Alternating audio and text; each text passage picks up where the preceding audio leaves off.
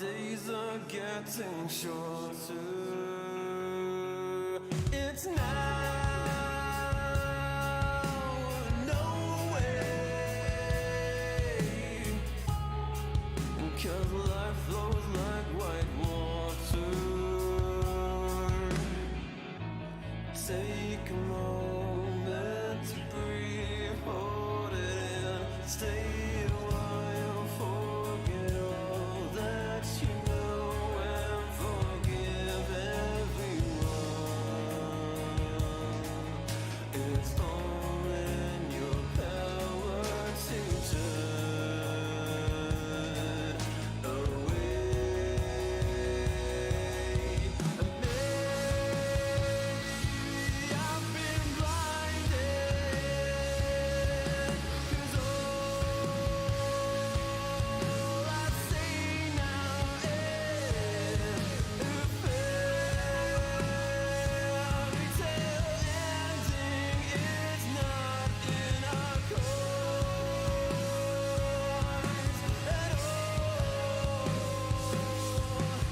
Make a change, forget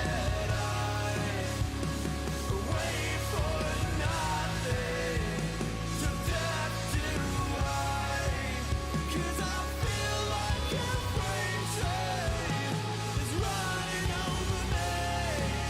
So I'll say what you want me to make you believe, mortify and complicate. I'll wait by until it's too late.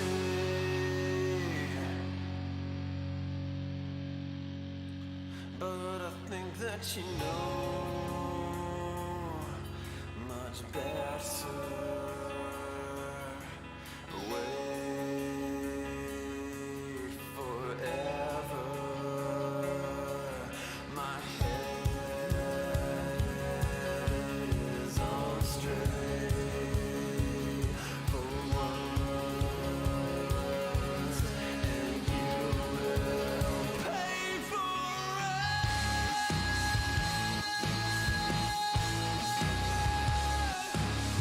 Yeah.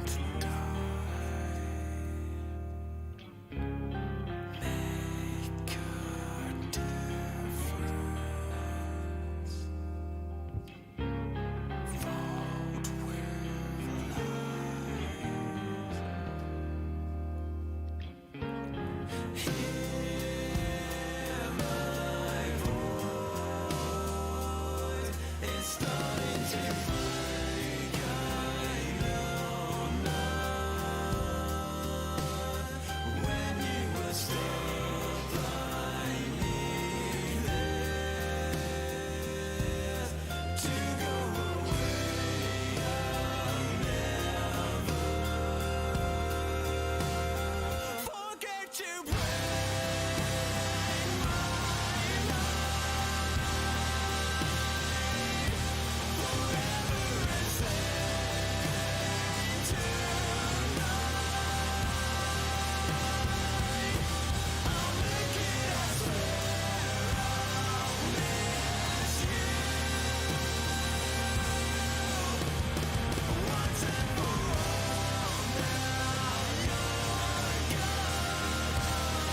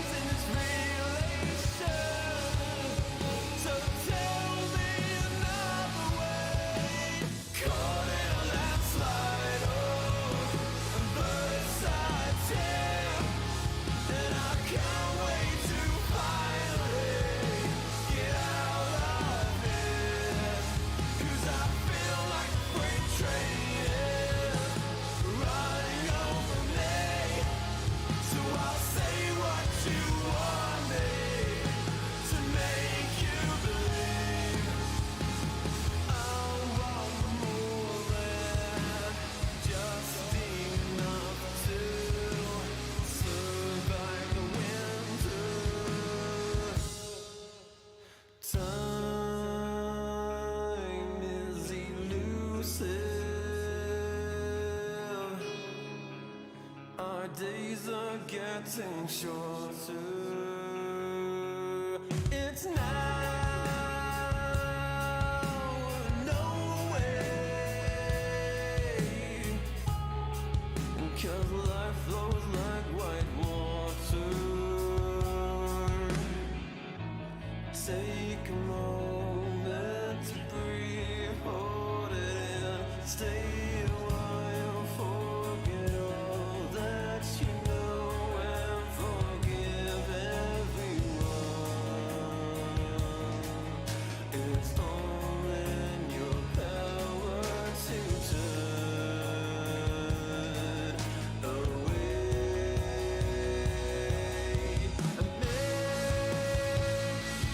I've been blinded, 'cause all I see now is a fairy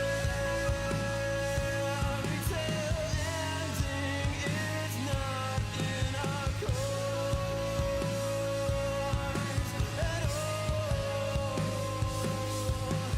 Make a change, forget wait for nothing, to death do I, 'cause I feel like a freight train is running over me, so I'll say what you want me to make you believe, mortify and complicate. I'll wait by until it's too late.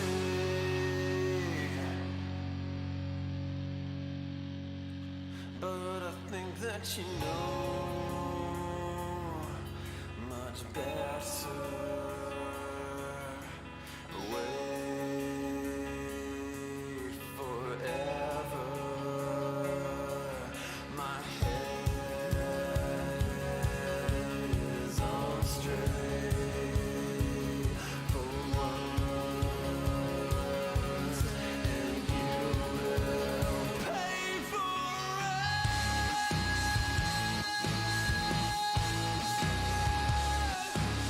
it.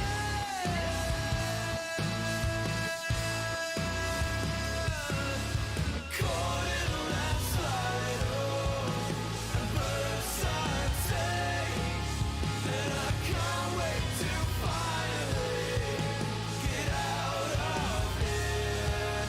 And I feel like a freight train is running over me, 'cause I know like I know everything to make you believe.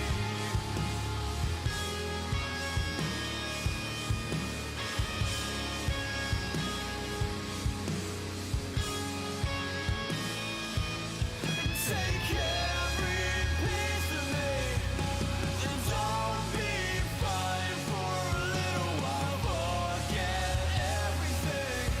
You're making excuses. These loaded questions will be useless for you. And the real answer is that I fucking hate you.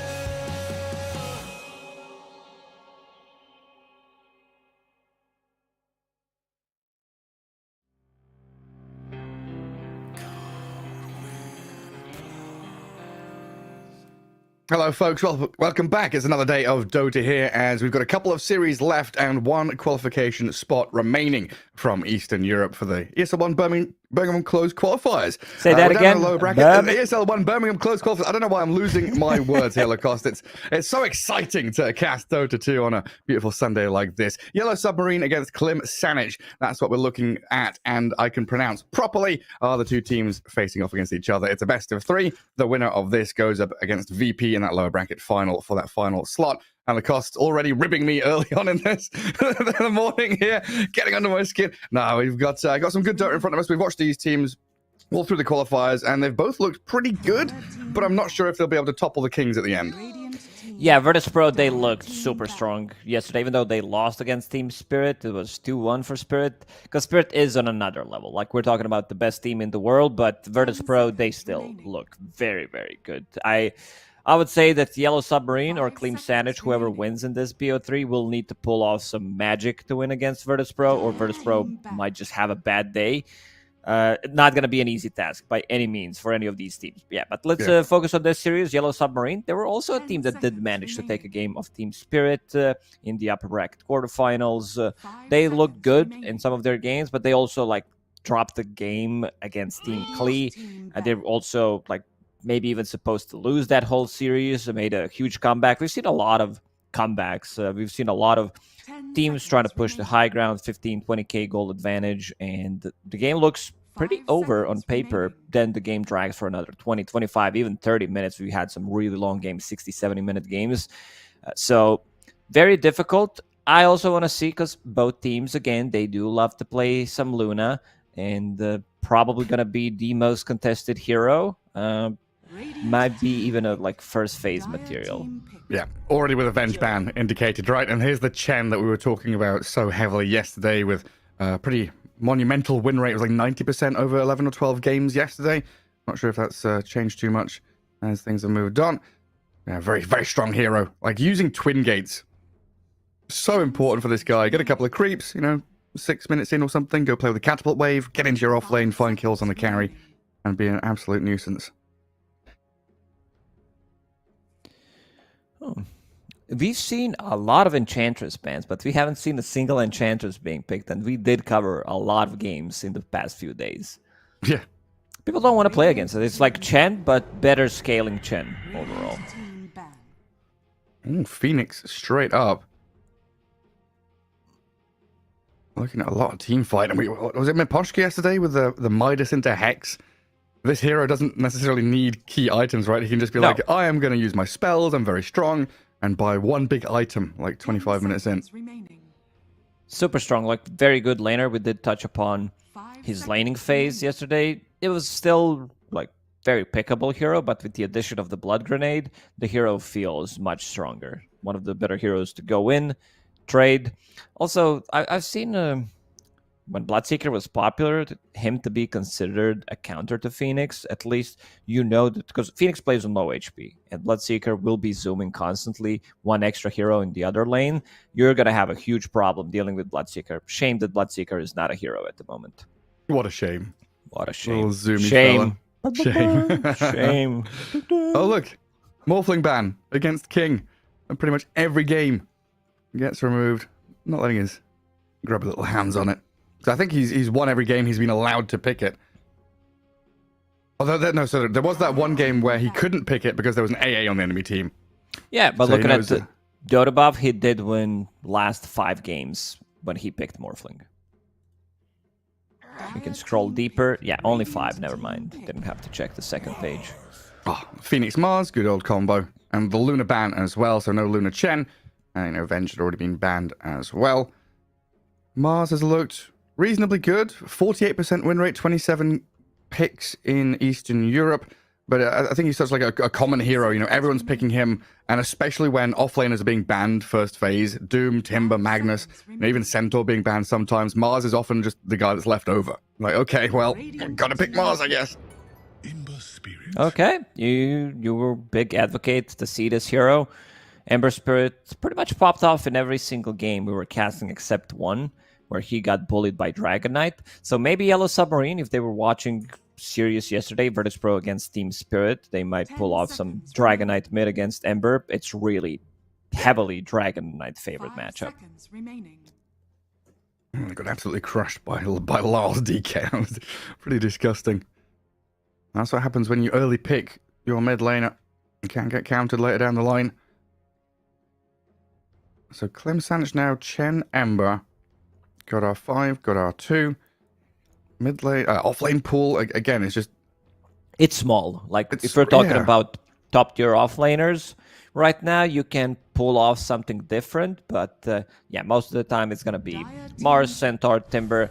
We don't get to see Doom. This is the one that gets I think he's the most contested in like the first one. Like we're not just talking about the phase, but the first guy you click is Doom most of the time. Yeah, just permabanned. And what is this?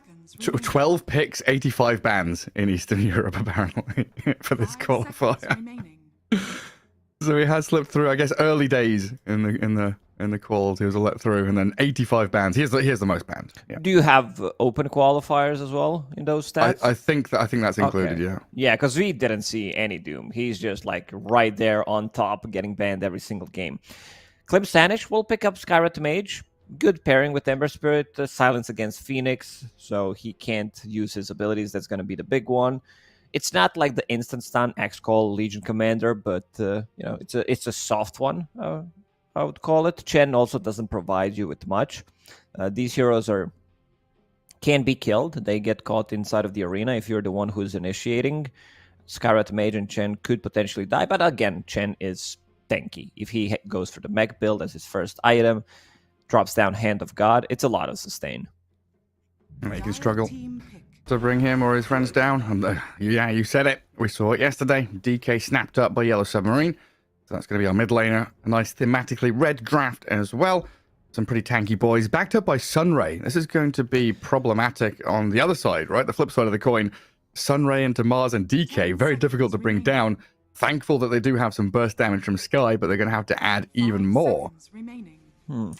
Yeah, the problem is you don't have any percentage-based damage. You don't have any healing reduction. Ember Spirit does buy into Shivas as his like second item, pretty much. Mace Slayer Shiva's Guard is his item build. Might need a BKB in between, depending how the game's gonna go.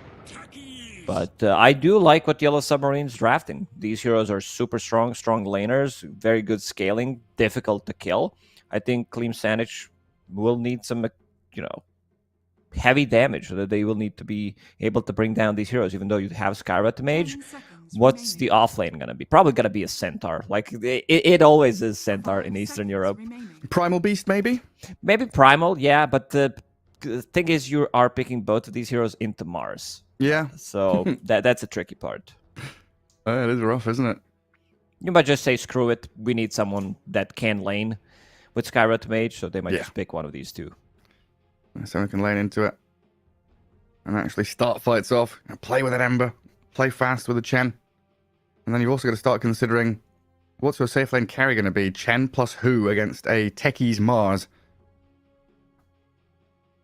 Difficult one. We might start thinking about a Slark or something for Klim Sanch later down the line. Radiant team back. There it is. Straight away. They were probably thinking, do we want to go with the offlane right now or pick up that Slark that you mentioned? It is a good Slark game. Once he gets to his like 2-3 item timing in terms of damage, there is always Techies. Mars is okay. Phoenix, some damage on the ground. Sunray. But overall, we did see Chen plus Slark, where the lane against Tidehunter +1, can't remember who it was, looked really good. But then again, Chen with the Divine Favor, bringing him some extra regen, putting armor on him, and also leaving him some solo XP at the start, zoning out the other position 4 from the enemy. So this lane is stronger than I thought it was. Yeah, it was clear against Yellow Submarine. So Yellow Submarine, they've felt this one already, the Chen Slark. They did win that game in the end, though, against Klee. That was the one where Klee kind of tapped out in that team fight, right? Where they were like, we can't kill anyone. This is done for. So yeah, now offlane pool gets even smaller. Centaur and maybe like a Tidehunter ban. That really removes all of the options for Klim Sanich. Yeah, I don't know what happened with Beastmaster. You asked the same question. I think it would be really good pick here. You need some extra attack speed to bring down the egg. He lanes really well with Skyrat Mage, a lot of damage. You can get some early trade kills. Radiant team ban. Like, yeah, legitimately, who else is out there? Bristleback? Yeah, I don't think that's Night Stalker? a real hero right now. I'm really digging deep. Wraith I am Kitten? big fan of Night Stalker, but against Phoenix, it does look wonky. Where's Underlord been, huh? He's out of the mix for a long time now. When I was casting qualifiers for Dream League Season 22, Underlord was on Dota Pro Tracker. That was like 2 weeks ago. One of the most contested heroes in terms of like one of the highest win rate heroes as well. Really? Yeah. I don't know what happened. Probably Ace came back after a break and he played like 15 games of Underlord per day. Maybe so. I mean, it is percentage-based damage as well, right, from Firestorm. So you could get a decent amount done. Primal Beast still left in there, so they go back for the easier option that we mentioned much earlier. I think the thinking was they would probably go with either Centaur or Primal Beast anyway.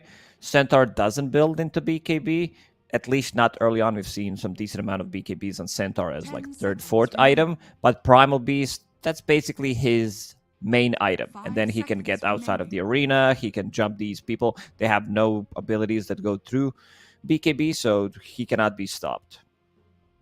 And now, what is King's hero? What are we going to get? Wind Ranger's banned, Luna's gone, Morphling's out, no Faceless Void.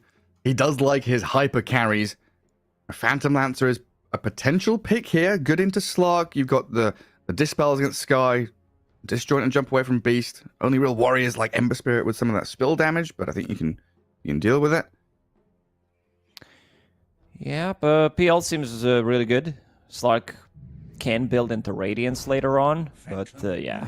So, Gary, you don't even need me. This is why you're the big brain caster. You might solo cast from now on. Go ahead. No, I'm only good at calling carry picks because I'm like, I'm a pos 5. What kind of carry is going to get picked up here by my greedy fella? I mean, the King is like the classic carry player as well, right? He's like hyper carry. I want some agi illusion kind of dude that's going to destroy everyone 30 minutes in the game. Don't care lane, just care late game.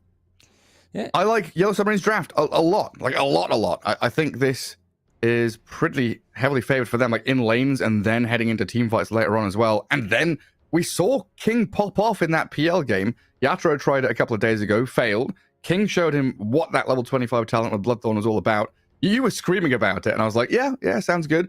And then he just like half a second on a Luna 50 minutes in, Luna's dead. Yeah, I see a big issue for Clean Sanich once we get to the point where PL has 2-3 items, Mars with a BKB, Dragonite, Blink Dagger, Mage Slayer. What is Sky Chen going to do about it? Like, they can't really protect themselves. It's going to be really annoying. You see some Phantom Lancer illusions dropping on top of you. These heroes are known to be very easily killed.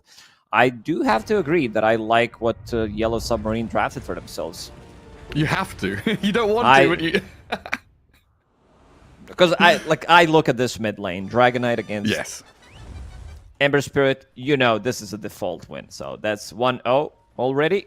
And then the side lanes, they have strong side lanes as well. You have Rue on techies. Rue has been pretty outstanding throughout the qualifiers. Some really good performances on Rubik. Just like the guy's positioning is extremely good. And I think you need to have top tier positioning if you want to play techies. Like you need to be there at the right time. With the blast off, he might get caught here. Potentially. He's smoked up and walking all the way down to that Watcher. Oh, looks like Clem Sanich not going to swing over far enough. Yeah, I mean, to be honest, before... Oh, look what Techies is doing. I think he wants to plant that sentry ward. Okay, it's just for Chen. I was thinking about maybe put it near the tier 2 tower, so the lane's going to be pushed in towards your tier 1 tower. It's super effective. A funny little trick where the creeps get aggroed and waste all their time killing a sentry. But yeah, I mean, to be perfectly honest, heading into this series, I was saying to you that I kind of expect Clem Sanich to come out on top. More known players, they look solid through this qualifier. But looking at this game one, looking at this draft, I'm like flip-flopping. I'm going to go back to the... I think Yellow Submarine, game one here. If they can take this and then make a run in this series, they probably get through to play against VP. We'll find out. There's a long road to go yet. And this bottom bounty rune battle is going to be won by Clem Sanich. Mankushi getting that first rune. Raze and King the others. And the third one, the fourth one, in fact, going to Rune. Yeah, he pick up the rune. So, yeah, 3 for them. Respect starting with Penitence level 1. Usually when he's paired up with Chen, we did see that Divine Favor, extra regen, 12 armor level 1. Oof, again, Penitence, but no real damage onto him. Yeah, couldn't catch up with Slark. Man, this lane is pretty obnoxious, though. Techies, Mars. Level 1, kind of whatever. Slark is going to get up there. Get a few hits in. Bullied back by the Rebuke. But Mars and Techies, when they hit level 2 and 3... Yeah, once you hit level 2, level 3, but Slark level 1 is like, okay, I get in, I get close to creeps, get a couple of right clicks, already down to half HP. Yeah. You gotta do what you gotta do. And Chen's gonna Perfect have this CS fight on with Techies. Munkushi. 4-0 already. Very nice. And Techie's gonna get this body block in the camp. Make sure Chen doesn't have too much to play with. And Wanderover still has his large camp available to him. In respect, doing a decent amount of damage there, but Munkushi's courier getting sniped. Bit of bonus gold for Yellow Submarine there. That's going to be pretty easy and calm for the Mars. Up at top, Phoenix and the PL. Is this a similar kind of lane to the Slark Chen? Kind of slow and sit back, hope for the best? Yeah, this is not a killer lane by any means. All they want to do is sustain, maybe get a trade kill. PL, pretty similar to Slark. At early levels, doesn't put too much pressure. Slark does put more pressure, to be honest, because PL doesn't have those abilities, doesn't have this turnaround potential. Skirmishes, they can kill people in this lane, but for Yellow Submarine, it's all about sustaining. In that mid lane, Ember Spirit seems to be doing okay in the first couple of levels. Definitely gets more and more obnoxious, though, as, you know, Dragon Tail will be leveled up at 4, and that's where you start stunning and denying and really spamming out the denies and last hits against the Ember Spirit. But so far, so good for Chira Jr. Well, a little surprised, like we've seen this same exact matchup yesterday. It is Laurel, of course, one of the best mid laners in the world. And, yeah, Squadix wasn't able to do much on his Ember Spirit. Yeah, I think it was kind of, maybe not even for the first 3 or 4 waves. Like DK was like 13 last hits and Ember was, you know, 8 or 9. He was a little bit behind. But it's like really once it's like level 4 or 5 DK, you get Dragon Tail, it's just Ember can't do anything. You get stunned, you miss 3 last hits, and DK with like double bracer, denying everything. You have way too much sustain. Dragon Blood level 2, double bracer, or just a bracer. What does he bring? Second bracer, okay, so he wants to put even more pressure into that lane. Slower start, as expected. Like, both safe lanes don't put too much pressure. Rue, wanting to pick up Lotus. Let's see. He didn't get it, bottom. Okay. What a Chen. Chen At stole it with least a that ghost was now. fixed. That the Lotus doesn't spawn like every 3 minutes, and then it spawns at 3 and 2 seconds. It's just, it was just weird. But I'm really glad that's been fixed. Yeah, there was a bunch of stuff like that, right? Like Roshan spawn. We watched the timer tick down to 000, and he's like, and where 3 is more he? seconds. He's coming. even like creeps spawning, late game especially. You know, 60, 70 minutes in, we used to have like 5-second delay for some of the creeps to wake up and get about their daily routine. Yeah, Dota, we've fixed quite a few things. No first blood yet. Getting into the 4th minute. Mars and Techies. Pretty low on mana here for the Mars. No mangoes, no one charges, so can't actually combo up with Rue whatsoever. So that kill threat gone means Slark going to be very happy. Top of the last hit board now as well. Munkushi having a decent time. We were talking about this bottom lane being difficult for Slark. Munkushi says, nah, screw you. I'm having a fine time. Mid lane, Ember Spirit 19-2, right behind the DK. Not struggling whatsoever. I guess there is a big difference. Like you said, LOL and that DK. A bigger difference here. Yeah, that's Top lane? definitely skill difference. Top lane. This might be the first blood. King. Who's it going to be? No Cloud? doppelganger available. Tanky Beast walks back. King doppeled away from the trample. Phoenix gets out of danger as well. A double wave arriving from the Radiant here into Dire's tier 1. King going to try and drag a few of them back one by one so he doesn't get swarmed by them.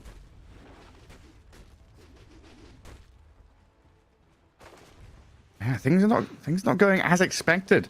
And coming out of that draft and into game proper. Maybe players, first game of the day, warming up a little bit before we get into the meat and potato of things.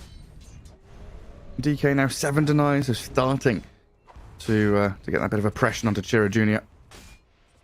I'm watching King CS top. Doesn't miss a single CS under the tower.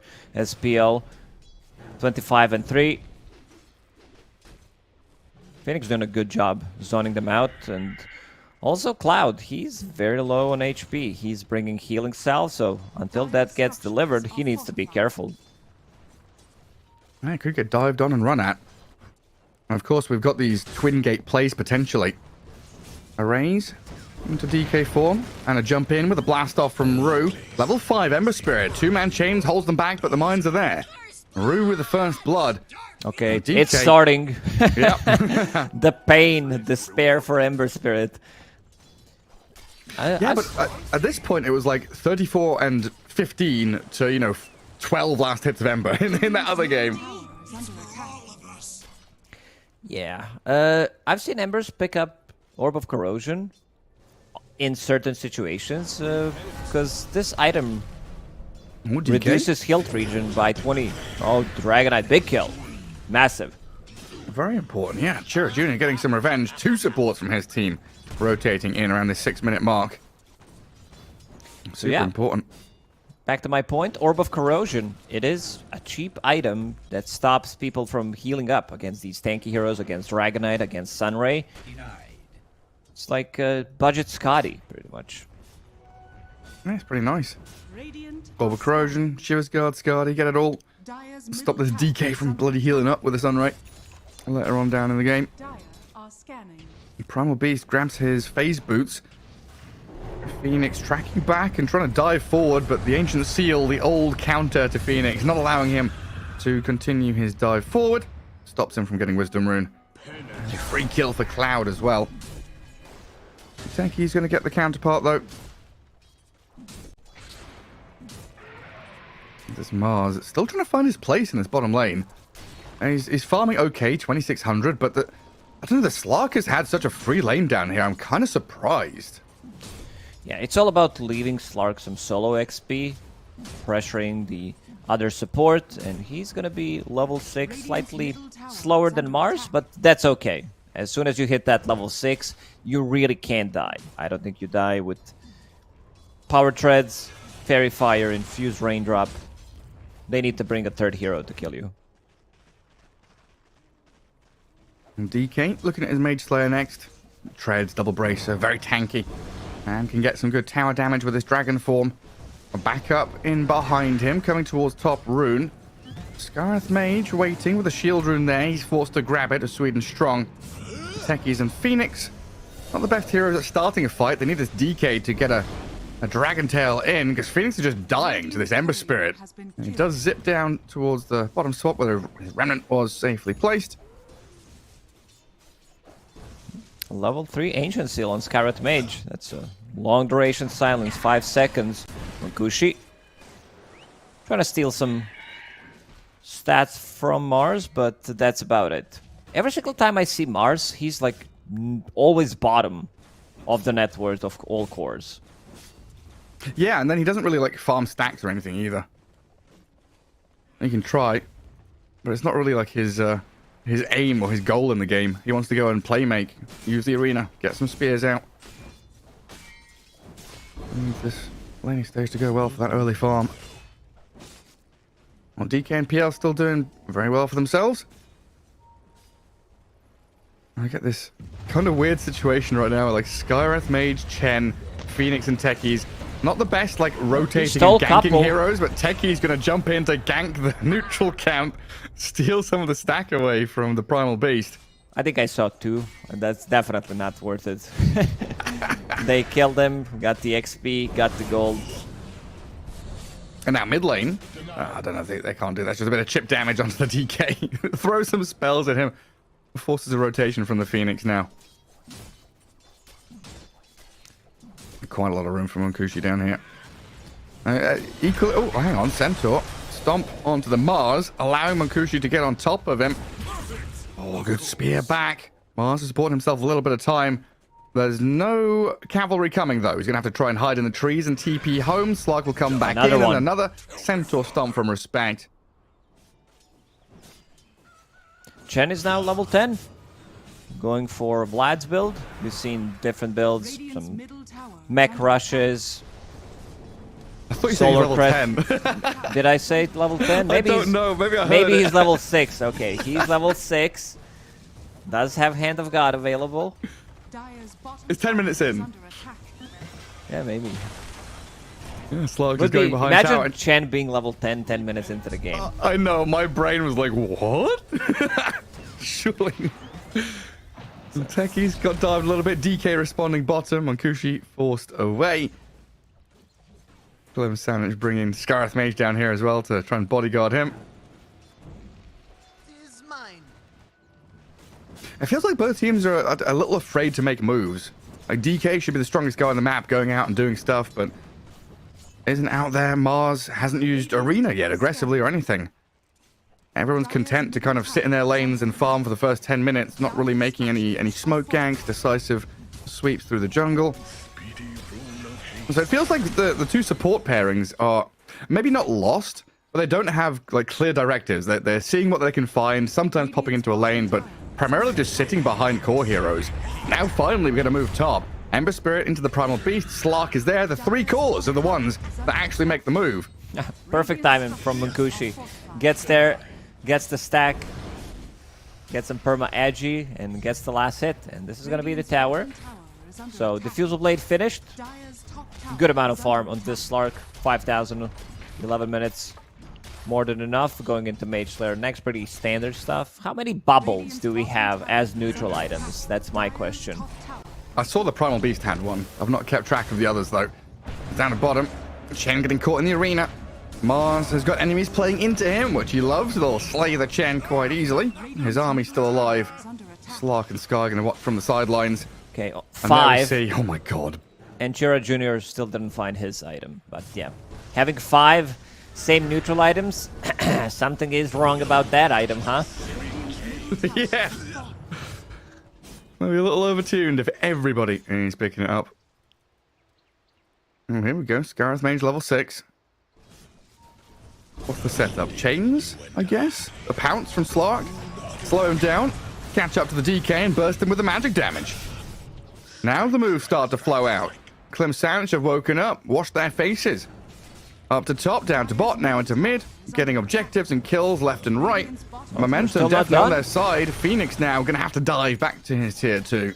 Ooh, Staying Strong, not close enough. If he gets Ancient Seal off, that's definitely a kill. But yeah, another tower killed. They are speeding things up. Slark, Gushi playing very active. So you're looking at how many bubbles, how many Mage Slayers are we going to have then? I see Mars. 1, 2. PL gets Eternal Shroud. 1 on Slark. 4. Only 4 this game. Only 4. Oh, bubbles and Mage Slayers. Incredible stuff. Vlad's up for the Mars. So we're able to push out that bottom lane. As the rest of his team smoking with the Dragon Knight. Pivoting down to bottom where Slark is out in the open. Chen might be able to pop this smoke though and break it. Sacrifice himself for the greater good. Obs ward placed, immediately dewarded. And it looks like that's given up the jig there. Chen's seen the Phoenix, so Monkushi Slark gonna dip back into the jungle. Does have his ulti, pounces across away. The Dragon Tail does follow. And he's got his ulti still and 18-1 charges to play with. Arena Spear gonna catch him inside and the mines will blow him up as well. A great arena to keep him inside. And a big kill. Chen didn't even bother popping that ulti. Understood that Slark's dead anyway. Chira Jr. now chasing. They want the big kill. King still 0 deaths. There's the one. Doppelganger, is it coming in time? No, that's silence. Such a long duration. They do spear the Primal Beast back to tier 2. But now the Mars getting turned on. Phoenix with a well-placed egg, but the Mars is going to die in the disengage from Clem Sandwich. Allows them to slip away.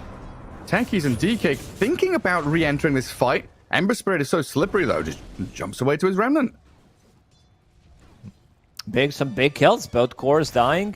King, we know that he, a lot of the time, as you said, he's the old school traditional carry. By old school, I mean the style, because he's 16 years old. Dota 1 is older than him. He was not even born when I was playing professional Dota. But yeah, he does love to, you know, farm a lot and then hit one big timing, then join with the rest of the team. How long ago was the TI you went? You went to the TI 2, right? TI 1, TI 2, yeah, but TI2, I also played Dota 1. Dota 1 Yeah, okay. professionally. So. Phoenix down, Mars about to follow. This is quickly getting out of control now. Respect still alive to the hand of God and the heals coming. Rue, the next one on the menu. 3 in a row. 11-3. Klimsanic cleaning up. Very crisp gameplay from them in the past 5 minutes. It was a slow burner. 10 minutes of laning stage. One of the longest laning stages we've had in a while. Now all breaking down with the towers collapsing. And Klimsanic cleaning up. They don't have the answer for, like, Ember Spirit was supposed to be the one suffering, and it seems like it's Dragonite. They have burst damage from Scarlet Mage Chains combo, and also if Slark starts munching on him, he's gonna die. In terms of protection, they don't have much. 2 points in Sunray at the moment, but they're also getting outmaneuvered. You know, this is another one of these games where the Dire needs it to go like 40 plus minutes to get this PL unlocked, online, ready in fighting shape. And I don't know if Klimsanic are going to give them that 30-minute leeway.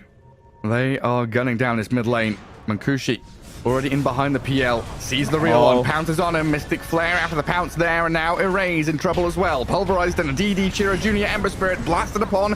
Nice egg with the arena on the left side of the fight. Techi's being focused with the trample now as Primal Beast opens up. Respect still alive. Finally going to die to the egg and the Sunray onto Mankushi following through. But a pounce back. Gets him to safety for now. And the dive back in. Ember and Primal Beast decide not to go. They will jump in again. Munkushi needs a little bit more time to regen up, but he's going to be ready to fight. This is 3 versus 4. Sweden strong, another silence available. And Ember Junior jumping in. They're changing angles, changing direction with the rest of his team to come from the northwest now. Good spear sends the Slark packing, but onto the DK with a Pulverize. Crashing into the Mars and the Phoenix. Massive damage from Cloud. He is still under tier 2 with the Sunray on him though. Primal Beast down. 15-5. Klimich still looking at this fight, thinking, hey, we can go round 4, round 5 here. Power of Ember Spirit. Plus Slark. They don't rely on any cooldowns whatsoever, and that's going to be another one. Quick in and out. Shura Jr. is now in trouble. He needs help. Oh, the PL's on his tail. Finishes him off. Kill streak. A lot of gold there for King. King now will have the Fusel Blade. It's going to be much different fight when he picks that up, but he can still be bursted. Like one stun, one silence from this Scarlet Mage, and he's going to die. Primal Beast is massive. He's the most farm hero, and we talked about that they don't have anything to stop him with his BKB going in. These fights are pre-BKB. Now he does have it, has Veil, and going into Shiva's Guard, so more reduction. More attack speed reduction against PL. So this is going to be massive. I don't know. Every single time we see Primal Beast in competitive Dota, the hero looks really good. Yeah, he just looks unstoppable. Hits his timings really nicely. He's got a very clear directive, clear job. Go in, find a hero and punch them, slam them into the ground. But honestly, that fight looked much better than expected from Yellow Submarine. You know, it could have been a complete routing, but great techies blast off onto, 3 heroes. The Supernova and Arena were well placed, able to kind of drag the fight out, allowing that PL to at least get a kill on the Ember in the end. And if the spell casting wasn't so good from Yellow Submarine in that fight, the game could literally just be over right now. They've kept themselves in it at least for a little longer. Klimsanic, though, now 6,000 ahead. Mankushi pretty aggressively placed in that top jungle. Rest of his team down in the Dire Ancients area. Mankushi also building into BKB. Think it's necessary here. You can also focus down the egg, get out of the arena. Your mana won't be burned, so pretty natural item progression coming out from Mankushi. You want to get that Diffusal Blade ASAP, start being active. Mage Slayer goes Mage Slayer, I guess. Just Mage Slayer, innit? Well, tier 2 neutral items. I saw Phoenix got a Philosopher's Stone. That's always very handy if you're wanting the game to drag as long as possible. Get that GPM stat all padded out. Mankushi spent the last minute of his life dewarding top jungle, running around, placing 3 sentries, using his ulti as a ward scouting machine. One of my favorite things in Dota, you see Slark on your team, you're like, okay, I'll buy 5 sentries, give it to him, free gold for me. Who gets the experience? The one who kills it? Yeah. Okay. And then gold goes to the sentry owner. And PL Ags into Diffusal, so I did switch up his build a little bit. We saw that Ags into Yasha. Diffusal came a little bit later, but he knows he needs to potentially fight at any given moment. Can't rely on the farming build. Needs to battle. Oh, this Ember Spirit. Hey, Maelstrom, Mage Slayer, another DD rune for him. Shira Jr. It's a lot. The amount of stuff that he applies to enemies: Orb of Destruction, Orb of Corrosion, Mage Slayer, overtime damage, reducing their armor, reducing the heals. 21 minutes. Wisdom rune for Cloud and Techies. He thought he was being clever. Instead gets picked off. The arena whiffs. Misses completely after the spear. Sunray coming in to try and clear through Cloud. Phoenix dropping low though, and in the back of the fight, the PL diving deeper. Supernova's Can't focus out. the egg. Cloud trying to bail away, so you're right, they can't deal with the egg. The TP's home. Chen will die. The Primal Beast follows as well. The fight split like 3 different ways. They get the Wisdom Rune, sure, but Yellow Submarine defend their area of the map. Not the greatest trade for Klimich. They needed Slark, but I guess Mankushi did not want to join until he gets the BKB, so slightly too deep. Still in the lead. Oh, what a play. 4 staff on Shira Jr., so he can try to Searing Chain erase. He just blinked. Mankushi will find him. Oh, stacks on stacks. Munch, munch, munch. Shira Jr. gonna come here as well. 22 minutes. DK dead. No Dragonfall, no life, nothing left. And yeah, that bottom lane fight was also the debut of the Primal Beast BKB, right? Using it and not getting too much in the trade. Are scanning. The King given that little bit more time now to scale up as the PL. It seems like Yellow Submarine, they need time. They need Mars to pick up his Blink Dagger or a BKB, whatever he wants to buy. Next, PL still needs a Dispel mechanic against those silences. Dragonites is in a tough position. He's lowest or second from the bottom of the cores. Doesn't feel like this Dragonite is putting too much pressure. Since you're playing into Slark, Ember Spirit is massive. Even Primal Beast, you're not as tanky as you think you are. Yeah, now your team has kind of decided they want to play slow as well. DK probably wishes he bought Hand of Midas. Try and scale later on. Get into that Manta Ags and all the levels you need. Well, here we go. Roche time for Klimich. They're in the pit. Yellow Submarine starting to swing down south. Don't know if they'll be here quite fast enough. Yeah, they can't get there. Seems like they're afraid. And looking at the quick buy for both Slark and Ember Spirit, both of them are like, okay, it's Radiance time against PL. We want to have something. So one of them will have to decide who gets it. Well, whoever buys the relic first. That's always the rush. The race in your pub games. You got like an alchemist and a wraith king and a I don't know, a Kunkka mid. They're all like, I want to buy Radiance. Oh, Mankushi doesn't quite find the catch. Already spent his pounds, it looked like. Radiant's middle tower is under attack. Ember has more gold, so he might be the one buying it. I like how Radiance is not like before. You needed to rush Radiance, otherwise it wasn't as effective. But now you can buy it as like 3rd, 4th item, and it's still fine in certain situations. So it doesn't feel like that super heavy kind of farmy investment item that you need to pay off. That's always going to be useful against these illusion heroes. Dire's middle tower is under And with this Aegis, Clem Sandwich looking to take out these tier 2 towers, get a bit of that map control, a firm grasp out of this mid lane, probably into top as the Radiant team love to shove top tier 3. is under attack. Dire's Easy tier 2 there, and they've also got a wraparound onto King. A raise further to the left. They've pinged the PL. They know the real one has swung northwest. Who's nearby? It's the Mars here. Oh, that's slight chains. Manta Doppel up to the high ground. Illusion juking and dodging. Oh, hang on. They know. He's found the real one. He knows that's it. Can they finish him off before he gets to the Twin Gate? Yeah, the Mystic Flare, they absolutely can.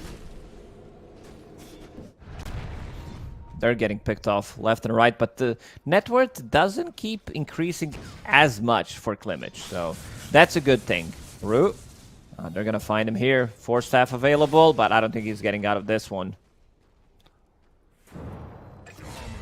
Taken out by Munkushi. And a bounty rune ready waiting for him as well. On Mars, he's been rooted up top. There's a couple of mines down here, but I don't think Chira or Respect really care. They've got tons of damage. Look at his attack speed. The penitence, yeah, with the Ember Spirit hitting the Mars. Ridiculous stuff. Another slight. Catch him out. Mars down. Yellow Submarine struggling to connect in any meaningful way. They're still waiting for PL to be ready. Dragonite has felt like a lost cause. This Mars, you said it right. He's like bottom of the cores in net worth. His lane was like okay, but they didn't really apply pressure to Slark. And now he just, I don't know what he feels He's there. like. He's existing. Yeah. Well, he's barely. not there. He's dead, but he will be there in 25. Good Ember. jump. Can they burst him? He's super tanky. There's Slight. Your Yeah. whole damage is gone. And look at Dragonite. Good luck blinking.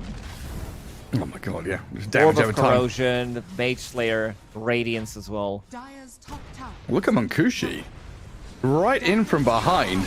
Finds the real PL as well with a pounce. Mantas, Force Staff, trying to drift him away up to the high ground. Munkushi giving chase onto the Phantom Lancer. Changes targets to the DK now as Cloud comes in. Does pulverize the Mars, brings him low with a Mystic Flare, looking to finish him off on the Mars. He's out of here. They pop BKBs, there's not enough damage. Radiance just finished on Chira Jr. And Munkushi, he's like, okay, you have Radiance, I will pick up Disperser. So, Dispel, giving them haste pretty much. And they have BKBs, they have Gem. I don't see a single Observer Ward from Dire on the map at the moment. Oh no, it is dark and spooky out there. They have 2 watchers, I guess. That's it. That's your vision, okay? But yeah, we start to see this pretty cool Slark versus PL matchup, right? We talked about it in the draft where PL can be a counter to Slark, burning his mana, being irritating, and having these illusions that can't be cleared. But equally, Slark has Pounce, which just ignores illusions, finds the real one. And if you've got the follow-through, which Munkushi does, thanks to Scarith Mage and Ember Spirit, you find the real one, you kill the real one. You don't want to focus PL in the fights anyway. You want to... Because they don't have this, like, instant initiation burst. He can easily doppelgank away, hearing the Primal Beast onslaught. But, yeah, I don't think... King needs another good 15 minutes.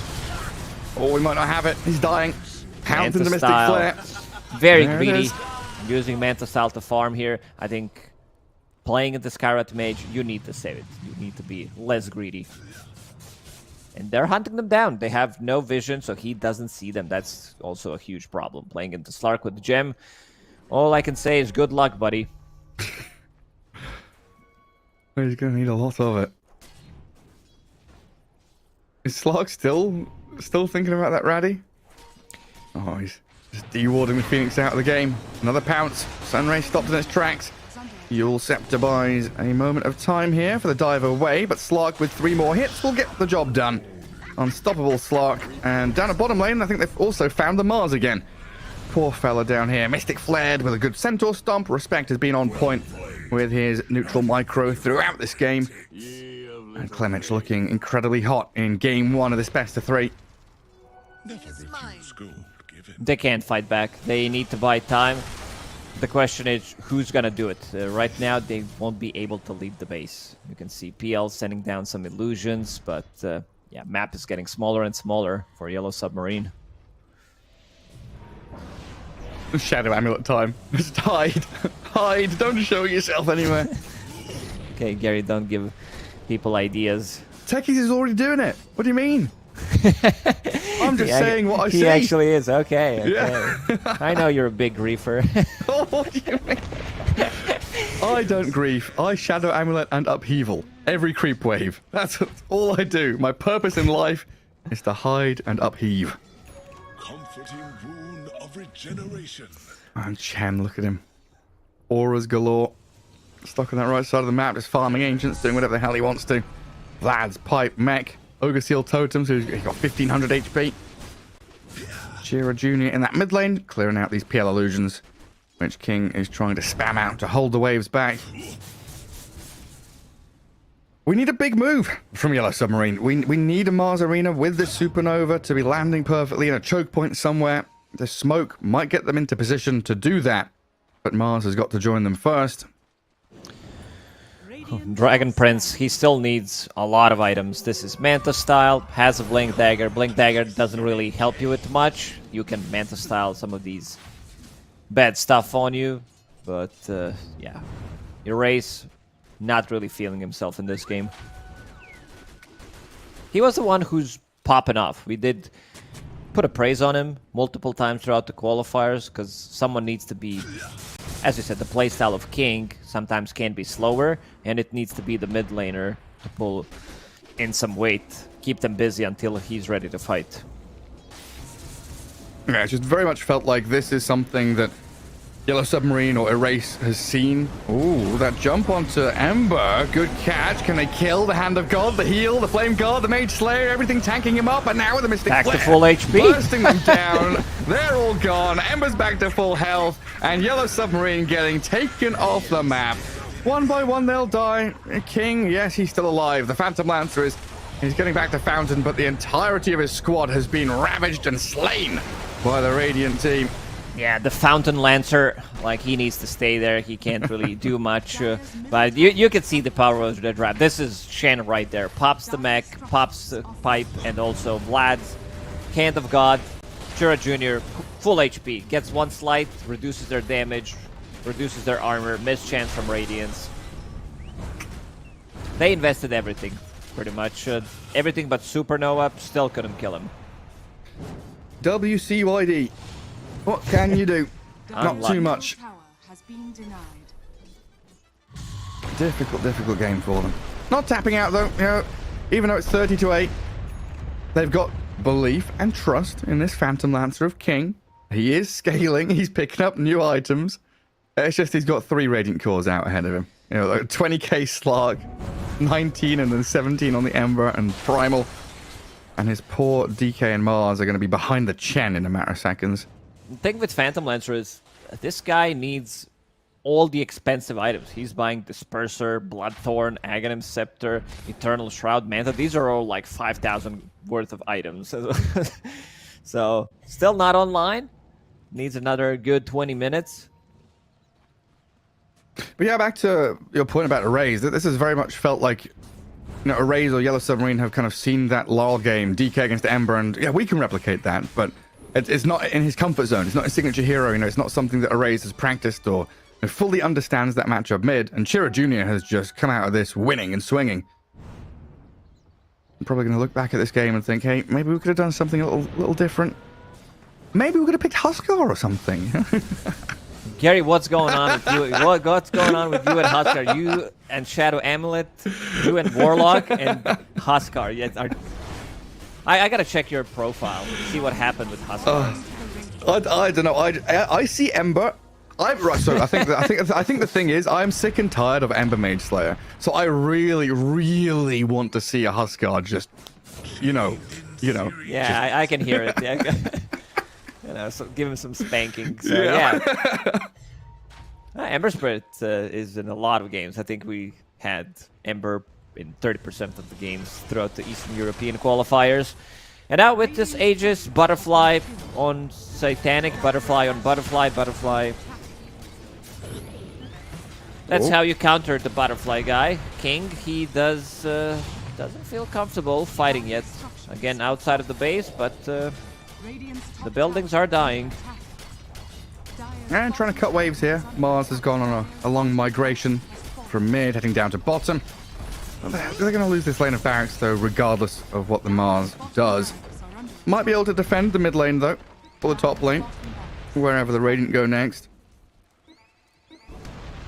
Got to get the creeps out of the base first, though. So there's a wave arriving bottom. Backdoor regen not kicking in yet. Yeah, looks like they're probably going to lose a second set. Mars didn't get to that next wave in time. Hey. King will have to join. To stop the megas. Can't have mega creeps coming your way.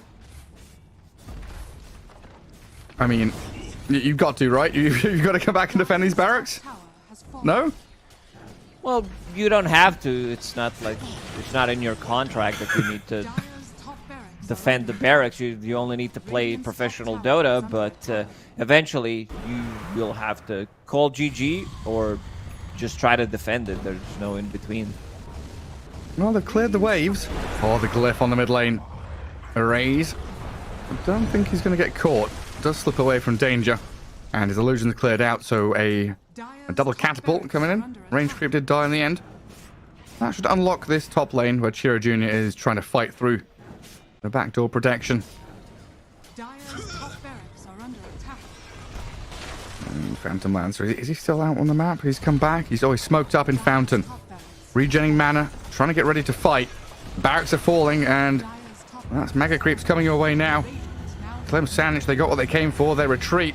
Trying to get out of this dire base now as the arena comes in. Scarlet Mage turning and fighting. The BK up from the Mars, trying to focus on Mankushi. Ruse Techies, 4 staffs away in the DK. Opens up on the sky.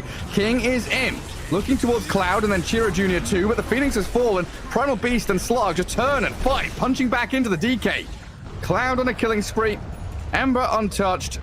Erase and King cowering back in Fountain at this point. Not much they can do in a 2v4 with Aegis in hand. Mankushi opens up on the tier 4 towers. They will buy back. Dire's middle tower. We'll see what they can do. He's trying to backstab, but just doesn't have enough damage. These heroes are way too tanky. Octarine Core on Ember Spirit. Dire's middle tower has fallen. And Mankushi, he wants to end it. Yeah, I mean, Slug just sitting there, the sun ray giving him a nice warm bubble bath. Sat in the sauna, not a care in the world. King surrounded. His illusion's cleared out. And GG called. The Yellow Submarine. I mean, we saw this coming, what, 12, 13 minutes in when the moves started from Clem Sanic. There was no real response from the Dire team, just waiting for PL to be online and ready. And he needed another 5, 10, 15 minutes 15, even. maybe 20, yeah, some Yeah. good half an hour to be able to play the game. That can't be the issue with the hero. If you don't have anyone to keep them busy, you're also not going to be getting the farm early gem pickup from Sweet and Strong. He gave it to Slark. You will get rid of most of their vision. They are the ones controlling Roche. We've seen a lot of back and forth games in Eastern European qualifiers, but this is not it. This one looked pretty over from start to finish pretty much after getting out of the laning stage. Yellow Submarine, they couldn't fight back. They picked Dragonite as a counter to Ember. I haven't felt like once that he is countering him. There was a game yesterday, Team Spirit against Virtus Pro, where it looked super good, but Orb of Corrosion, they had the burst damage coming out from Sky, Primal Beast went ham, and also Slark. You get on top of him, Dragonite, he just suffers. Yeah. We'll see if Yellow Submarine can come back into this and go the distance in a best of 3, or if Clem Sanic can clinch the victory and head towards that series against Virtus Pro later on. We'll have a quick break and come back with Game 2.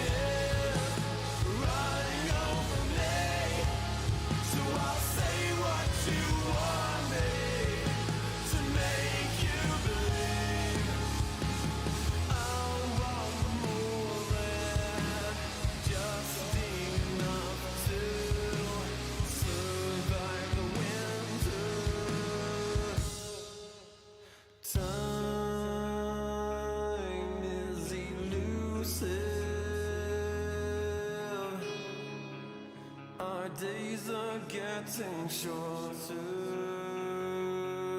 It's now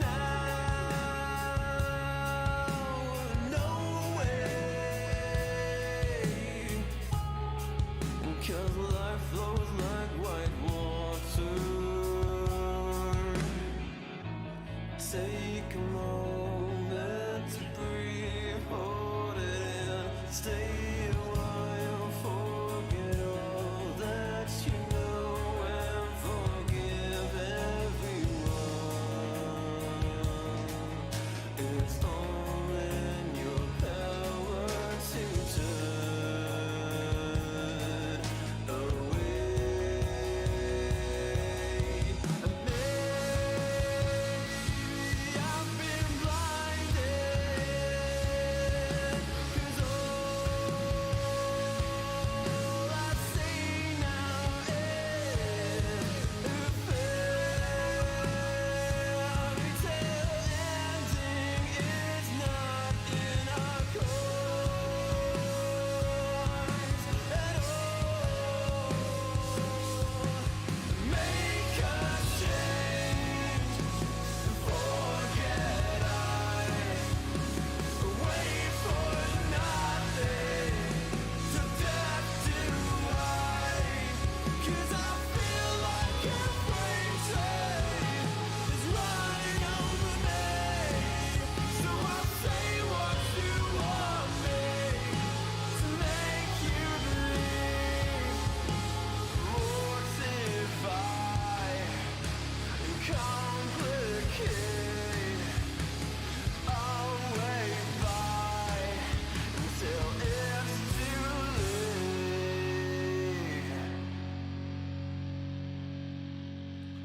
But I think that you know much better. Wait forever. My head is on straight for once, and you will pay for it.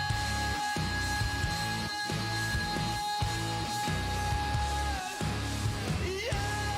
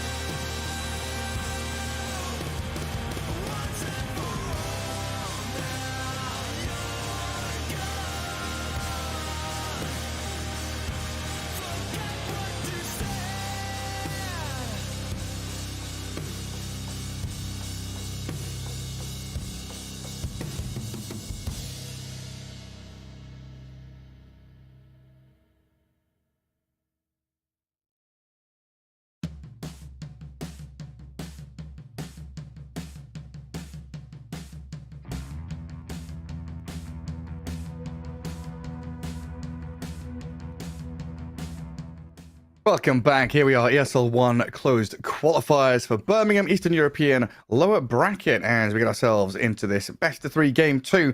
Yellow Submarine taking on Klim Sanic. And game 1, Lacoste, it was a real tasty draft from Yellow Submarine. I swung away from my prediction. I thought Klim Sanic was going to take this.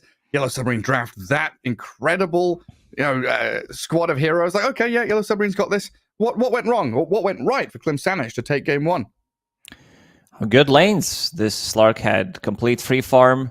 So did Primal Beast. And you also had the mid lane who pulled in some weight because this is not supposed to go this way. Chora Jr. had a blast of a game on Ember Spirit. They didn't have much lockdown for him anyway. One of the reasons why he did so well. Dragon Knight, few rotations. First, he gets rotated by supports. Then Slark makes a rotation mid, kills him twice. Kind of kills his game and the advantage that he had early on. Yeah, it was funny, right? Like, Dire brings 1 hero to kill Ember. And then Ember's like, okay, I'll bring like 3 heroes to kill you. We'll have the numbers no matter what happens. But game 2, angling into the draft, the ban's a little different. Magnus also going to be picked up first. Let's have a think back on what we saw previously in the bans. It was Doom, Timber, Ench, Windranger, Bat, Magnus, Venge. So we've left a couple of them in and we left the Chen in. And Magnetar. So Yellow Submarine will pick that one instantly. Them being the academy team of Team Spirit. 10 seconds You know, remaining. Team Spirit might need to give them some advice, might give them some advice. Like, yeah, first pick Magnus, that's it. Suddenly you become 10 times better as a team already. Radiant team It's a strong back. hero. Like we've seen Collapse yesterday multiple times playing Magnus. And the hero feels really good. In his hands, it's always going to feel good. But yeah, strong laner. You will always have this BKB piercing ulti, displacement tools. So yeah, I don't think like having ability 10 to seconds increase the remaining. farming potential of your carry and the mid laner. Magnetar has 5 everything. seconds remaining.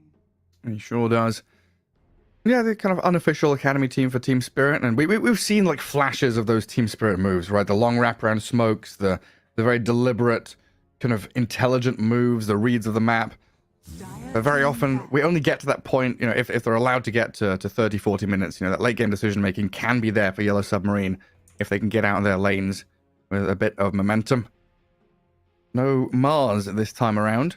Yellow Submarine banning it themselves. And just that offlane pool always getting whittled down, but we'll be left with, Centaur or something in the end for sure. Yellow Submarine did not want to give them Chen 5 Luna. seconds remaining. They played 6 games in these qualifiers. Yellow Submarine did 6 games with Luna. Pick. This is the team that really loves to play it, and they don't want to play against Chen Luna combo. It's just too strong. All the Radiant auras. team pick. In the Okay. spirit. Claim Sanic, going for the same build, going for the same heroes in this second game. So Chen, Ember Spirit, same order. Yeah, now it's like, does Arrays want another crack at this? Do we rerun the Dragon Knight against Ember Spirit mid? 10 Or do we seconds think about something later? I won't say it, Lacoste. I'll keep it till 5 last pick. seconds remaining. I keep my thoughts to myself about what we can do about the Ember Spirit in the mid lane. Yeah, we can start seeing hero pairings with Magnus now. Scar's Mage in the previous game looked okay with the Mars. We could see like a lion. Sorry, it was okay with the Primal Beast. We could see a lion or something with this Magnus that has been a pretty nice duo throughout the qualifiers. What other options are there? I wouldn't mind seeing Lion here, just because it works well with Magnus. You will always have lockdown for Ember Spirit, and Lion just plays off mana drain in most of these fights. He doesn't care about getting too close, might get a spell here and there, but yeah, it's all about mana drain Radiant nowadays. team pick. Oh, there's Grim, isn't there? I'd love to see a Grim come back in here. Team Spirit have used it very well, Right. but I don't think these teams have like really toyed with it much.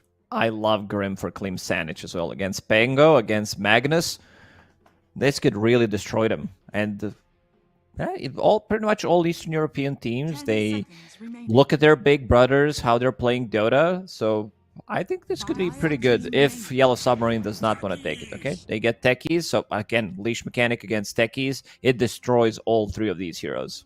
It looks so good, man. It looks so good. I was And kind of also hoping. the pairing. Like, usually you pair it up with something strong from the offlane, something that already has a stun, so you're putting a ton of 10 pressure onto seconds enemy remaining. safe laner. Get some Primal Beast. Primal Beast plus Grimstroke. Centaur plus Grimstroke.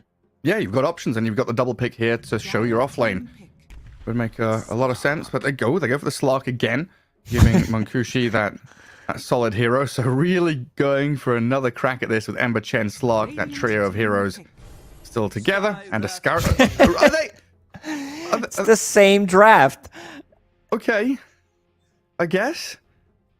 It's fine. I think it's okay. You have Scarlet Mage against Pango, against Magnus, Slark. They need some hero that Slark is afraid of. There's Faceless Void. I think you might need to pick it up, but again, picking up Faceless Void into Sky early on could be a bit tricky into Ember Spirit Steering Chains, but you need to start thinking about how you're going to approach these big team fights. And I think Faceless Void is fine. You give him Empower so he can farm up. You max it out anyway when you're playing the offlane Magnus. So might sacrifice some of your own farm, follow Faceless Void a bit so that he gets it. Radiant team ban. There he is. I mean, your primary worry is Ancient Seal, right? And you're going to be able to itemize to deal with that later on. Not that much instant burst damage from the other heroes. It's just like Ancient Seal, Mystic Flare, plus the offlaner. Void can withstand most of that. I think this game, at least for now, he doesn't need that early BKB. It might be Mask of Madness Maelstrom into Manta style. Yeah. Because you want to get rid of chains, you want to get rid of Scarlet Silence, be more tanky. Dire team ban. So looking Do you at think, these okay, final Gary, ones- $1 million question. Will Yellow Submarine ban Primal Beast? Yes. They have to, right? Like, you can't let it through. You can't let them have the same draft again, can you? 10 seconds. They banned You just Tide. lost. The other one's Centaur. 5 seconds remaining. Did I just lose $100 million, huh? Yes, you did. Why? Are they going to let them pick Primal I'll Beast? give you my bank account info. Transfer me $1 million. Hey, that's not how it works. It was the $1 million question, not the $1 million bet. Who wants to be a millionaire?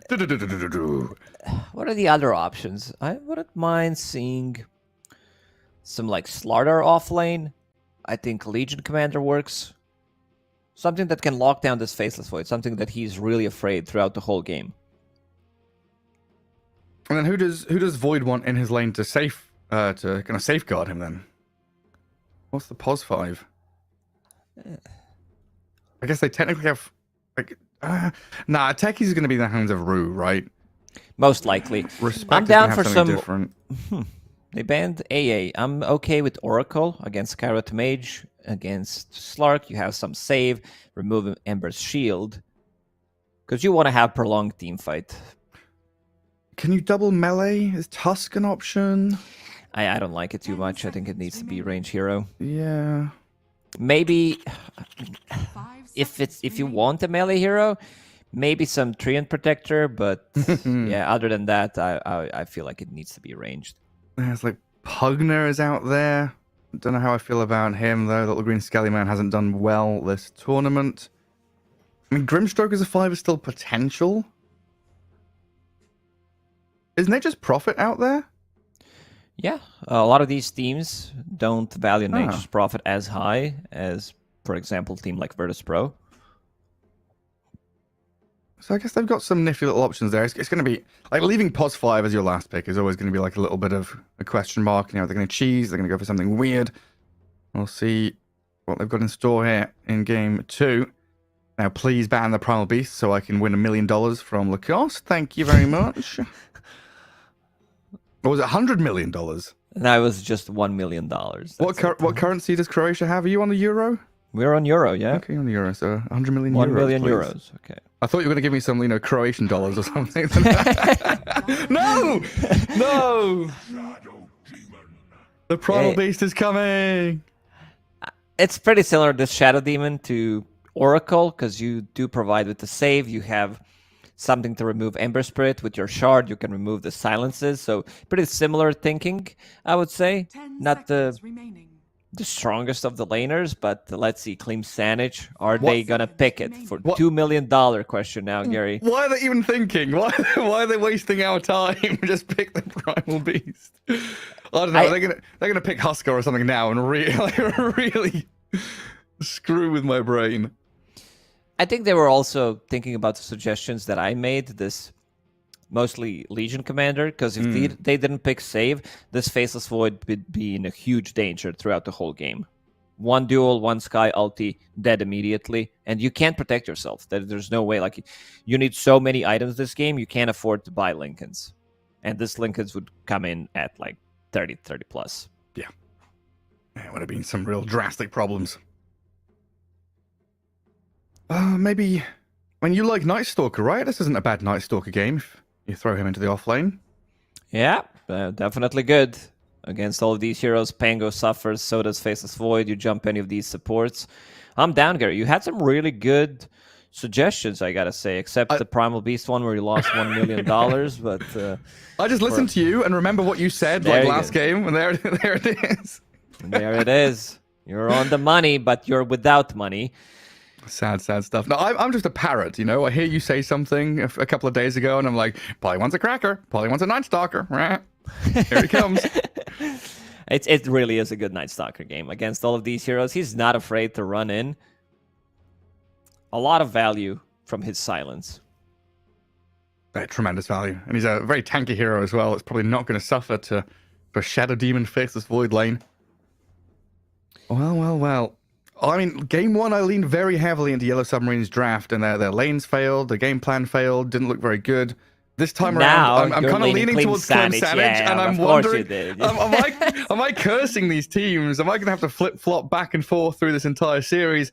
I think I'm going to go back to my original gut feeling that Clem Sanich is going to take this series. I'm going to say 2-0 for them. This draft is almost a repeat of game one. They know how to play through it.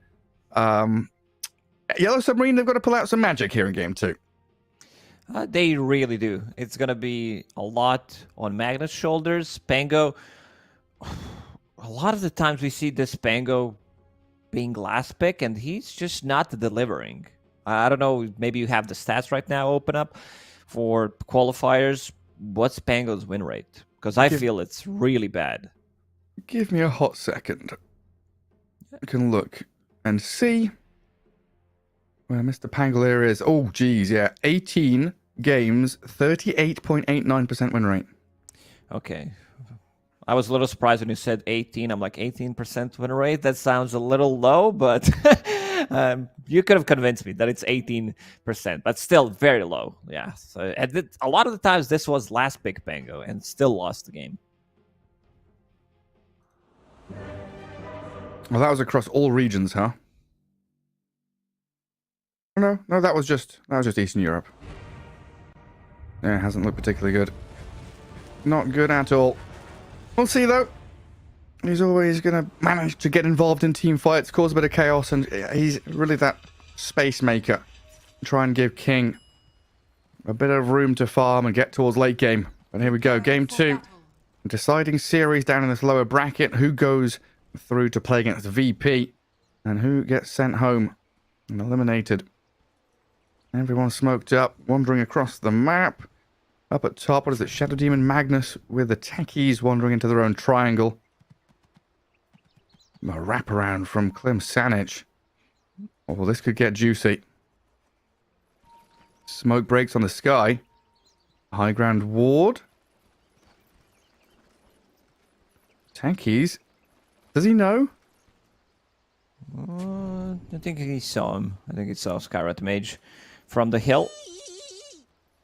Cloud9. One thing I noticed is a lot of players are buying some like casual circlets. On Chen, it's fine. He is Universal Hero, but Skyrat Mage, not your traditional circlet buyer. Doesn't upgrade it to neither Bracer nor Null Talisman, which is a pretty shitty item. So just like stats. Okay, there he is. The high ground ward. Oh, tries no. to blast off to low ground, but doesn't make it. Oh, give it. Yeah, they want to the give it to slog. him. Oh, free stacks. Wait, he doesn't get it. He got it. No, he didn't get it. He didn't get it. Okay. Shira Jr. thought he was doing him a favor killing him, but there must have been a half-second period there. You don't need to get the last hit, right? Just need to have the... No. You need to be in vicinity. The AoE is pretty small. Must have been very close. Well, sad for Mankushi. No instant perma agi stack, but still a kill and first blood for Clem Sanich. give them a mild advantage in this early laning stage. So respect on that Chen up top. Going to be guarding the Slark once again. And down bottom, Techies with the Void. So it's a Shadow Demon Magnus lane, huh? Techies pos 5. Trying to do a bit of damage back into the Scarth Mage and trade hits with him. And already Munkushi trying to play aggressively with a Chen forward into the Magnus and Shadow Demon, but Blood Grenade on him. Munkushi Fairy fires up and stays alive. Quite a lot of damage came his way. Respect is fighting. Oof, needed 2 extra hits with Magic Stick. Will block the big camp, and his pool is now open, so he can take one of these small creeps once he gets level 2. The healing one. Heal plus Divine Favor later on. The problem is the Respect plays Chen slightly different than other Chens that I've seen. He starts with Penitence. Divine Favor level 1 seems like just 1 value point in it. Seems really good. Yeah, that seems like enough. So what's the reason here for Shadow Demon laning top with Magnus instead of the Techies? Well, Slark cannot dispel Shadow Poison. It's been like that for a while. Maybe he can put more pressure. Other than Techies in bottom lane, Techies. Maybe they want to get some kills as well. Maybe they want to have like stronger lane in the bottom, because Shadow Demon Faceless Void sounds pretty bad, but once they hit level 2, Time Dilation, Blast Off, they could kill Sky potentially. So yeah, that bottom lane can actually get a little more done. And I guess top you'll have like Disruption into Skewer potentially. And some nifty plays you can make up there. Yeah, probably just balances out the lane a little nicer than having all your eggs in a Techies Magnus matchup lineup. Chira Jr. 12-1, Pango 13-0. Pretty even in that mid lane as both of them get to their bottles and their water runes. Munkushi Slark looking decent with a fair few denies, and the wave right in front of his tier 1. Exactly where the Slark wants to be. Guarded by the Chen with a little healing creep. Munkushi free farming. Has extra regeneration from that Flag Bearer creep, extra regen from the tower, heal amplification from the creep, and also that heal. It's quite a lot of heal, 60 mana for 100 HP restored. And down at bottom, King getting his last hit game going. Wave has pushed towards Dire tier 1 though. So a long lane to chase and a bit of space for the Scarth Mage to go and body block the small camp, it looked like. Is playing under Radiant Vision. Not going to sentry up the camp either. It returns back to continue harassing into them. And what's the build on this Night Stalker nowadays then? Well, you could go greedy. I think you can also build into Mage Slayer on Night Stalker. Feels really good, but you can go for like the Harpoon build.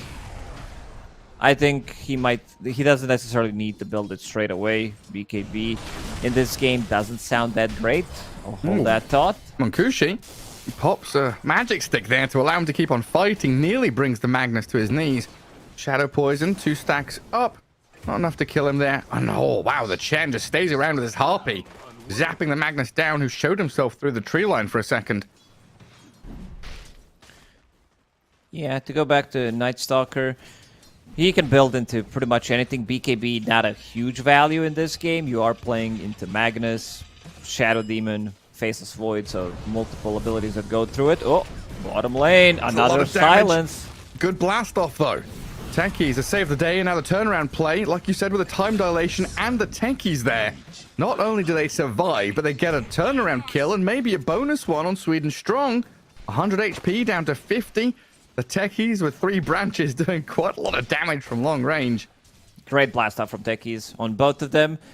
The amount of silence that they have, Ancient Seal, 3 seconds. Night Stalker during daytime, also 3 seconds, so 6 duration of silence seconds. That's going to be pretty massive.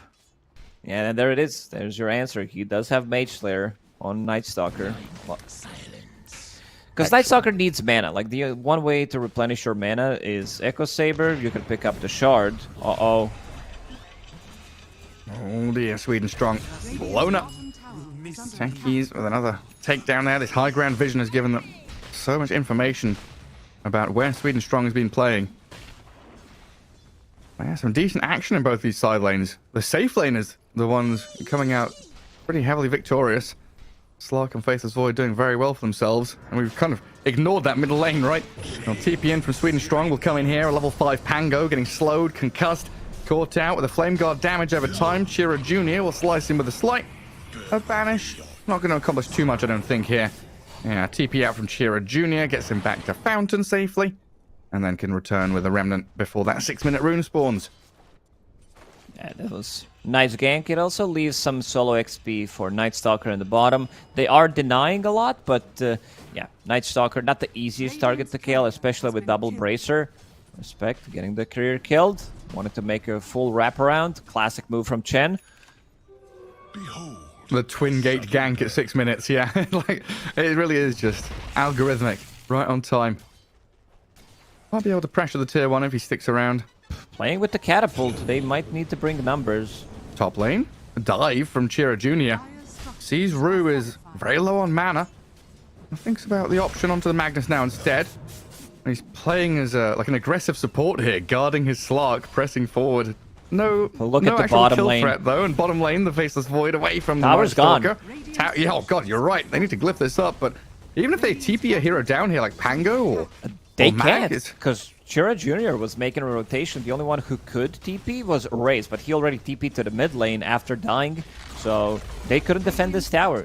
Very nice move from Klimich. And Chira Jr. is still up here. 7 minutes about to hit. 3 seconds until the Wisdom Rune comes. Shadow Demon, all the slight. He tried the little tech there, right? With the slight to try and grab it off the ancient bounces, but not quite timed. Need That's Rue's something, slip away. because if you're just standing there against Shadow Demon, you'll get disrupted and you will not pick it up. Yeah, not a chance. Well, I like this from a raise. Well, maybe not the death here. He's fine, he's fine, he's fine. No, but I like this Diffuser Blade Biased Rush. It's something we caster. talked about yesterday, right? If you're not having that good of a game, I think you need to skip your mana boots, play off like runes, replenish mana with the bottle, and go for the Diffuser Blade straight. Just skip boots entirely. Hit that item time and go for tempo. With this bottom tier 1 dropping, Night Stalker has a lot of freedom to play forward. Gives Chen the opportunity to play in the bottom jungle. But a Pango rotation with the techies here, going to cancel out his TP. Stop Respect from messing around too much, and the Rolling Thunder securing the kill with a Courier Sniper as well. Meanwhile, on the mid lane, Chira Jr. and Sweden Strong playing together. These two heroes are very good when paired up. Sometimes you need that extra silence, and Sweden Strong, same build as he did in the first game. Maxing out Ancient Seal. Oof, it's gonna be a huge problem. You're playing into Night Stalker, Crippling Fear, this silence, and also fighting during the nighttime. You have Slark and Night Stalker. I don't think you can ask for better heroes. So Vision game is off the charts. That's going to be so difficult if you're trying to play from Fog. The techies, Shadow Demon, even the Magnus to a large extent want to be having that element of surprise. A Night Stalker and Sky, now the pairing. Running through the jungle looking for the Faceless Void. King has evacuated here though and backs up into that safer jungle. This map starts to Mancusi look pretty... Yeah, look at Mancusi. doesn't the want them Ancients. to yeah, he doesn't want them to stack. Ooh, King TP'd, wanted to use Chrono. He's pinging some vision. Wait, how many... There's 3 bounty runes up there. This is the Slug place takes all where of them. there's a lot of bounty. If your mid laner is doing well, he doesn't need to pick it up. It will be a lot of them. I mean, no one's been in that jungle for quite some time.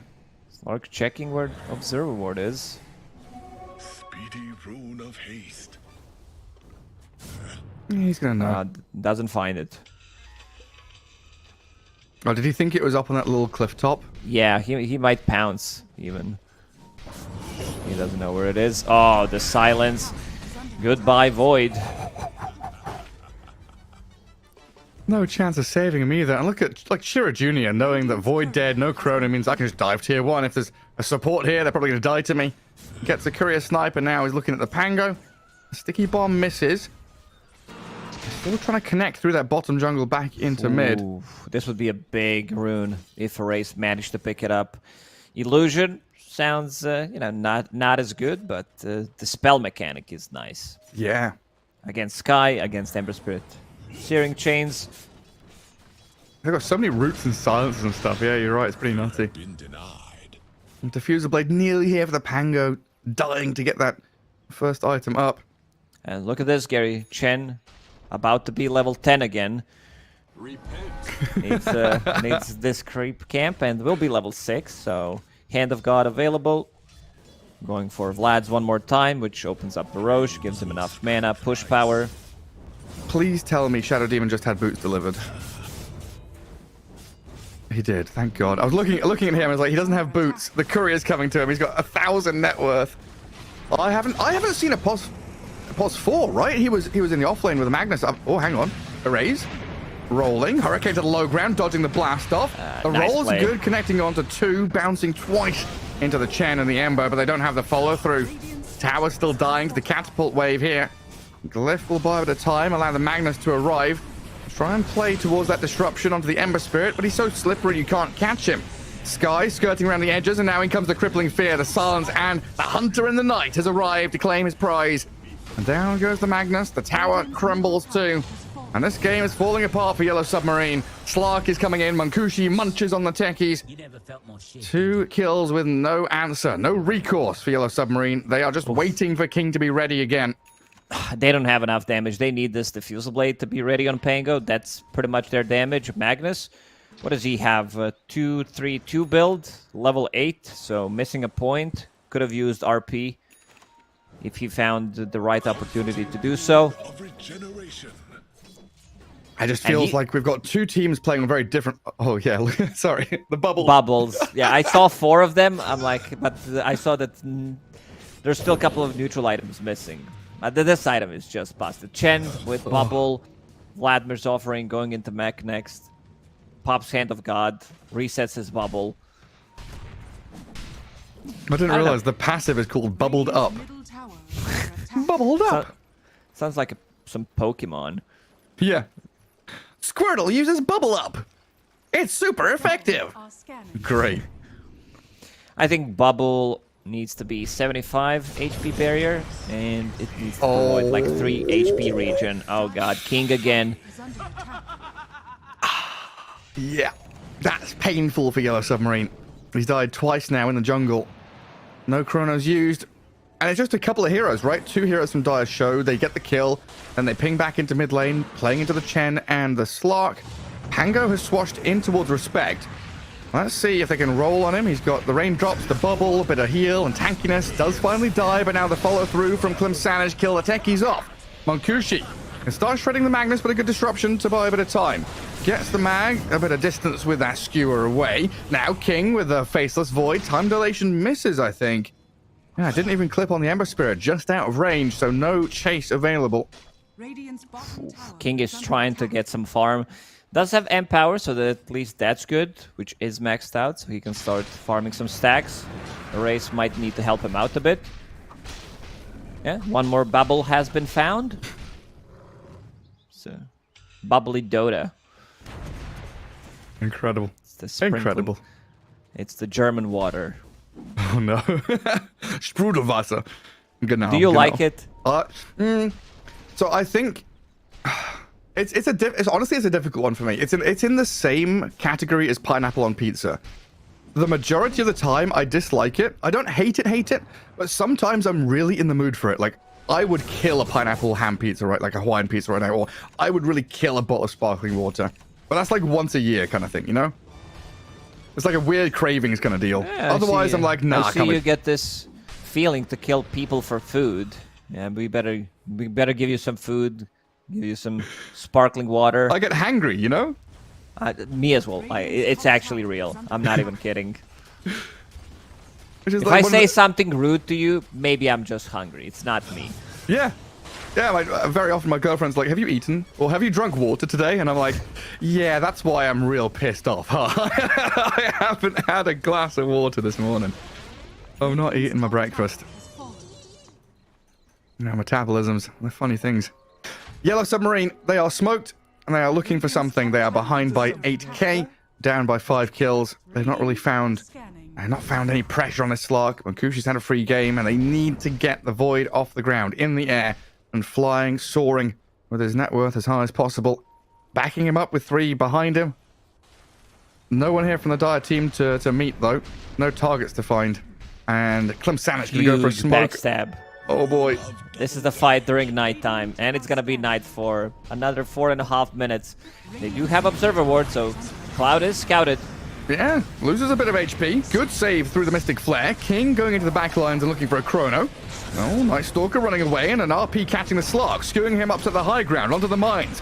Monkushi has a pounce ready now to jump back down. Nobody's died yet, and the Hand of God going to keep the Slark alive for now. They do move forward, though, with King and Arrays trying to catch up to Monkushi. Sweden Another strong, silence. turning it back. Monkushi's still alive, turns and kills, pounces and slays. No the way. void. Monkushi's still alive! Okay, I don't know. An ultra kill by Chiro Jr. Team wiping Yellow Submarine. And that is just devastating. Your morale is on the You were floor. just fighting underneath the vision. You place down Observer Ward. You see them coming. But Night Stalker is super tanky. Double Bracer, Mage Slayer. He runs away. They invest everything to kill Slark. King was thinking about dropping the Chrono on top of him, but you're focused everything onto Slark. And this sustained coming out from Chen, Hand of God, Vlad, and Chora Jr. He's not focused at all. He can do whatever he wants in the fight, and these silencers are destroying them. They don't have anything to dispel it off with. Oh no, another one. Yeah, at this point, very, very rough. Just hands on your forehead, head in hands, whatever you want to call it. I'd be super, super down and glum if I was Yellow Submarine in this kind of match. So what was it on the Faceless Void? Just Ancient Seals and Crippling Fear, stopping his Chronos and all that? Yeah, constantly. Just like some kind of a silence root mechanic, so he can't get anything off. And they're not done. They're hunting them down during this nighttime. Skewer. Does No drag RP. Monkushi. No RP, no damage. And Monkushi with his ultimate heals back up. A godlike Ember Spirit also untouched. As Chiro Jr. shreds another. Also, their damage inside Chrono is non-existent. It's not there. Like, these are melee heroes. Shadow Demon, he doesn't pump in any damage. Maybe one Swashbuckle, some blast off after Chrono ends, but that's about it. And they're way too tanky. Chen, once he picks up mech, he's also going to be going for, you know, pipe later down the line if the game drags on. But this is 14,000 net worth lead, 17 minutes into the game. They didn't even kill Roshan yet, so they can always go for Rosh, play with Aegis on Slark. I think we've had some close games and close series through this qualifier, but this series, this game, Fastest one. absolutely out of control. You know, it really is. Clem Sanish have turned up to play. They're switched on. They're ready. They had their 4 pubs warm-up games in the morning. Yellow Submarine just not in the groove right now. Getting picked apart. And down at bottom, they're going to find the techies. Shadow Demon died earlier on. Techie's going to follow him 6 feet under. And Cloud with a double kill on this Night Stalker. They have a couple of fights like this left in the tank. 2, maybe 3. We've seen them call some like GG mid team fight. I believe it was them.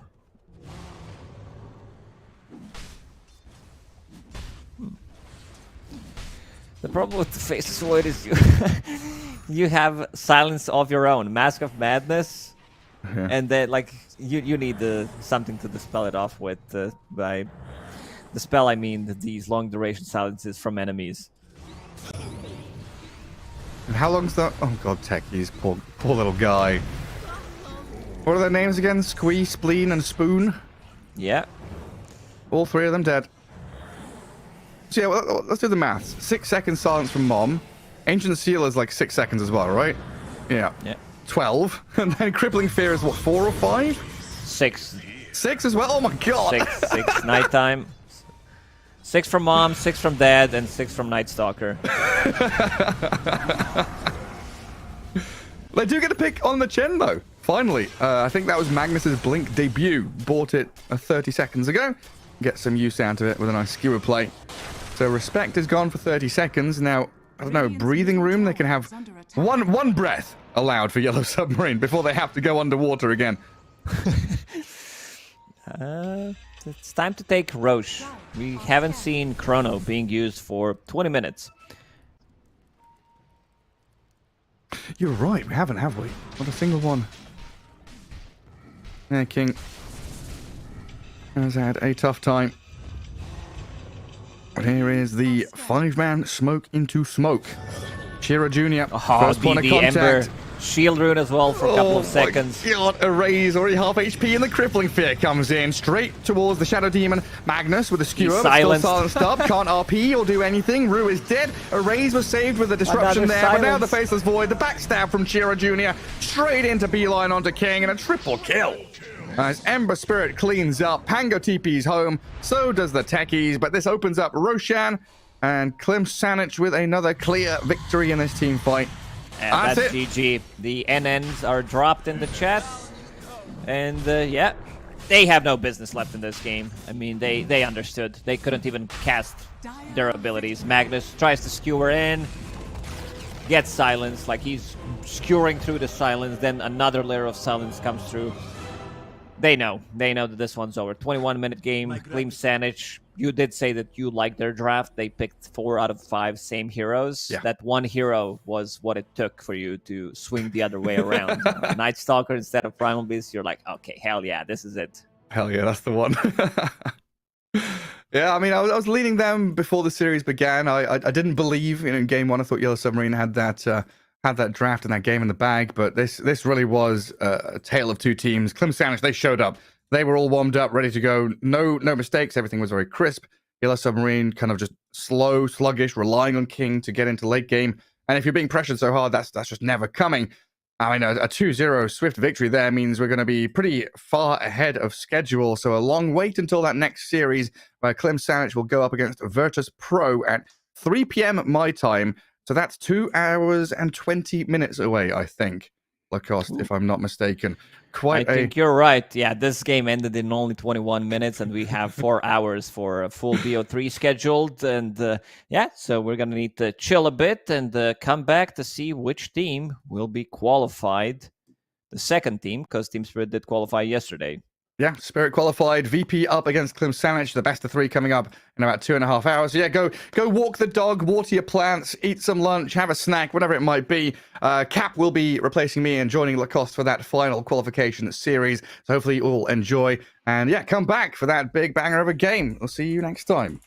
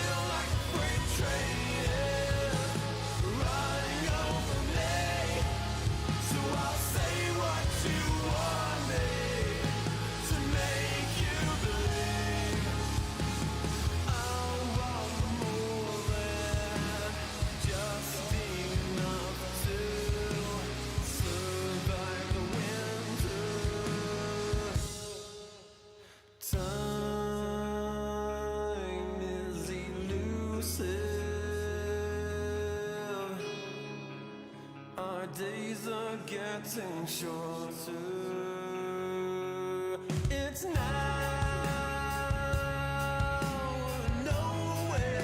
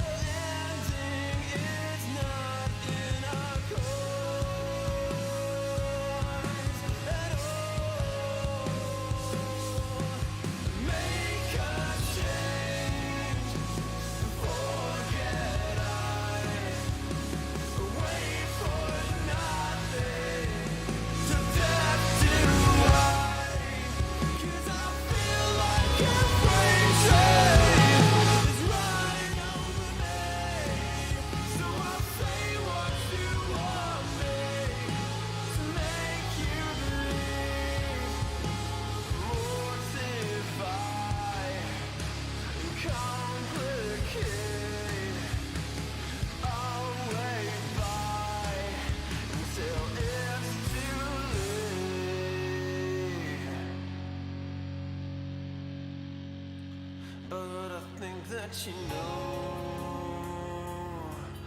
much better. Wait forever.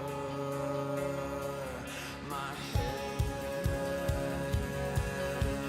is on straight for once, and you will pay for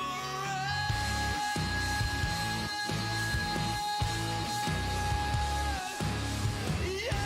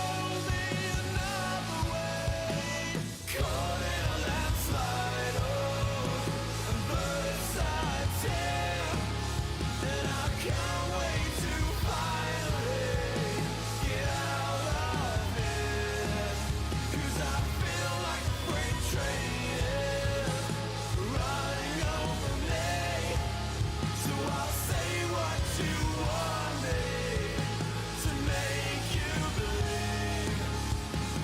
I want more than just enough to survive the winter.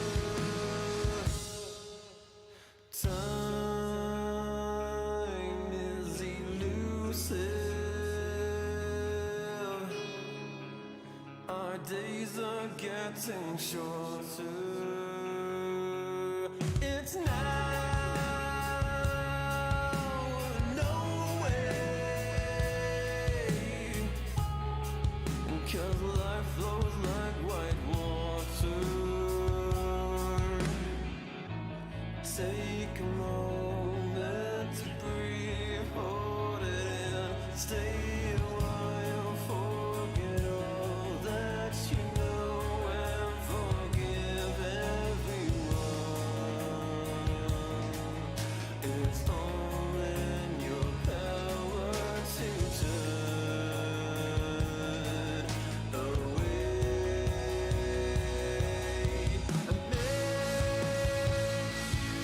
I've been blinded, 'cause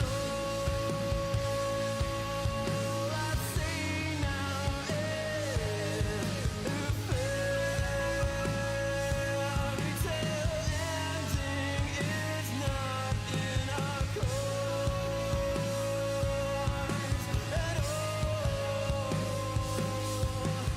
Make a change, forget I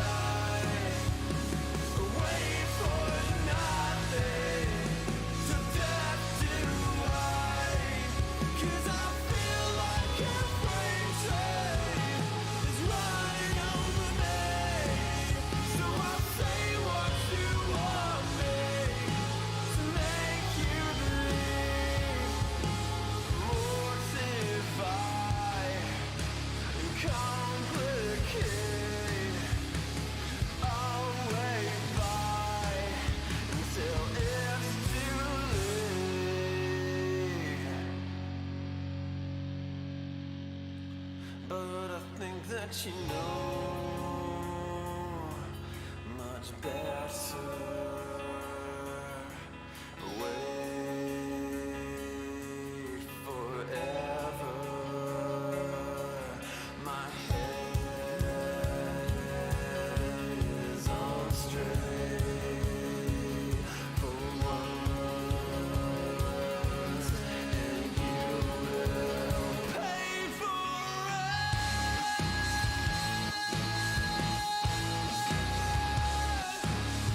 Yeah.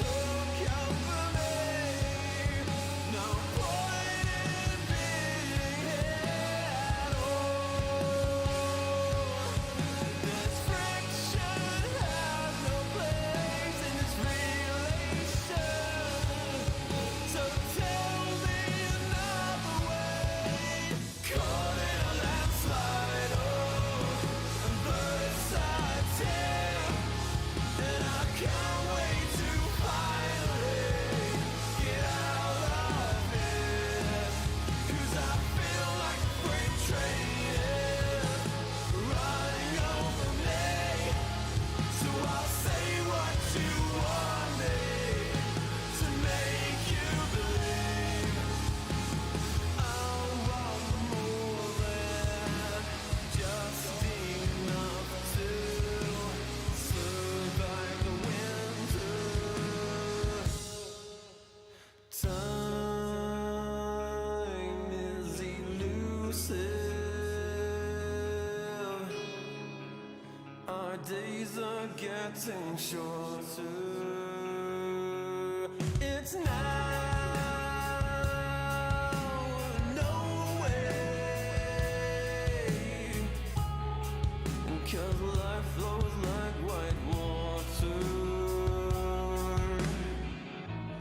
Take a moment to breathe, hold it in, stay a while, forget all that you know, and forgive everyone.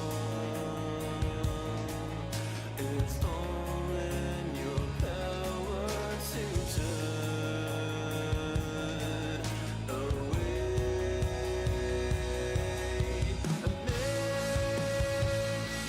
And I've been blinded, 'cause all I see now is a fairy tale ending. It's not in our course at all. Make a change. Forget I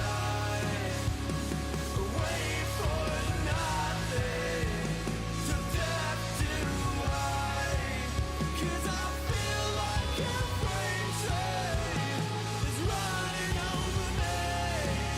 So I'll say what you want me to make you believe. Mortify, complicate. I'll wait by until it's too late. But I think that you know much better. Wait forever. My head is on straight for once, and you will pay for it.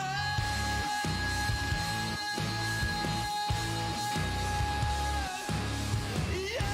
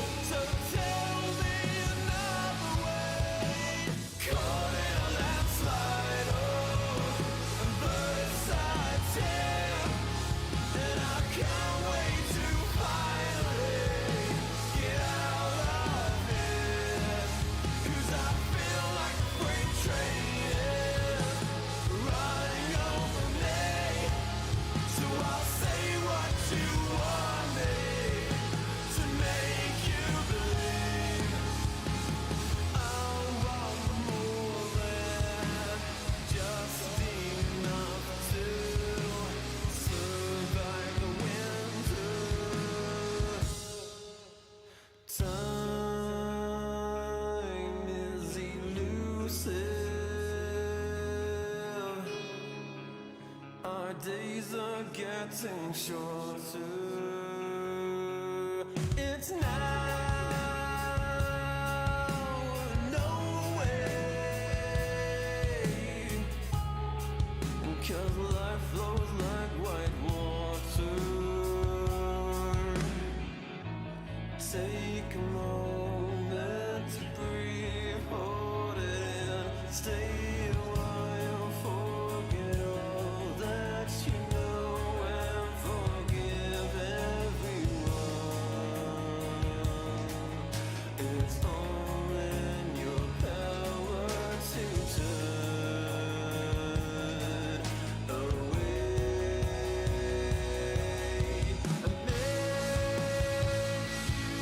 I've been blinded, 'cause all I see now is a fairy tale ending. It's not in our course at all. Make a change, forget eyes, wait for nothing, to death do I. 'Cause I feel like a freight train is running over me. So I'll say what you want me to make you believe. Mortify and complicate.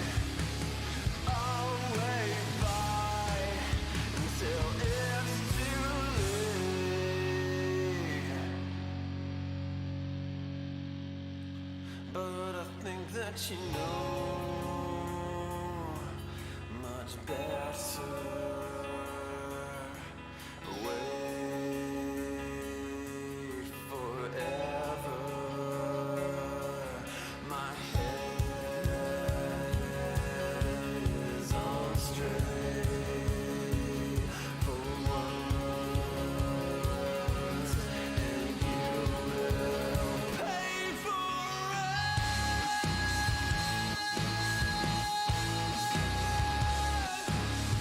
Yeah.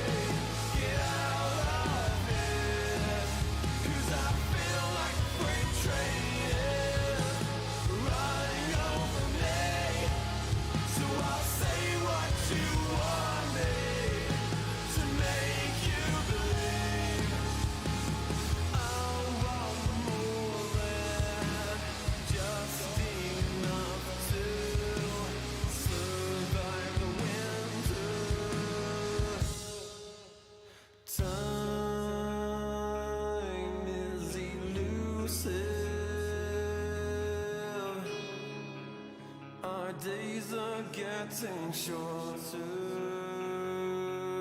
It's now or no way. 'cause life flows like white water. Take a moment to breathe, hold it in, stay a while, forget all that you know, and forgive everyone. It's all in your power to turn away.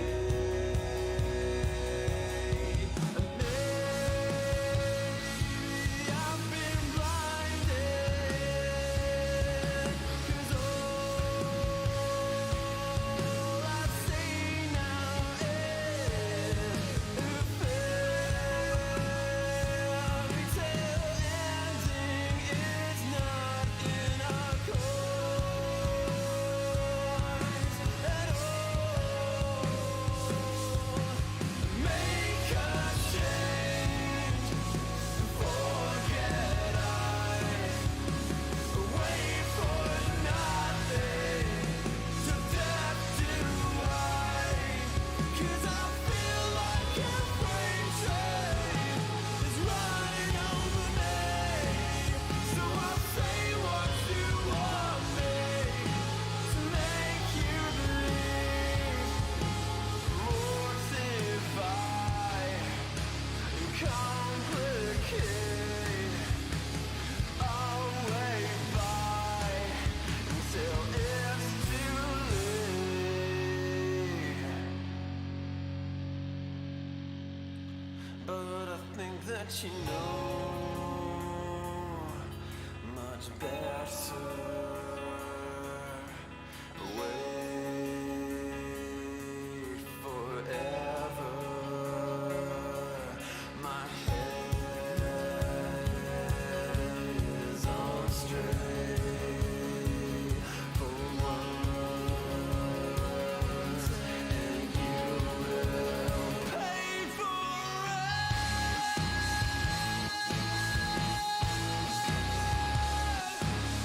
Yeah.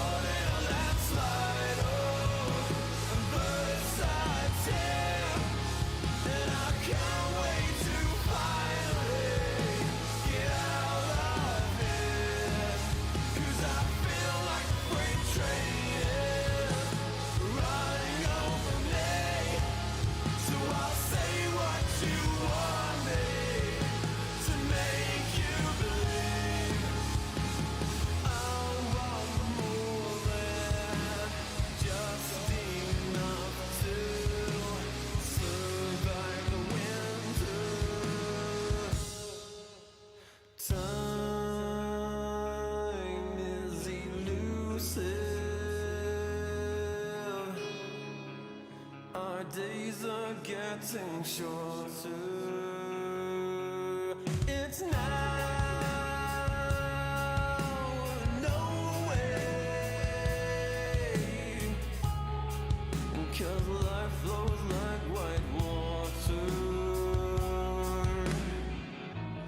Take a moment to breathe, hold it in, stay a while, forget all that you know, and forgive everyone. It's all in your power to turn away. And maybe I've been blinded, 'cause all I see now is a fairy tale ending is not in our course at all. Make a change, forget I wait for nothing to death do I. 'Cause I feel like a freight train is running over me. So I'll say what you want me to make you believe. Mortify and complicate. I'll wait by until it's too late.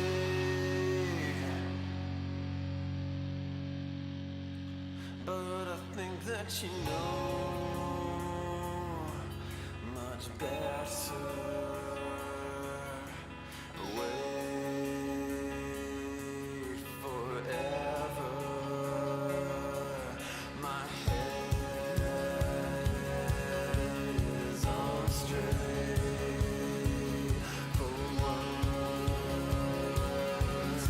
and you will pay for it.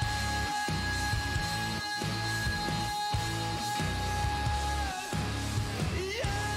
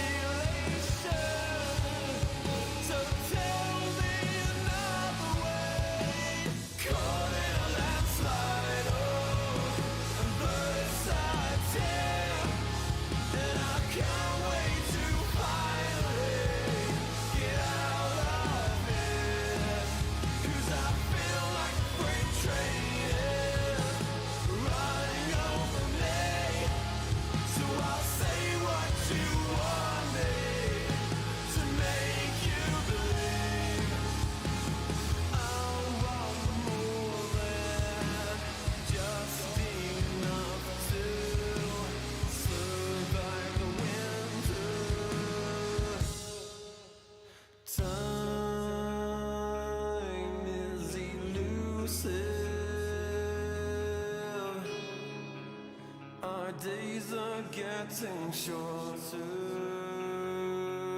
It's now or no way. 'Cause life flows like white water. Take a moment to breathe, hold it in, stay a while, forget all that you know, and forgive everyone. It's all in your power to turn away.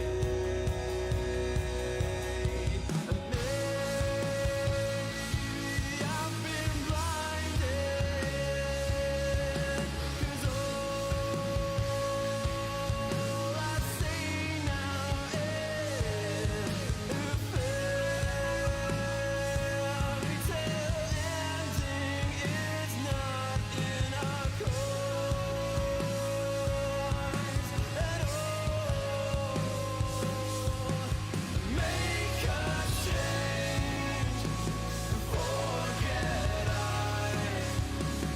wait for nothing, to death do I. 'Cause I feel like a freight train is running over me. So I'll say what you want me to make you believe. Mortify and complicate. I'll wait by until it's too late.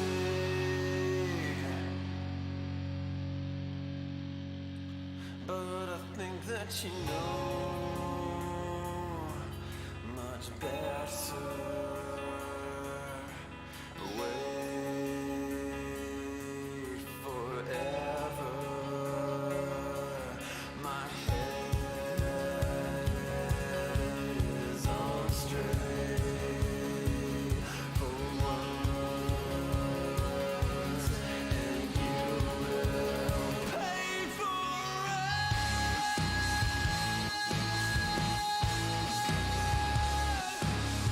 Yeah.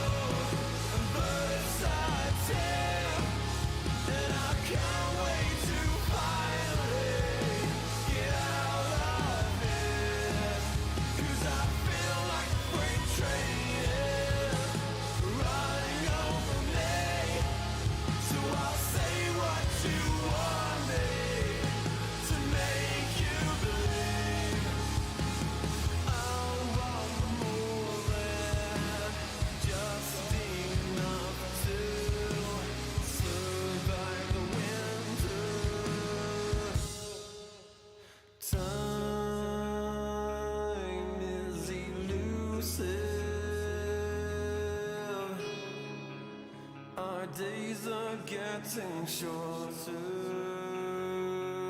It's now or no way. 'Cause life flows like white water. Take a moment to breathe, hold it in, stay a while, forget all that you know, and forgive everyone. It's all in your power to turn away.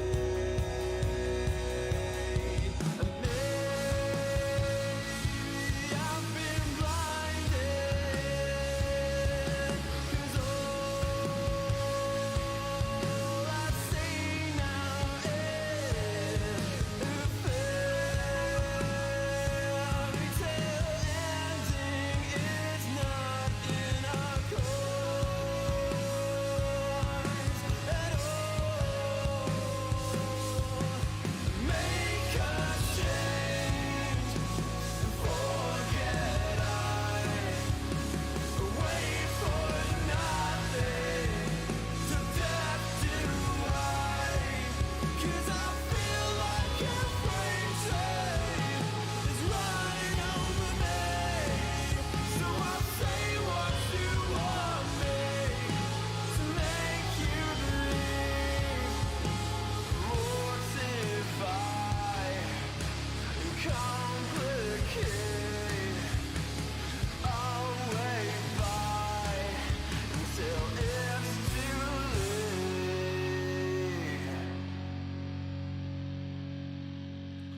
But I think that you know much better. Wait forever. My head is on straight for once, and you will pay for it.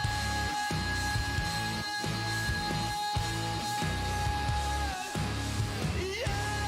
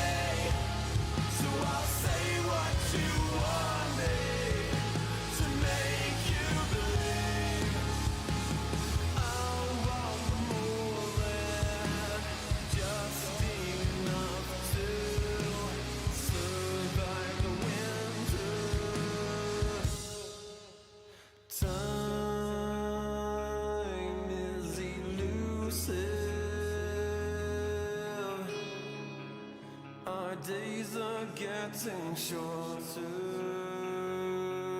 It's now, no way.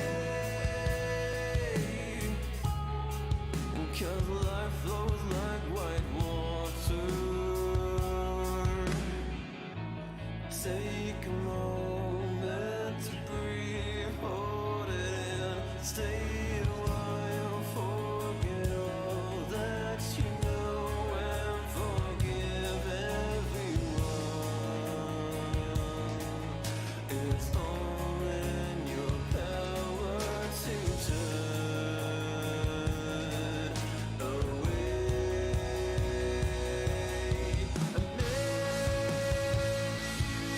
I've been blinded, 'cause all I see now is a fairy tale ending. It's not in our course at all. Make a change, forget wait for nothing, to death do I. 'Cause I feel like a freight train is running over me. So I'll say what you want me to make you believe. Mortify, complicate, I'll wait by until it's too late.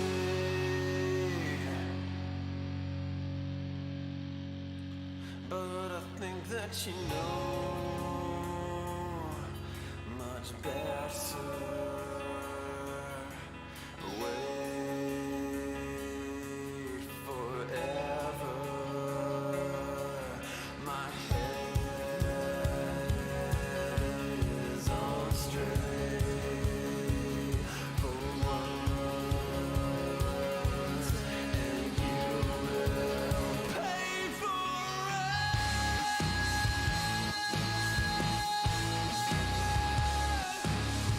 Yeah.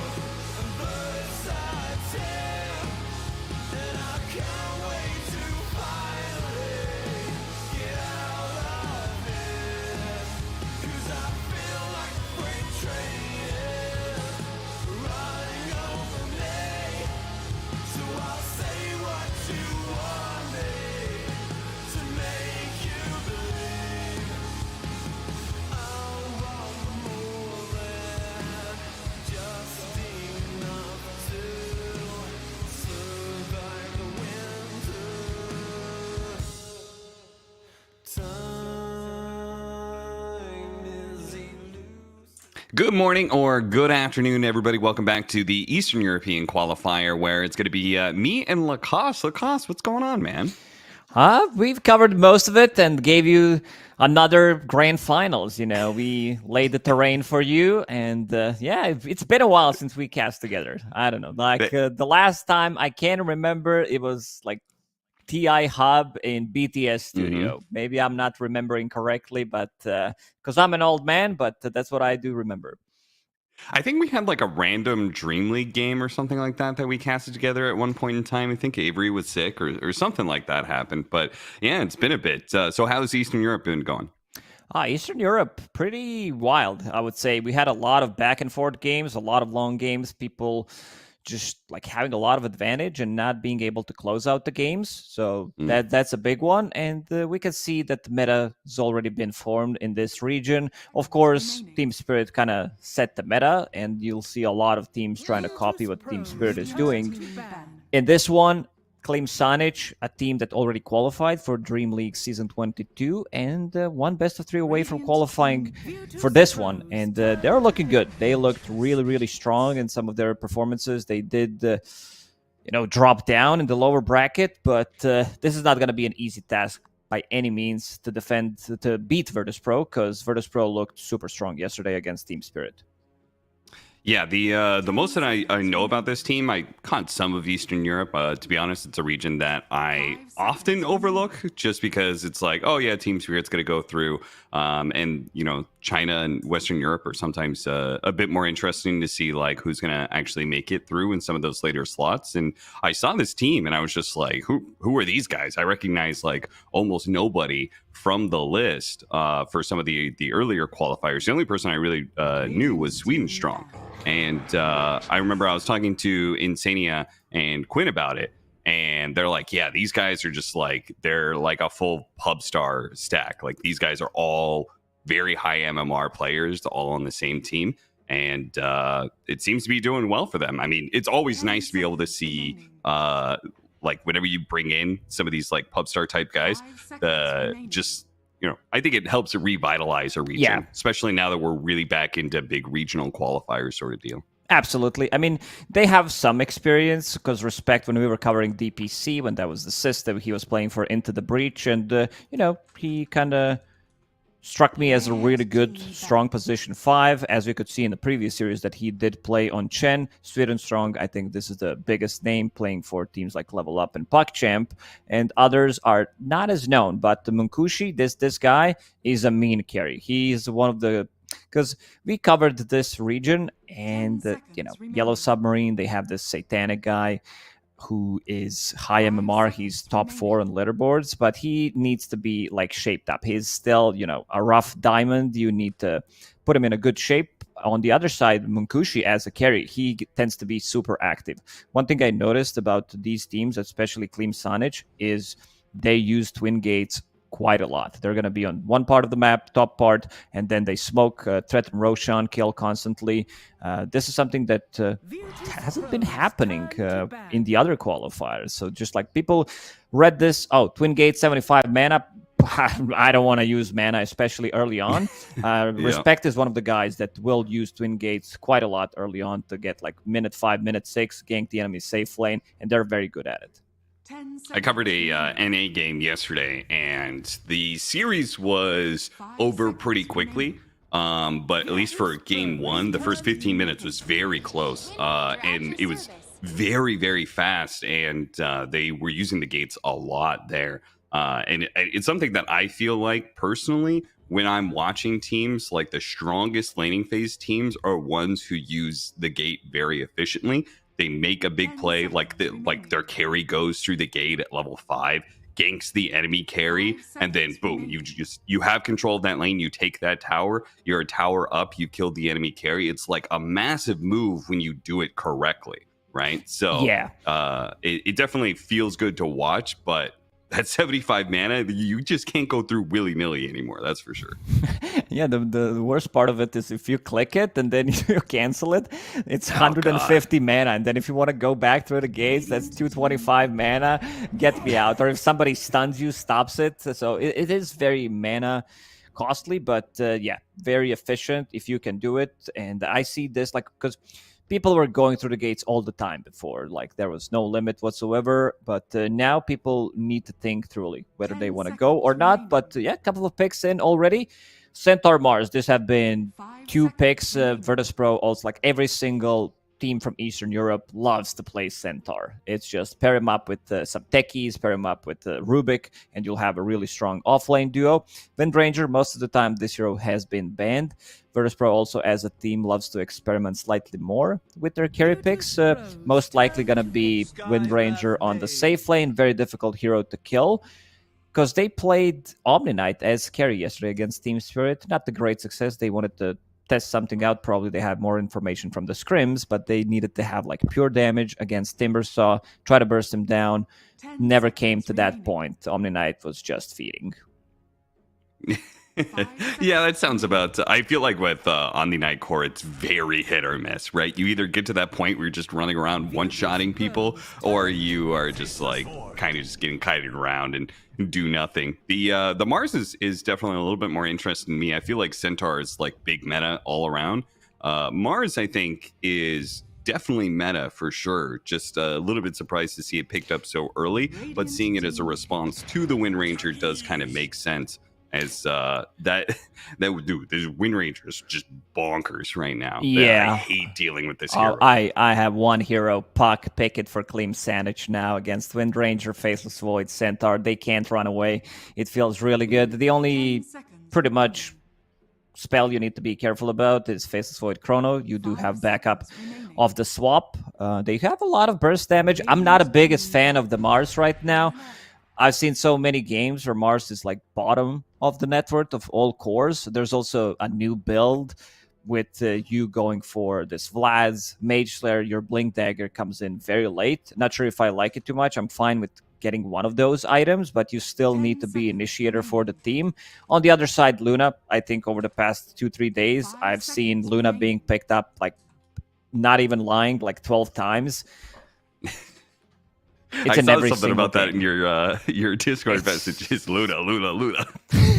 It's wild. Like I think it almost has 100% contest rate in the qualifiers in Eastern Europe. Yeah, understandably so, man. This hero is a monster when you get it to the point where you actually get like 3 items plus the shard. I don't know what melee hero feels good about the matchup. You know, when the glaives are out, it just shreds any hero that comes close. Yeah, we've seen a lot of Slark as a response to it, because he can hide, like you pick up the shard as well, so he have like 2 abilities you get on top of her. Another hero that has night vision. I think Faceless Void is fine. This has also been the answer for Luna a lot of the times, because Faceless Void doesn't farm as fast as Luna does. You'll see him being 1 item behind. They go for the high ground push. Faceless Void lands a good chrono, and this is where the problem starts, because we've seen like so many times that this happened in the qualifiers we were laughing every single time. It's like Luna pushing Radiant Luna, Blue Luna pushing the top lane, and and she can't finish off the barracks. Well, at least this time around, they'll have the Venge, which is a really potent combination. You combine that, I feel like both the damage, but then also the shell that the Vengeful Spirit gives you on swap, combined with the damage reduction on Luna. It's going to be a rough go of being able to actually burst this hero down, that's for sure. Yeah, they have tons of damage, but yeah, this Vengeful Spirit swap with level 10 talent as well, it's extremely difficult to kill people. But yeah, looking at the Wind Ranger, Faceless Void, they do have enough, but they did ban the Puck that we mentioned, banning out Tiny, all these heroes that can like blow them up. One of the reasons why I like Puck so much in Wind Ranger as well, Puck builds into Witchblade, which is a true strike against Wind Ranger, builds into Maelstrom, has that talent that goes through Magic Immunity later on, another hero that scales extremely well, and this is typical Clean Sonnage draft. They have the heroes that they wanted. We've seen Vengeful Spirit plus Luna multiple times. Burst damage coming out from Sky and Mars, good combo. Most of the time, Sweet and Strong will play with Ember Spirit, because this guy plays really, really good Ember. And of course, Ember Spirit with Mage Slayer. It's just a new tech that's been in pretty much every single game for the past month. Dude, I can't wait. I can't wait till Mage Slayer gets nerfed, man. I'm Why so is tired it of 40%? Yeah, Hoodwink, Ember Spirit, Pango, just like a free application of minus 40% of your spell damage in a team fight. It's so busted, man. It really is. So what they're looking for is some 4 or 5. Maybe they want to pick a different mid. This Wind Ranger can be flexed, but I feel like they're going to keep it as core. Wind Ranger from mid.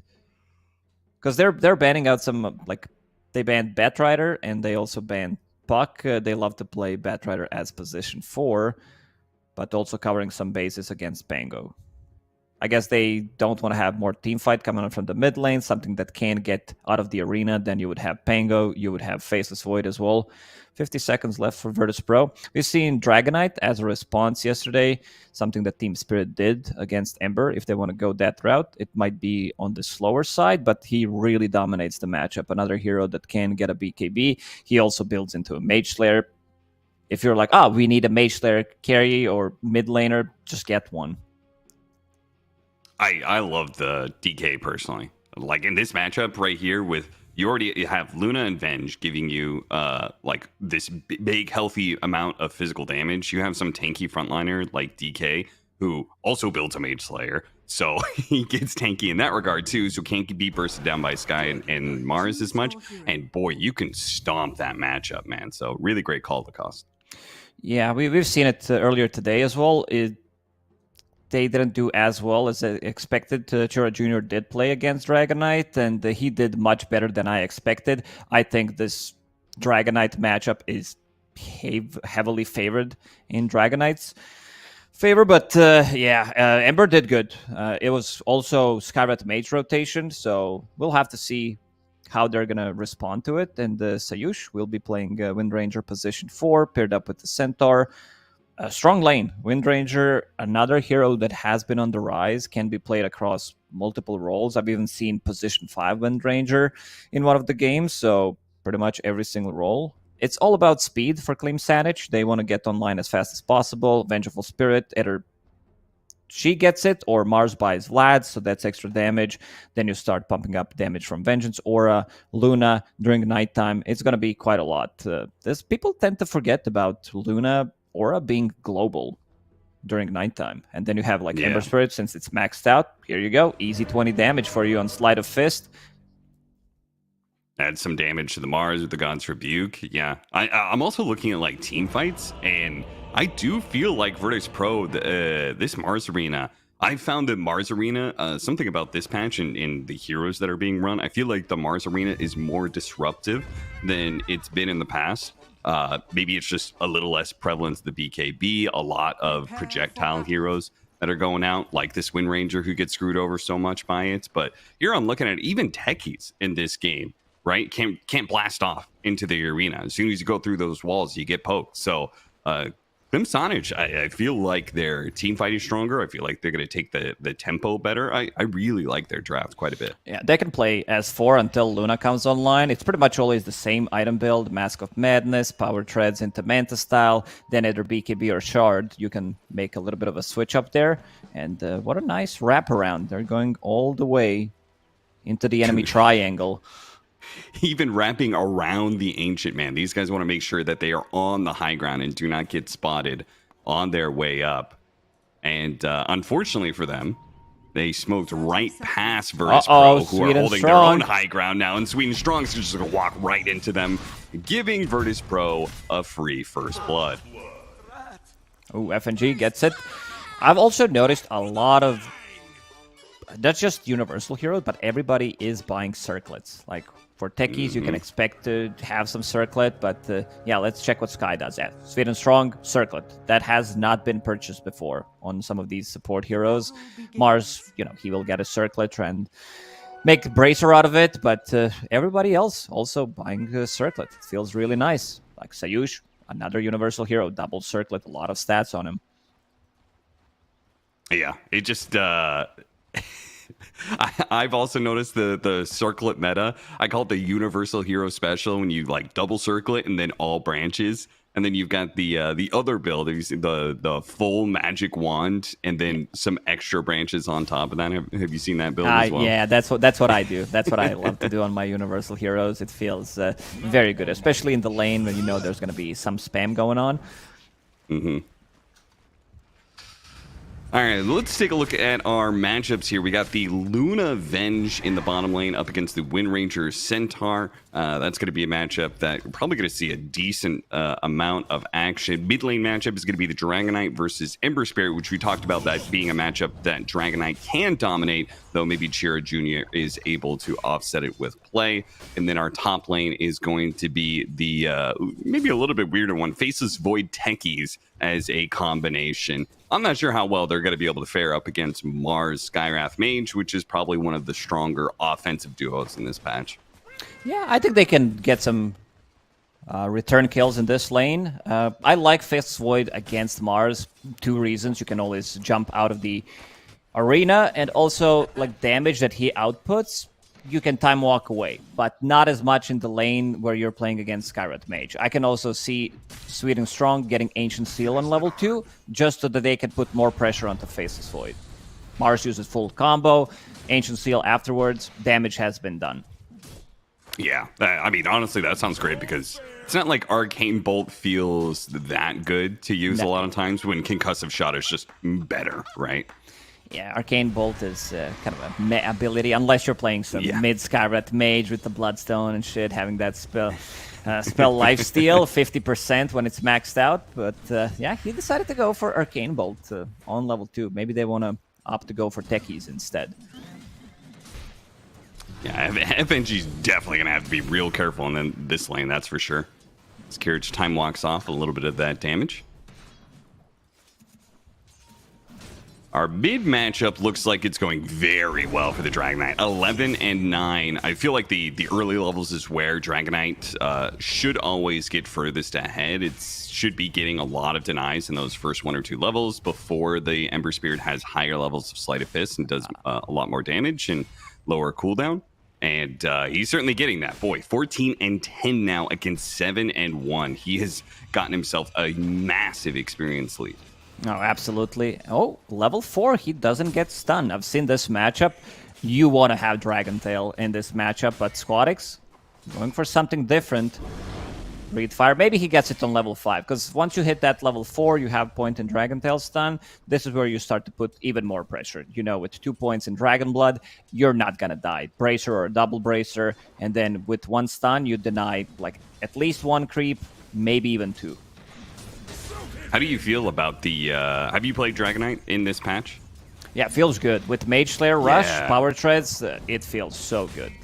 Like overtime damage. The Breathe Fire change, right? It's like kind of a small change, but being able to apply that Corrosive Breath on Breathe Fire, it's just like a massive life change, right? You get like, you can actually initiate a little bit farther away because you could Breathe Fire and it'll slow them down and you can actually catch heroes. Feels fantastic. Kirich is going to take a lot of damage, but he does manage to time walk off some of it. But there's that, what you were talking about. Ancient Seal picked up level 3 to secure a little bit more damage on the Faceless Void when they go on him. With next Ancient Seal, they might be able to get the kill. He doesn't have any region left. Kiritich will be fed Healing Lotus, but that's about it. He has Healing Salve on FNG, not that he wants to use it on him. We're not in Healing Salve meta, thank God. That was one of the worst things to play position 5s, just like people spamming, oh, buy me Healing Salve. You had to buy 5 of them during the laning stage. I think that was one of the better changes that they did was having the healing salves, but when you pass them over, but also the I think just limiting tangos in general. There was definitely a point in a couple metas where laning phase just became way too consumable focused. You know, you just bought out as many consumables as possible to win your lane. Just like accepting that L. That always felt bad to me. Now you have to buy your own region, which feels nice. As a support, of course. Carries probably don't like it. Oh, noticed.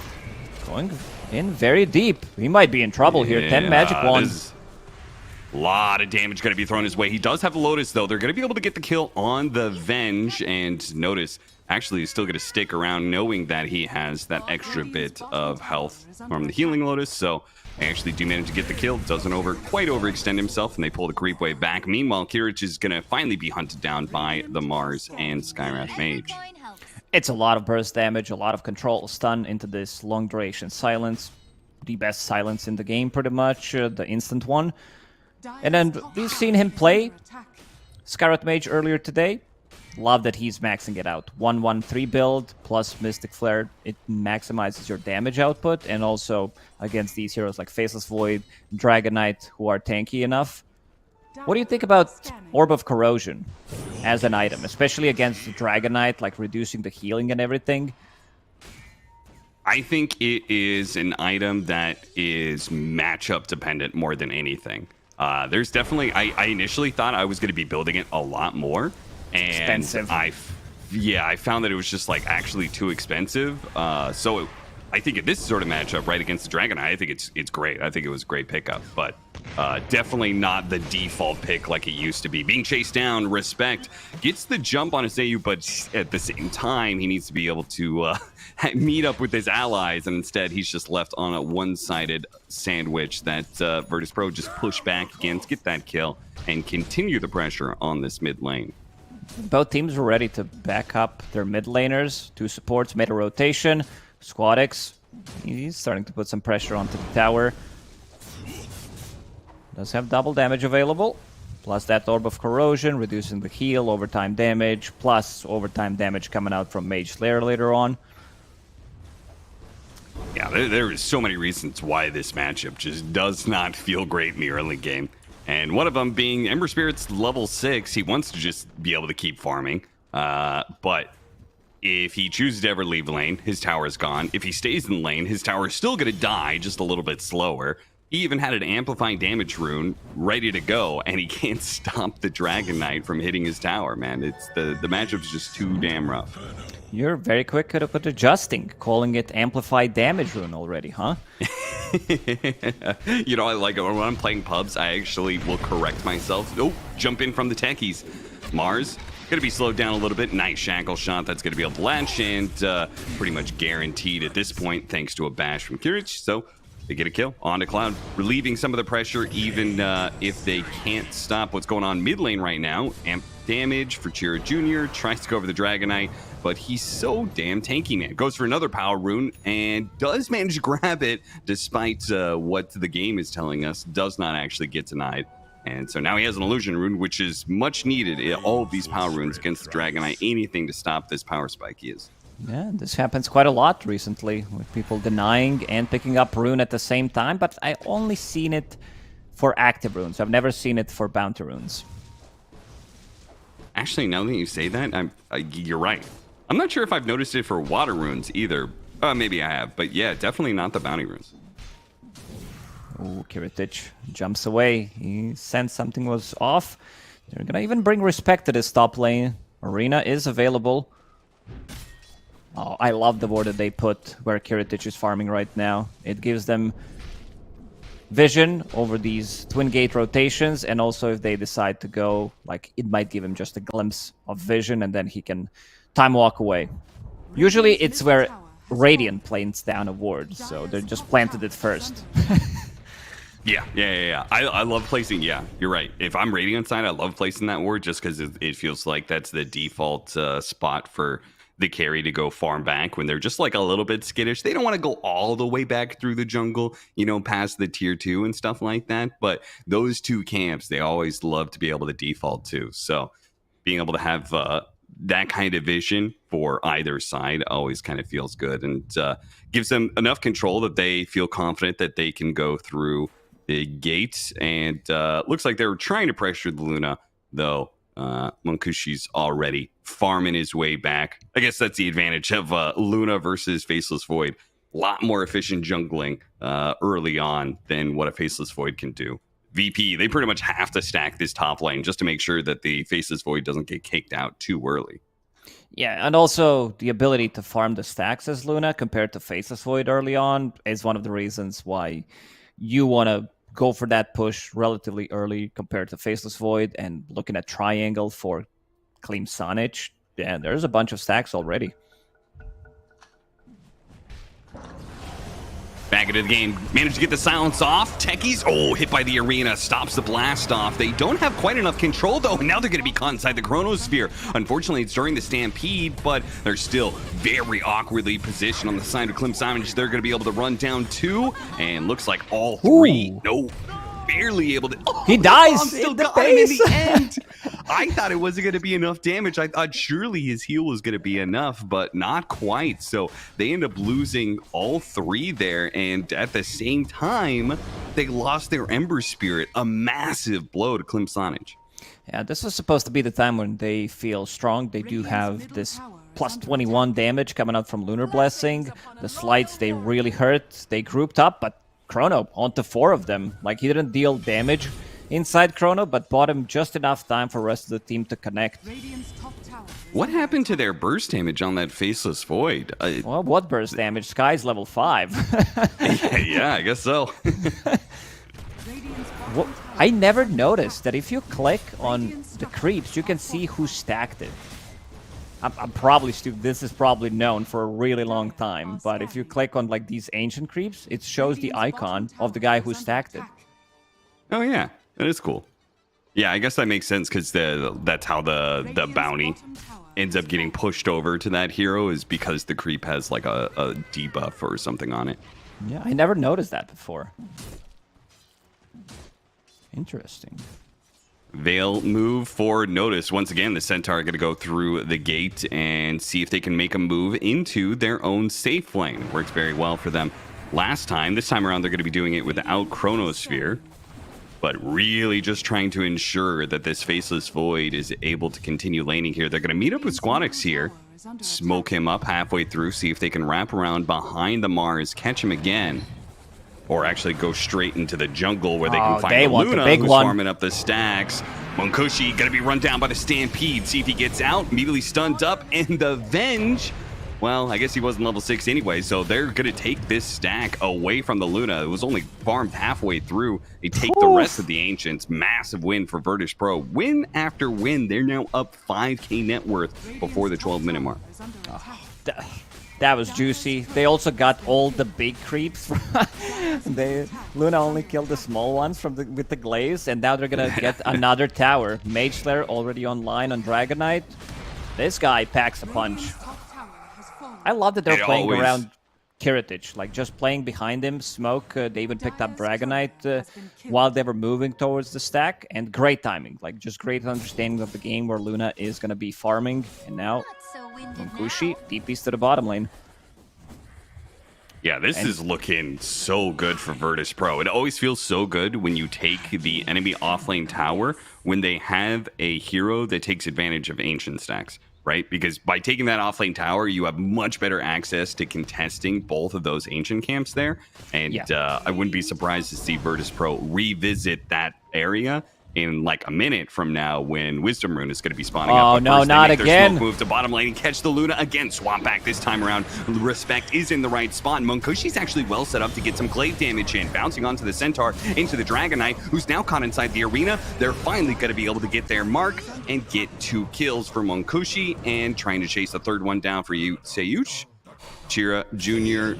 should be able to run him down, no problem with slight chains. Kirich is actually going to show up here, immediately get silenced though, and without anybody else around, probably lacking the damage. But finally, Clemsonage, they get something on the board here. They only had a single kill, but after that, get another 3 more to themselves and cut that lead in half from Virtus Pro. Yeah, good scan. It feels like Virtus Pro, they're too smart. They're like, okay, Luna's not going to be farming in the triangle, so we're going to smoke up. They already planted the vision in this outer ring, so they saw a glimpse of her, and they smoke up, but the Radiant scan connected, and it gave Clemsonage just enough time to reconnect with the rest of their players. They brought in every single member of the team. Uh-oh. Sweden strong. Who's going to tank it? Respect's going to go for it. The mines, one by one, protecting this Wisdom Rune Cloud. He's going to just have to brave it.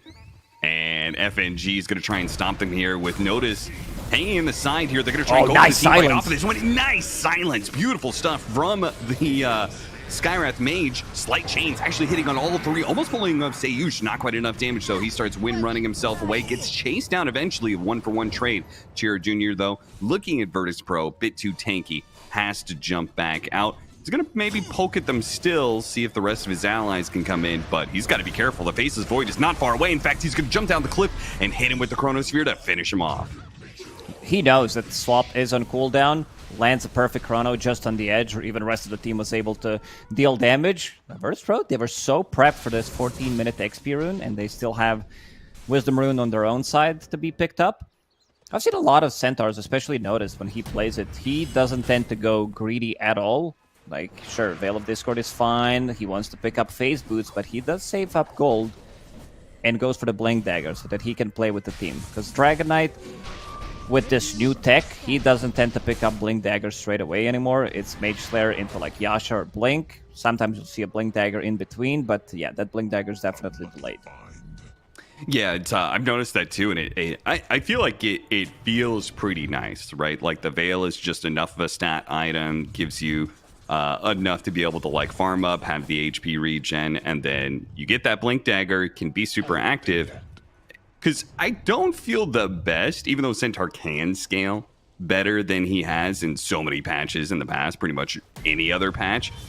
There's definitely something about this hero that I still feel like all of his impact is in that like 15 to 30 minute mark. Yeah, he has to be able to like get those initiations going, get Stampede to save some of the cores, maybe save himself. And also with the new Eternal Shroud, that's a great item for him where he feels unkillable. Like you want to be able to reset multiple times with the hero. Sayush. Okay, Observer Ward plays down. Ooh, Cloud, having a guess there, throws out the arena, seeing if he could catch the heroes rotating back, but that's going to be a 90-second cooldown. Now, he doesn't have his Blink Dagger, not going to be there for quite some time, so maybe that's why he's feeling a little bit more loose with throwing around his ultimate, but they're going to need to hit their timing soon, man. It is not looking great when you're down 5k net worth against that Faceless Void. It's not just Faceless Void, it's also Dragon Knight going for this Manta style. This build is insane. They also don't have the heroes that deal well with it. There is no Lion, there is no Pugna with the Shard that can instantly kill those illusions. So if we're talking about sieging the tier 3 towers still being like the most difficult thing in Dota, once you have that Dragon Knight, once you have Faceless Void who can time walk most of the damage, Stampede if you run into trouble, they have very good sieging lineup. Stampede used to dissuade a little bit of aggression there from Klimsanic. As they back away, this massive set of mines from FNG. Chiro Jr. is going to start walking into some of them. Takes a healthy amount of damage. The Flame Guard protects him against a lot of it. They'll pop a couple more of them. FNG's hard work doesn't really result in much there. I know you're a techie spammer, at least you were before. You know, the old techies. I am still. You still are? Okay. Well, for a good reason. The hero feel is really good right now. Oh, yeah. I've noticed, I know you play duo queue with Fogged all the time, and Yeah. he has been on that techies train quite a bit lately. Yeah, he mastered it. He's, like, the level doesn't say he mastered it because he's like level 15 or something, but the way he plays it, yeah, that's why I feel the hero is so strong, because I landed in the past month for like 50% of my games pretty much. Dude, it's just like, it feels great to have as a support, right? It like almost guarantee wins your lane. Great setup for a lot of kills. And what I like what FNG has done so far is controlled the map really well, right? That's the biggest part. Area control, where you want to take the fights, breaking smokes. You see, oh, bomb has gone off. We don't see anyone. They must be smoke. And most importantly, controlling twin gates with it. Oh, no. Noticed, I think that was one of those accidental clicks on the twin gate. Maybe had a window there to be able to get a stun onto Chiro Jr. before he went through the gate, but lost opportunity. Doesn't cost him much, though. They know Klimsanic is on the other side of the map, and FNG is placed very defensively, while Squadix is going to go and start hitting on these tier 2 towers. And with the Manta that he's got, the damage, it's going to start building up, man. Oh, absolutely. Manta on both Dragon Knight and Faceless Void, so cheap way of dispelling Searing Chains. Most importantly, Ancient Seal, that's the big one. so you don't want to get bursted. You can use your other abilities. You'll still need a BKB on Faceless Void, but yeah, you also become tanky. Manta style, I would say, doesn't feel as great. Just the build up, we're like, oh, I'm close to it, but then again, you're like, oh, it's 1550 for a recipe. That's a very expensive recipe. Yeah. I'm glad they made it a little bit more heavy on the recipe, just because Manta is such a good farming item for certain heroes. I feel like it should feel bad, right? I think before it felt way too stat efficient, the gold to stat buildup. But now, you know, like it's actually a hefty cost for you to be able to get this item that usually is like, for the heroes that get it, it's usually really powerful. Yeah, necessary change for sure. Same goes for E-Blade. You're like, oh, I'm also close to it, but the recipe is massive. And if you're buying, Yeah. I don't know, I feel it like buying Refresher, buying Heart feels very awkward. It's like you're not getting anything. You need to have enough money to buy it, plus probably buy back at that point. Manta style, Kiritich, he's in. Almost getting bursted down there, but that Manta style timing, it's going to be tough for Klimsonich now. I don't know how you're going to be able to catch this Faceless Void with a Manta against all of these. Like, every single one of their lockdown spells is going to be dealt with by a Manta, right? Yeah, double Manta, massive issue. Vengeful Spirit, something about this hero having this insane shield, plus, let's say you have a bubble on a hero, plus swap, plus Pavis or Solar Crest. You're like, oh, I'm dying, but you're actually fine. You have extra almost 1000 HP. And you did mention Luna with the shard, so having that damage reduction, 25%. Let's see, swap needs to be used probably here. There it is. Stampede still trying to chase him down here, but once again, Munkushi just going to turn around. They actually have their arena on the side that caught the Takis as well. Immediately bursting down too, and now running in for more, though. Kiritich is going to be able to hit the Chronosphere here. No more swaps to be able to bail out this Luna, but it's not enough burst damage either. He couldn't finish him off, now has to jump backwards. Chira Jr. is going to be a little bit low here. Do manage to get the stun and blow him up. Faceless Void got too aggressive there, missing out on some of his damage dealers, and as a result, failed to burst down the Luna. The fight goes sideways, and Virtus Pro lose much of their gold lead. Yeah, what we just mentioned, you know, going for a hero, tanky as Luna, she gets the Moonglaze off, 25% reduction, gets swapped in, and the rest of the team was there. Dragonite didn't really participate in that fight. You know, he was in a melee form, so doesn't deal as much damage. The good thing is the Breathe Fire still, you know, even in melee form, applies the Corrosive Breath, but it's not enough. Like, especially when you have Chrono laid down on a hero, on a tanky hero like Luna, you want to be able to burst her down. And this opens up the map for Klimsonich. They know that there is no Chronosphere. There's still tier 1 tower available for Virtus Pro to TP to, and Scan connects. It's already down to half HP. Rotation just going to be too slow from Virtus Pro to get there in time. They can get close and, oh, actually, they're going to back out on the side of Klimsonich, taking a safer route, backing up, smoking, and see if they can get the jump on Virtus Pro. Kiritich doesn't want to come into this fight. He's farming. He wants to pick up the XP rune first. Some good Observer Ward, Mines. Roshan, they scouted him out, sitting at sub 50% HP. They're going to go for it, breaking the smoke on Squadix, who's in the trees right now. Immediately pops out and actually hits the stun on a Chira Jr. Throw the magic damage at him. That's not going to do much. Beautiful stomp, though. Arena comes through to try and stop this Centaur, who disrupted the back line. Almost popped the supports. Finally does get one of them. Seiyuu power shots him down. Now they look to Cloud. Kiritich shows up and cleans up the fight successfully this time around. Chira Jr. Got to be careful. Shackle shot, not going to latch here. Has a jump. Kiritich can chase him down. He's got a time dilation coming up soon. He's going to slow down the Ember Spirit. Medial, it's silent. Sweet Strong, so good on the responses here. It's going to cost him his life, but he does bail out his Ember Spirit, at least in that moment. Kiritich did manage to run him down in the end, though. Virtus Pro striking back in a big way.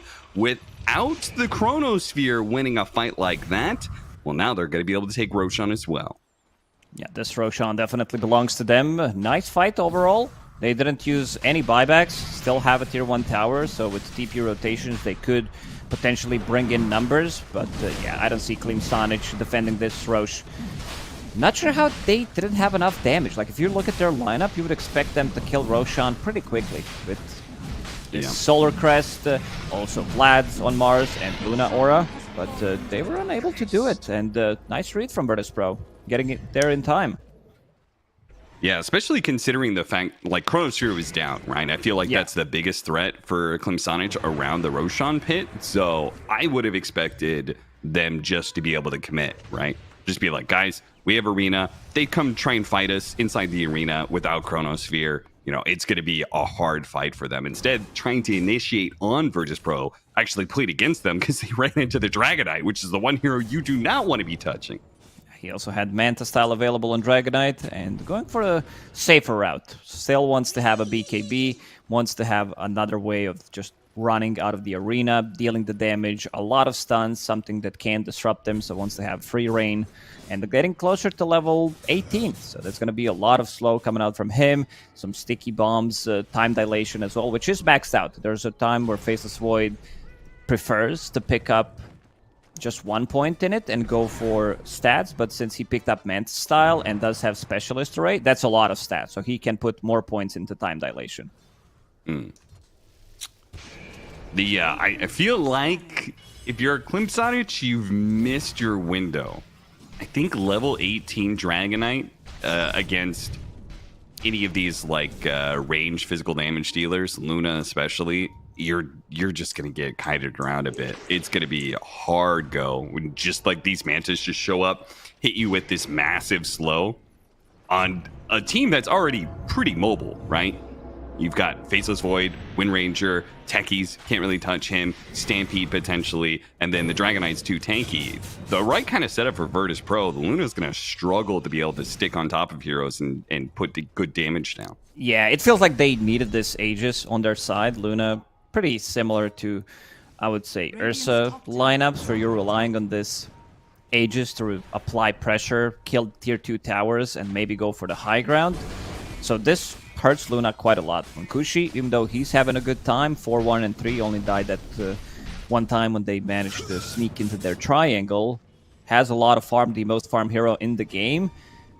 He still dies. Like, even with the BKB, 9-second BKB, it's gonna be very burstable.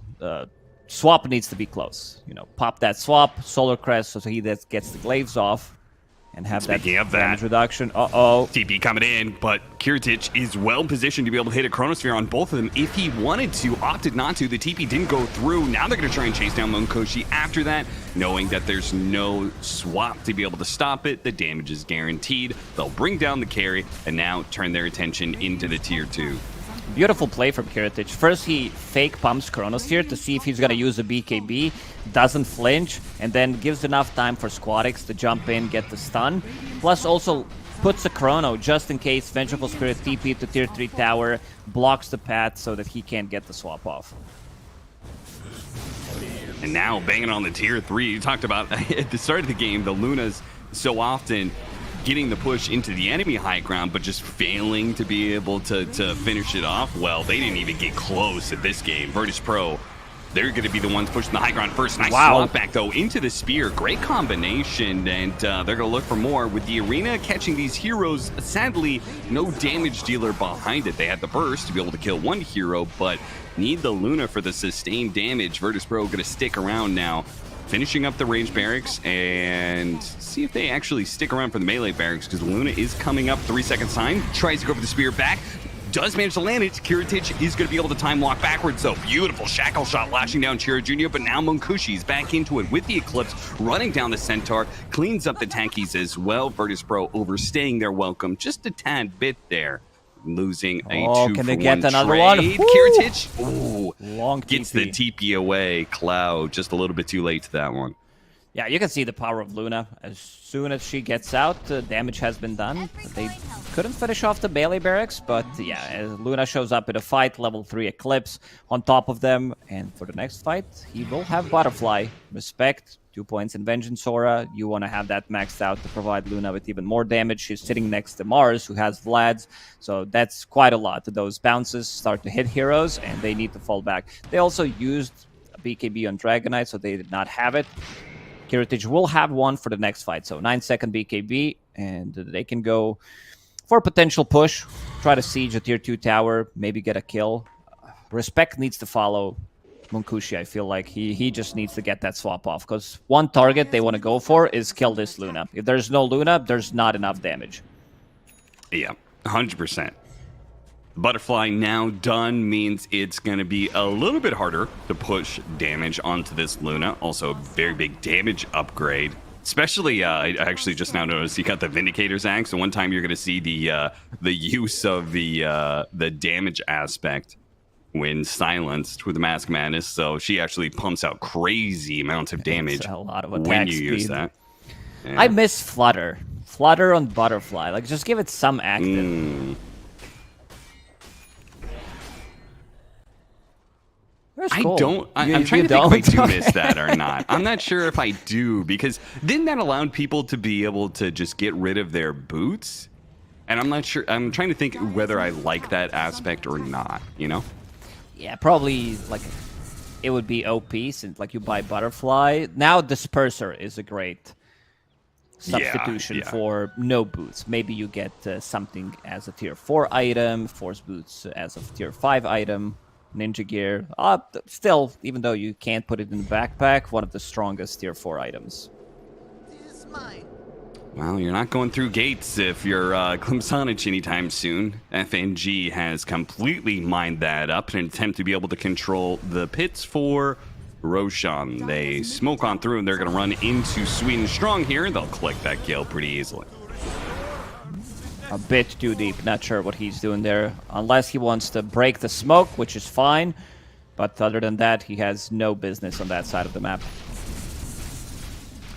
How do you feel about Mars scaling into the late game at this point? It's the one sticking point for me in just like how much do I like Mars right now, is where does he go after this initial Blink Dagger, you know, BKB, whatever. Like, what is his late game item that really feels good? Because Refresher is just out, right? You can't build that item on him. No, that's why... Not for like the third or fourth item, right? Yeah, I feel like, because you want to buy Hex, you want to buy Shard, and you want to buy Refresher. And these items, like, you don't get anything from the components. Like, it's not like he needs intelligence. It's not like he needs mana regeneration from Tiara of Selemene. So it feels like you need to have 6,000 gold. Imagine you having, I don't know, Deso. You're getting those stacks, you're pumping in damage, and then you start to scale.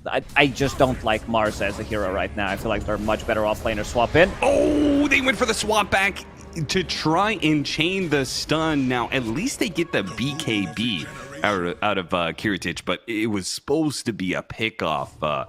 Sadly, they only brought the 3 heroes there. Maybe they would have had, even if they hit that magic missile, I question whether or not they had enough damage. In part because the Skywrath Mage got picked off, and failing to hit that means that you may be giving up on Roshan here. As you can see, Virtus.pro already set up with a mine in the pit. It is going to be a later Roshan, though, so Clemsonich do have some time to be able to get their Eclipse back online. Yeah, BKB will reset on Faceless Void, so Virtus.pro, they should be pretty happy about it. And FNG, he's been pretty busy planting those mines. It's so difficult to approach it. Like, if you're using a smoke, let's see if they can pick him off, or at least try to pick him off one more time. Through the triangle they go. Kiritich already back over to the Ancients. Okay. And this is where that offlane tower still being up really hurts you. You can't actually go to the other Ancient camp very easily. Mine. They just blew up one mine. Okay, smoke. They know exactly where they are. Time to farm up, wait for Roshan Radiant's side. As you said, it's going to be a longer one. Minute, so they still have like 50 seconds to bring him down. This is one of those awkward timings where you want to stick around the pit, but the opposing team who doesn't have control of the pit is like, well, screw it, let's just hit high ground. They're in the Roshan pit probably right now anyway. Maybe they're doing Roshan. Let's just try and take a lane of barracks for it. And the longer that Roshan takes, the more damage that Clemsonich is getting. Jump forward from Squatix, surrounded by heroes, but he's a big, big boy, man. That is a golden black dragon. You're not going to so easily bring him down. As you can see, only half HP. Monkushi now forced to use his BKB. Eclipse goes out as well. Kiritich down to half health. Time walks off half of it. He still has the Chronosphere ready to go. He still has the Chronosphere. He's going to throw it down. Meta! What was that? He just Chronosphered his own own team. An actor in the mid sees he just screws over his team, and it may be not enough. Squadix is still too strong as he brings down almost the Luna. Not quite enough damage. How is he still alive? Finally, the Centaur gets him in the end, but Virtus Pro will lose the fight despite killing the Luna, all because their carry has gone rogue. Agent Faceless Void. I mean, he was waiting for a long time. Time walk and then started to receive damage from Luna. The Glaze Eclipse as well, and they're gonna push. The worst thing is like he dodged everything, and then Sweeting Strong still managed to get him with Arcane Bolt. And yeah, big loss. You said it correctly. Team Sonage, they don't want to take down. If the enemy team's waiting for Roche, they're gonna go in and try to force something. They have more than enough damage with Luna, Oldie's Aura, Vlad's Vengeance Aura, and yeah, now they have advantage in terms of barracks, because last time, Virtus Pro, they were unable to finish off the melee barracks. What a clear moment of panic that was. He time walked off. He was a half health. Time walked off all of that damage. Had Chronosphere the entire time, and clearly starts panicking. And Chronosphere's his own team. That was insane. All right, Chrono used, guys. You do the rest. Figure it out. I literally had a beat where I thought to myself, is Faceless Void on the Radiant team? 6 versus 4. Unlucky. Respect, gonna be run down as he tries to approach the pit here. Virtus Pro set up. Oh, tried to go for the initiation onto Kiritich, but he already got off the BKB before the scythe came into play, and he doesn't get that chain stun. You do manage to hit him with the shackle shot. Looks like Cloud. He managed to get off the spear off just at the end of time, and does blow up the Faceless Void, giving us life for it. Now the Luna's just gonna chase down these heroes. Look at Notice getting cleaned up by Monkushi. Squadix is gonna try and challenge him just like he did last time, and he's doing a decent go of it just like last time, but it's not quite enough. It's not enough. He needs a carry, man. He needs a carry. Well, maybe he doesn't need his carry to chrono him. They are doing a good job right now. Problem is, they don't have any True Strike. I saw Faceless Void, his quick buy was Butterfly. Not sure what that was. You're playing into Luna. You want to kill Luna instead of protect yourself against Luna. Scotty's a great choice, don't get me wrong, but I feel like MKB is a must here. You just don't dish enough damage. They need to figure out who jumps Vengeful Spirit, some kind of a silence, push her out so that she can't get the swap. And with level 20 talent plus MKB, Faceless Void should be able to bring you down from 100 to 0. You're sitting at only 2000 HP. Like, you don't have Satanic yet. You're not tanky enough to sustain through all that burst. FNG. Is he going to get the timing right here? Is he going to blast off in the pit? Oh, God. If he goes now, he might get it. A little bit too late. And he reconsiders his actions here. I'll slip on out of there. But yeah, Clemsonage turning around the game after 2 successful fights. Will get the Aegis into their hands and cheese to go. You asked me, how did the games look in Eastern Europe? I think I described it perfectly. This is it, back and forth. It feels like Virtus Pro, they are winning. 6k gold lead throughout the majority of the game, and suddenly they lose it twice. Like, they take one bad fight, one good fight. It's time for Virtus Pro to take a good fight again. Radiant are scanning. Yeah, what happened like 10 minutes ago when Virtus Pro was pushing high ground very confidently, you know? What happened to that game? Yeah, it feels like most of the games that I covered in these qualifiers, whoever is pushing for high ground early loses. Or the other option is to win, but you need another like 30 or 40 minutes. So let's see. Right, yeah.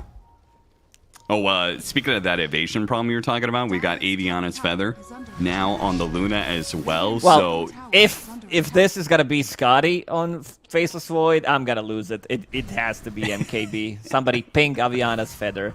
What's his evasion at the moment? Let's check. Evasion says 51%. So yeah, half of your attacks are misses. Some Mjolnir procs, of course, but okay, he swaps. He sees it. Aghanim Scepter now done for Chira Jr. as well, who's been quietly sneaking up the ranks there in Net Worth. Obviously, he's never had that great of a game starting from the beginning against that Dragon Knight, but he's been having a bit of a presence now, and now that he's got Aghanim Scepter, he can Well, we'll see what he does with it exactly. I was going to say hit the back line, but one hero is Techies, the other is Wind Ranger, who I feel like FNG, I'm not even sure if he's in these fights most of the time. I feel like FNG is just he's just setting up mines. That's all he's doing. He's been busy, yeah. Like jumping the back line for Virtus Pro really is not as important. Oh, there it is. We just cursed him. FNG, the front line, setting up some mines. Does have buyback available. And this is a dangerous timing here. Aegis and Satanic. You've got 3 lives on this Luna when you've struggled to be able to bring her down once. Hitting your high ground. This could be a sweep that takes Megas. Dire's bottom tower has fallen. Buyback coming out. Stun down to half HP. Still BKB Satanic available. Full HP again. You can't Junior hit. just having a poke to make sure that Luna does successfully get back out. Looks like they're going to go back and take Tormentor for now, while Virtus Pro are actually going to smoke out. But what is this smoke for exactly? Maybe it's going to be the fake one. It seems like they want to go back in. I Pretending. think Kiritich has maybe made the call that it's impossible to win a fight unless he has MKB. After they smoked, I mean, he's like, guys, like, we can't do this. Like, Yeah, give them Elena needs it. Barracks. Yeah. Dragonite also almost going there. for Bloodthorn. That's a very expensive item. This item costs almost 7,000 gold. So he swaps things around. He also wants MKB. Can't really blame him. Double damage on Kiritich or amplified damage on Kiritich. Well, TP to the base immediately. Do they have any smokes left? He does have a self-smoke from Ninja Gear.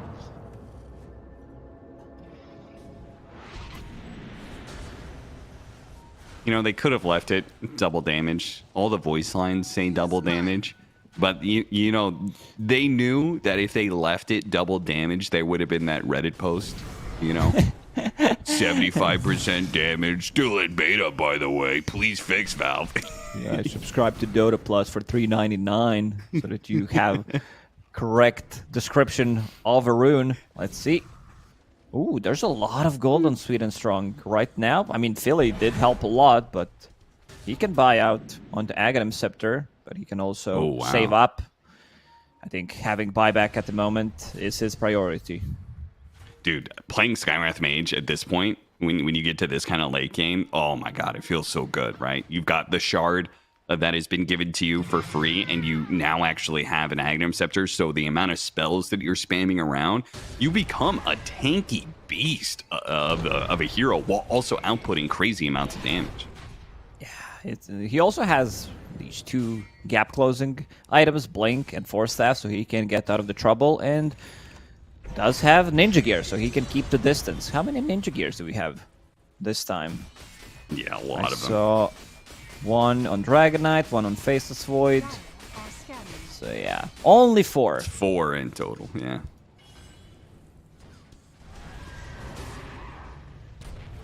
The cavalry has arrived. Well, Clemsonage, they definitely could have been a little bit more decisive. I agree. In their push, but they're playing it careful, and sometimes that's the right play, sometimes the wrong play. We'll see what happens, but in this situation, it has given Kiritich the opportunity to complete its MKB, so they have an answer to that Luna, at least the evasion. We'll see whether or not they have an answer to the other parts of it, right, which is the swap and the damage reduction from the shard. I think they missed their timing a bit. This game is still winnable for Clemsonage, don't get me wrong, but yeah, allowing them to farm 2 Monkey King bars when you have Aviana's Feather and Butterfly, it is time to strike. They had Aegis, they had Satanic, Butterfly. Very difficult to go through all this. But it seems like they're going to be waiting, maybe for the next Roche, which could respawn in 2 minutes, going through the gates right now. No mines in that area.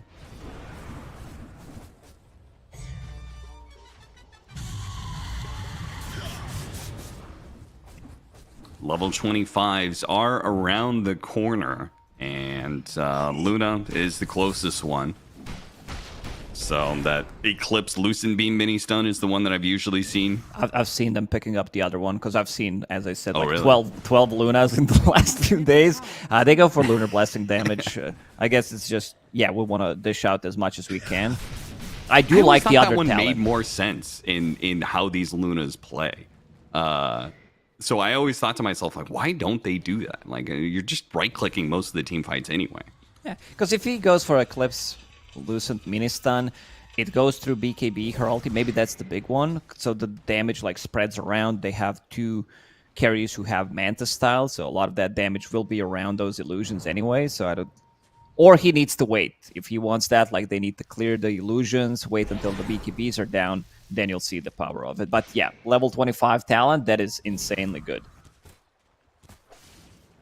Oh, we actually have level 20 for the Wind Ranger now, which takes away the little bit more of that damage reduction on Focus Fire. Not that he has a whole lot of damage in the first place, and that maybe is a little bit where Virtus Pro is lacking, is the scaling on their supports. I mean, we already talked about how FNG has just been kind of chilling out, throwing mines everywhere. He's got a Solar Crest, Vlad's, but Sayush is the one who hasn't managed to scale at all in this game. He's having a good game. He's like involved in 19 out of 23 kills and everything, but Tenki is just that, like, where's the damage? Imagine a fight where Luna's sitting at 30% HP, you have Maelstrom plus maybe a BKB, and then you show up in a fight with Windrun, she can't touch you, doesn't have MKB of her own, and you get a kill because of the Focus Fire. But this, like, because he's playing a different type of a game. He's playing more of a Gale Force, sustainability from Glimmer Cape, and this Guardian Greaves. Hex as the next item, that's the big one. It's just, yeah, it's going to take you another 10 minutes to get there plus flyback. Yeah, it always. I feel like it's a little bit awkward Wind Ranger going for this kind of build when you already have techies who, you know, typically is building those kind of utility items, right? He's just like, a lot of times you see a lot of Greaves, you see a lot of Pipes, a lot of Solar Crests on this hero. He just kind of like tanks himself up because, you know, that part of it is magic resistance, part of it is just the way you kind of get gold naturally. But jump in from the high ground, noticed. Already on notice at half HP while the Faceless Void gets blown up. They get the initiation from Cloud this time. Successfully gets the Blink Scythe onto the Faceless Void before his BKB. And that may just be the end of the game, Lacoste. We've got a push potentially coming in. They are going to go back and do Roshan. If they push for high ground, they would have found that the Faceless Void did not have buyback. Yeah, it's hard to have a read whether he does or doesn't, because he's like 75 gold short, and Sayush will pick up Bounty Rune in the bottom, and he does have a buyback, but yeah, this is a much safer play for them. Going for Roche, it's also Aghanim Scepter, so who's gonna pick it up? Maybe they give it to Venge. Venge has something on the courier. Oh, he just picked up Ags of his own, so he doesn't need to have it. They could give it to Luna. It's pretty good. Yeah. Now he wishes he had the other talent, maybe. Yeah. Big boost. 42,000 net worth. Next closest is 27,000 for the Dragonite. I'm still like, why does Lunar Blessing say damage increased by 82 when it's not? Oh yeah. Someone doubled the number for some reason. Up to high ground they go. And 15 seconds on the Faceless Void, but I feel like that's going to be too long. They're going to lose to Megas here. But it seems, okay, they still have Glyph, so maybe they have a chance to be able to hold one of these buildings up. But it's going to be 5 really close seconds. call. He's going to be coming back up, and the buildings are going to be dead before he even arrives off his TP scroll, potentially. Squadix, he's going to have to get in there. Monkushi's going to finish it off, otherwise they start making their jump. Okay, already out to half health, managed to get the swap back, though. Respect. Going to be left to potentially die here and come back. After all, he does have that Aghanim Scepter. Don't want to commit as a result, trying to push him back in, see if they can get this kill from the high ground without committing too much, and they do. So Respect finally going down. Not much of a loss, though, from Klimsonich. As long as they keep this Ghost still alive, they've got another swap to be able to bail out Monkushi, who now charges forward, goes for it, and immediately just gets kited around. The Stampede trying to get away from this Luna during the BKB timing. Now that it's gone, they can stun him up. Swap back once again while the arena initiation goes out. Does manage to get a nice set of spears, but running into all those mines, he gets blown up in the process. Yeah. He still does have Chrono available. Yeah. Let's see if they want to chase now, get something else done. I've seen this so many times. Like, I told you, Blue Luna pushing the high ground, trying to finish off the barracks. They get the stun. She's unable to do it, but some big creeps inside their base. Deal some damage to tier 4 towers. So it was foretold, so it is so. The Blue Luna fails to push the high ground yet again. Has 11,000 net worth in the bank right now. Girl, spend some of that. Let's go. He's fully jacked. He might buy Moonshard. We can call her Bluna, considering that he is always blue. What is he getting rid of? That's the problem. Like, Luna comes online so quickly, being 6 slotted, that like you need to get rid of some of the items. Oh, Yeah, it's gonna be a refresher. Okay. Recipe has been purchased.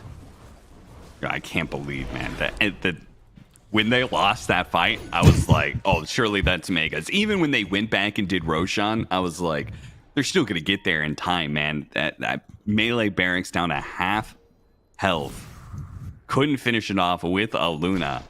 And now Klimsanic, I don't know. down to 2 minutes left on the Aegis to go for high ground. This is scripted. I've seen it so many times. It's so funny. Me and Garrett were having so much fun with it. Are you entertained by Mars items right now? This is it. Like, Yeah, this is there where we he are. feels strong, huh? Even then, dude, it's so mana intensive. You can't actually get off a full double combo. You can double arena potentially with double spear. You can maybe do all that plus a scythe or a second scythe. He's got cheese, so in this situation, he can't actually get the full combination off. But man, it just feels like it's not enough. You just don't have enough of mana pool most of the time. So refresher 350, Sight of Vice 250. That's 600, 850. 2 arenas 500. Yeah, you don't have enough. You just don't have. Like, you need some Scotty. Oh, she goes in again. Monkushi, Pop of the Satanic, nothing to really hit there, so that's going to be a bit of a wasted one. Flying. Though it doesn't matter Flying with again. the Aegis commits BKB. They don't want to go for the Luna when the Aegis is just about to expire, but now they push out, seeing if they can catch some heroes on their way back, and Squadix does manage to get the stun. The arena follow-up, beautiful sight, countering the Faceless Void, and Cloud gets him again. He's destroying Kiritich at this point in time. Pushing forward, though, Respect getting some of these heroes out and stunning them. Chira Jr. pushing forward with that slight. Shiva slowing everybody down. Trav had a hard time getting out. Finally, they lose that Aegis, though. The Luna was about to time out just on time there, but they finally finished it He's off. dead And again. Once again, Cloud locks down the Faceless Void. Cloud has been an absolute menace for the carry of Virtus Pro, has locked him down in these last fights, and has won Klimsanic game 1. Oof, Klimsanic. You give them Vengeful Spirit plus Luna. You have Chira Jr. playing Ember Spirit. This guy knows how to recover. Again, he's playing into matchup that's not favored for him and still manages. He's been like pretty silent because he didn't have the game early on, but they managed to get some like really big pickoffs and a bit of a choke coming out from Kiritich in these last few fights with Chronospheres. Yeah, I mean, no bigger choke than Chronosphere in your own team. It really doesn't get much more of a choke than that one. Okay, time to shake it off. I think coming into the second game, they definitely need to ban this. Like, this Luna has to go. Unless they have the first pick in the second phase, I think they need to get rid of it. Yeah, that sounds about right. Dude, Kiritich, you're one series away. You're one series away from securing yourself a spot in Birmingham. So big if they could do it, and maybe blew it for game number 1. Shake it off, like Vikas said. We'll see whether or not he is able to do so as the series continues. We're going to take a break after this game 1. Come back with game 2 very shortly. And I'll let you burn a hole into the sun and call it home.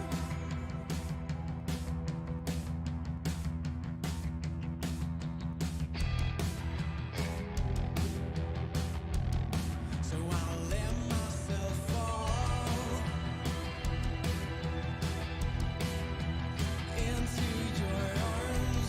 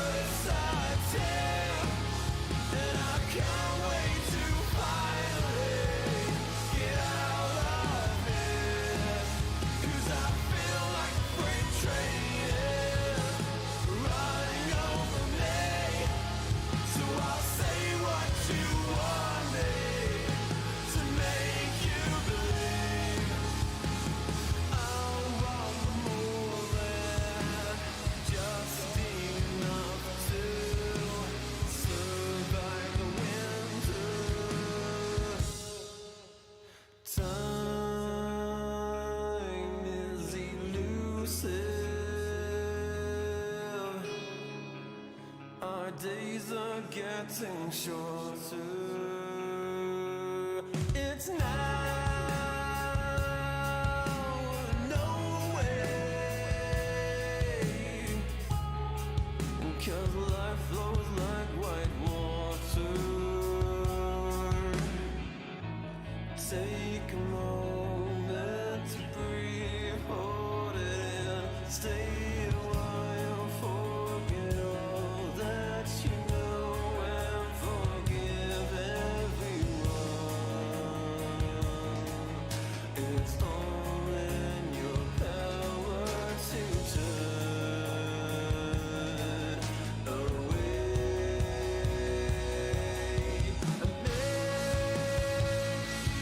I've been blinded, 'cause all I see now is a fairy tale ending. It's not in our course at all. Make a change. Forget I wait for nothing to death do I, 'cause I feel like a freight train is running over me. Welcome back, everybody, to Eastern Europe. We've got Virtus Pro versus Klimsonic. I'm still thinking about that. I just looked over and I saw Kiritich. I don't know if that's him in his picture. Oh no, that's Aloha Dance. But I was just thinking about like that guy's probably not too happy about his performance in that game one. So we'll see, his mental strength, I guess, going into it for game two, right, Lacoste? Yeah, absolutely. I mean, I know that he can play much better than this. They used Faceless Void to defeat Team Spirit yesterday, take one game off of them. But yeah, Kiritich doesn't really choke like that. Sometimes it is hard to play some of these heroes where you can look really bad. All it takes is one mistake. You feel like you're getting pressured. You see your HP dropping down so quickly. You're like, okay, I got to do something, because if I don't cast it now, I'll already pop my BKB. I can't do it afterwards, but yeah, he has to shake it off and come back with something fresh. I think Luna is going to be the big one. Virtus Pro, they are not the biggest fans of Luna at the moment, because going through the hero list that they played for Bet Boom Dacha, Dream League Season 22, they don't use that hero, but I think they need to ban it. Yeah, that's fair enough. If outside of Faceless Void, what other heroes would you say are Kiritich's favorites? He likes Morphling. If you're a Eastern European player, you need to know how to play Morphling. They love their Alchemist as well. It's pretty much comes down to that. But he also has a couple of these other heroes that he likes to play. In this meta, you need to play I see Wind Ranger. Arc Warden game. Yeah, Arc Warden, Razor. He plays different stuff. But if Wind Ranger is not banned, I feel like they might go for it. Virtus Pro's turn to Well, they're going to open up with the Venge on Klimsonic once again. Why not? Worked for them pretty well in the first game. It's just like when it comes to ease of play versus impact, right? Like Vengeful Spirit, the biggest thing is just like getting the right swaps. That's the hard part of the play. But otherwise, just like throwing Wave of Terror, just throw it somewhere in the fight. It's going to have a pretty massive impact from a support standpoint. Yeah, compared to, let's say, Faceless Void, a hero that you can easily look bad. On Vengeful Spirit, all you have to do is pretty much stand close to a fight and get the good swap off. Yeah. Yeah, very simple, very easy to execute hero. Can't really mess up much. Let's say you're playing Lion. You blink in, you don't hex on time. You get caught off guard. You're gonna die immediately. And yeah, there it is. Ban Luna. I don't understand any of those spells you just said. I've been playing with a lot of Lions, Lacoste, and I didn't see any of those kind of spells. Stats and mana drain. I was playing with Slacks, yeah. So all I got was mana drain, 24/7. I don't know what those other spells are though. As you should. It's all about mana drain. Maybe throw in a raid band, some Ether Lens, pick up the shard, and you're good to go. But yeah, they did ban Luna, pick up Windranger. This time around, I want to see Windranger being played as a core rather than support. I didn't really feel the impact, even though Sayush had like a good game. He kept a distance. He doesn't want to 10 commit because if seconds you're playing remaining. core Windranger, you want to be there in the middle of a fight. 5 It's seconds easy remaining. to look good with Windranger as a core. Like, you can't really mess up. It's really interesting. Not a whole lot of the draft has shifted, but because the Luna is banned, they're not going to go with their same line of thought that they had before, which was here they pick the Mars Skywrath Mage. Instead, they opt for Tiny 10 Gyrocopter seconds here. remaining. Gyrocopter? Really? That's a big question mark. Seeing 5 Venge seconds Gyro, remaining. I feel like this could be carry Gyro just because of Venge.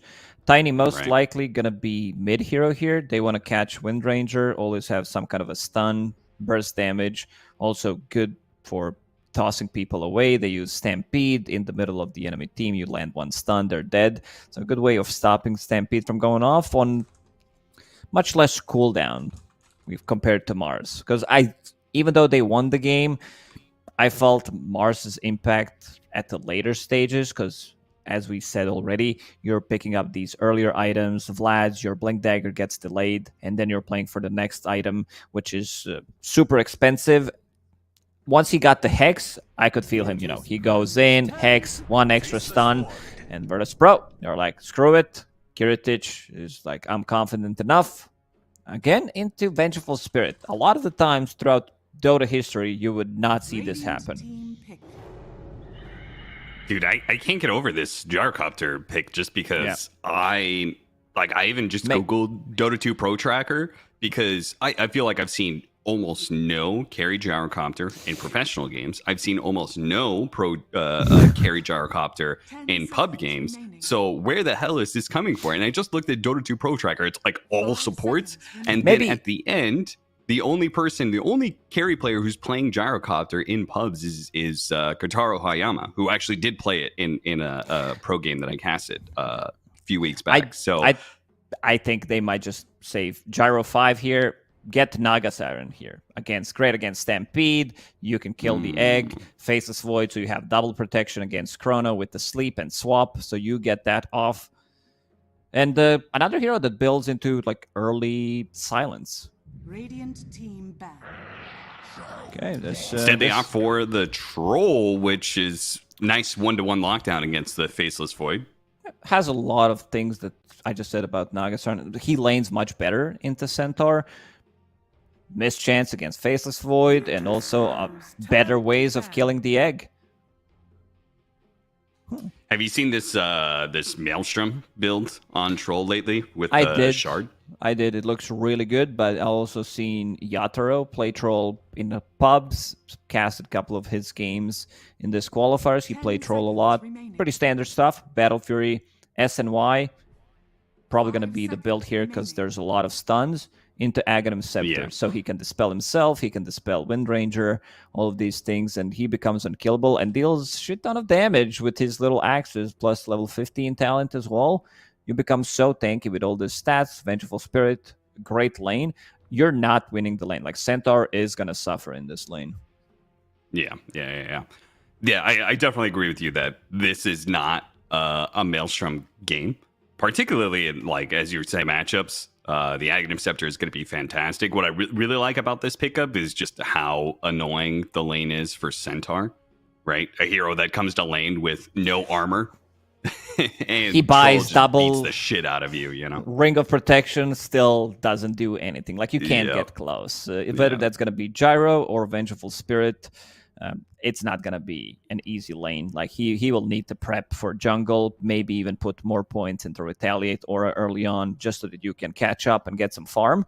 But yeah, I've seen the Mjolnir build plus Shard. It looks insane. Like, the max fervor stacks suddenly... It goes up to like 60-70% if I'm not mistaken. So like Yeah. 2 out of 3 hits shoot a projectile. Yeah, it's pretty bonkers. All of a sudden, Troll is a magic damage carry because he's throwing so many lightning procs around.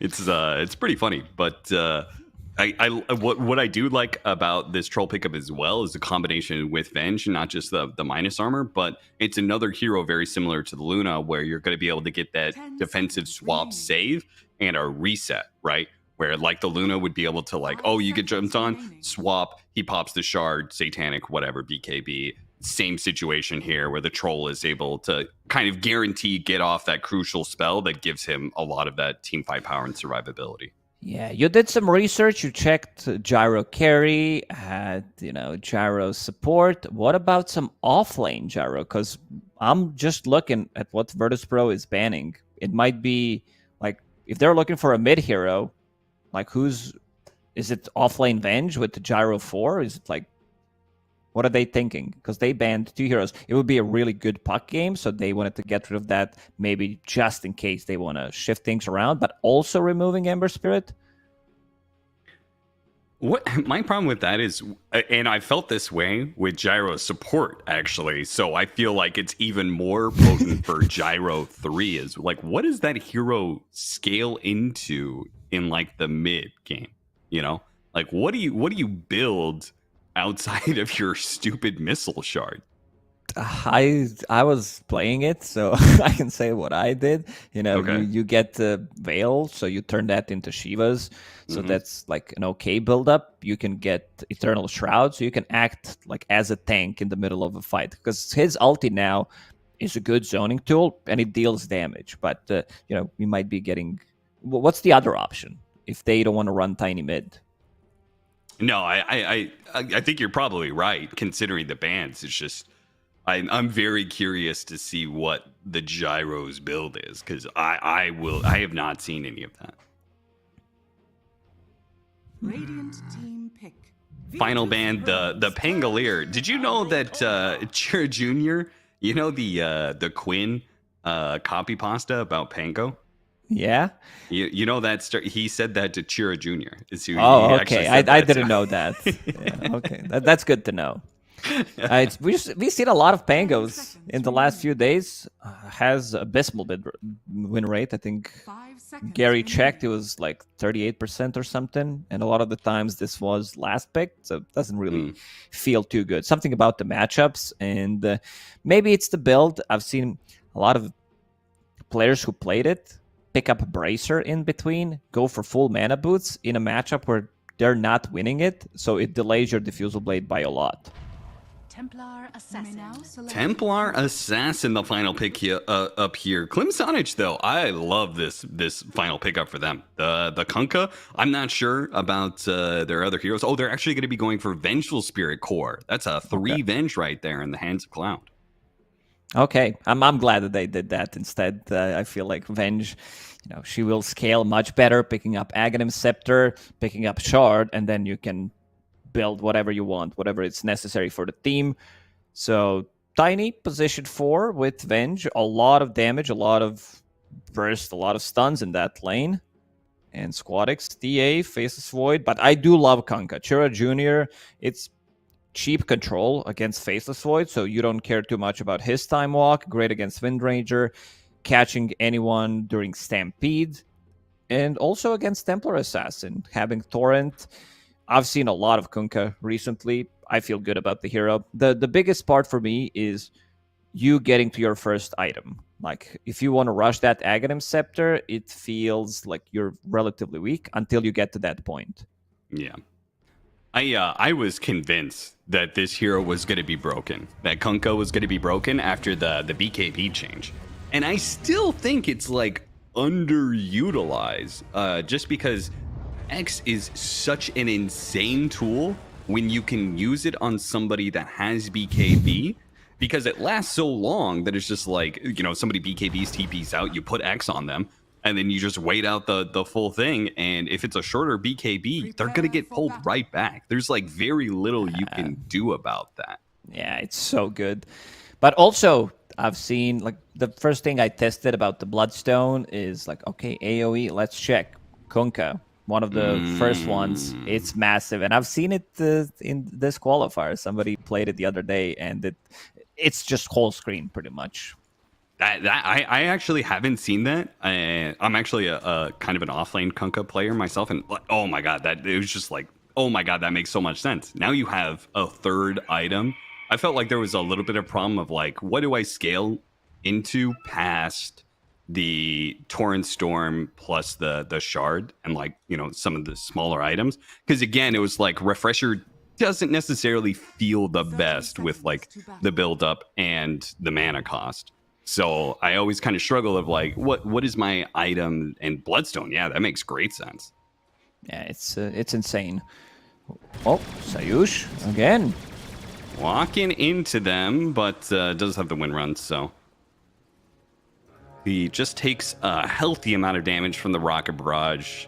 And that's going to be it. We'll see if we're going to be able to get a third bounty rune for anybody here. Sneaking around the side, Sweden Strong is going to be able to jack that one. Gets a third one for his team, and a fourth one, actually. All four of them going the way of Klim Sanic. Plus, Kiritich is already down to 200 HP. What a great start. Well, I can't believe some tinies that I've seen in the last few months are picking up like Avalanche level 1 or Toss. It's just like, get this tree grab. It's so good. It's just way too good.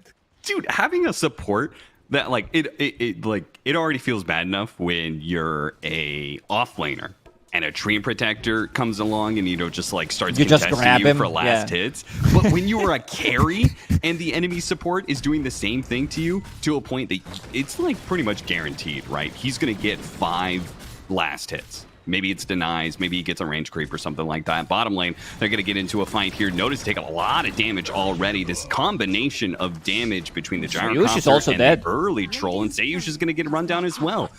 First blood and second blood going the way of Klim Sanic on top of 4 bounty runes. They are cooking.